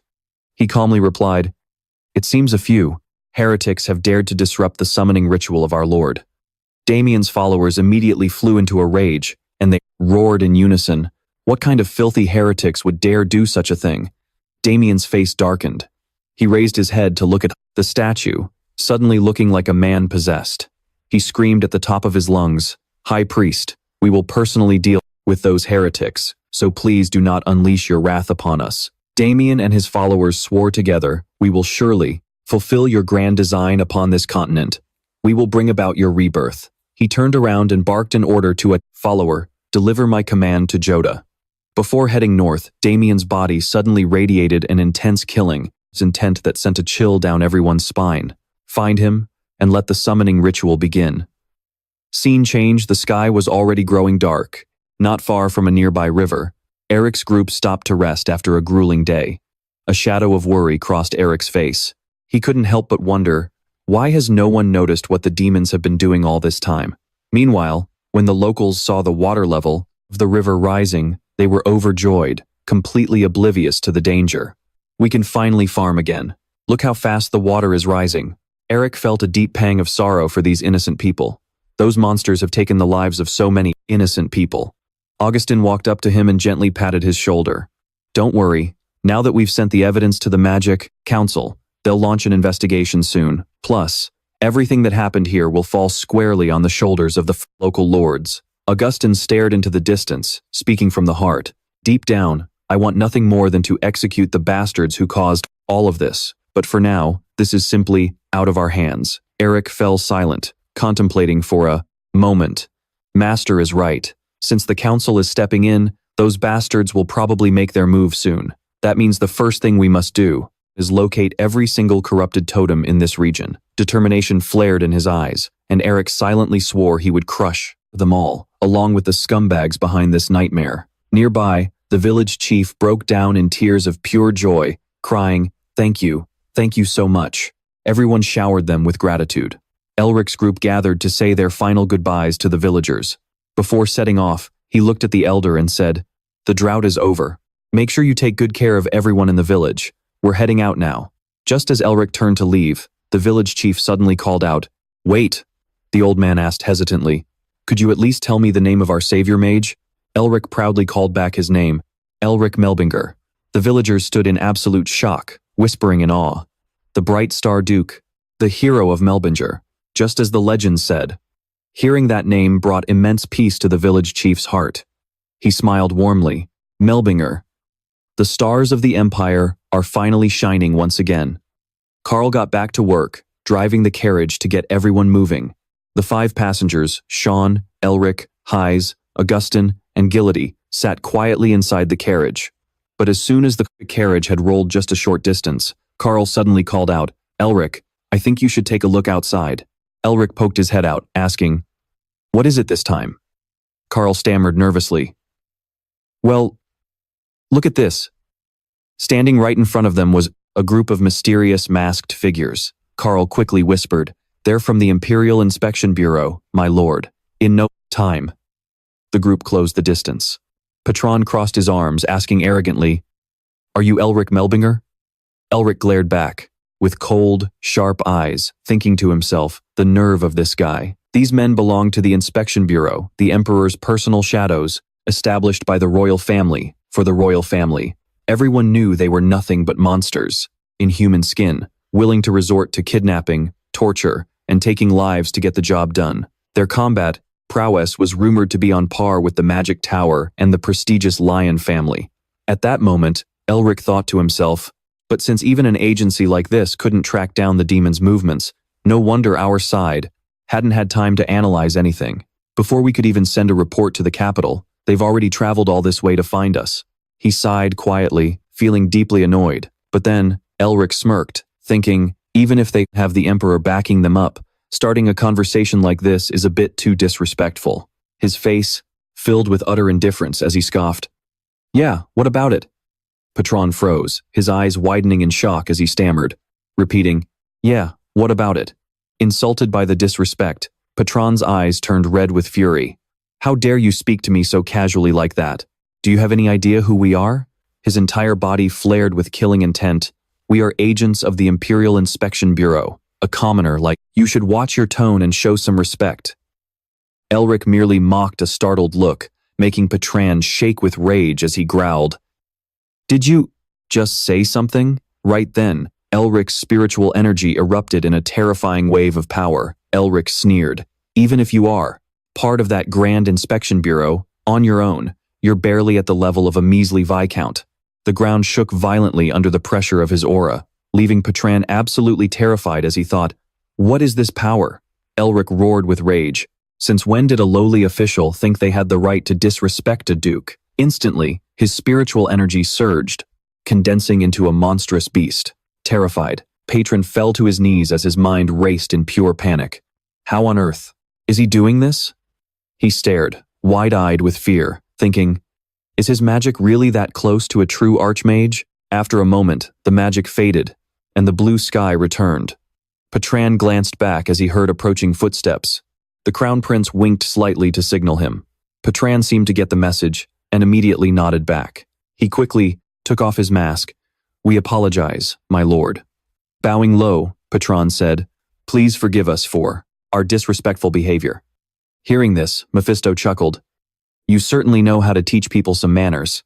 Elric replied firmly, "I only did that because if I let it slide, they'd treat me like a joke and think they can walk all over me in the future."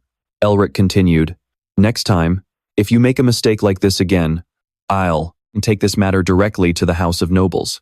Patron replied politely, "I will keep that in mind, my lord." Though he appeared submissive on the outside, Patron's heart boiled with rage. Just a useless duke trying to act high and mighty with me. Damn it, you little brat, you got lucky today. Suddenly, an unexpected voice spoke, making him turn pale with fear. "I didn't expect someone to dare disrespect my apprentice."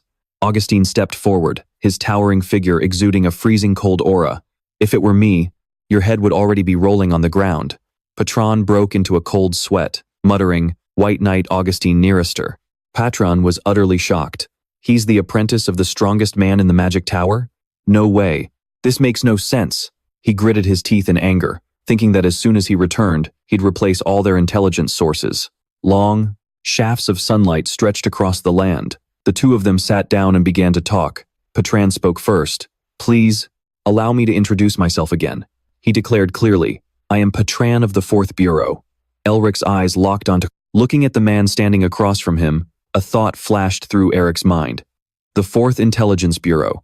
So they've already sided with the Crown Prince in this brutal power struggle for the throne. Has the Crown Prince already caught wind of what's been happening lately?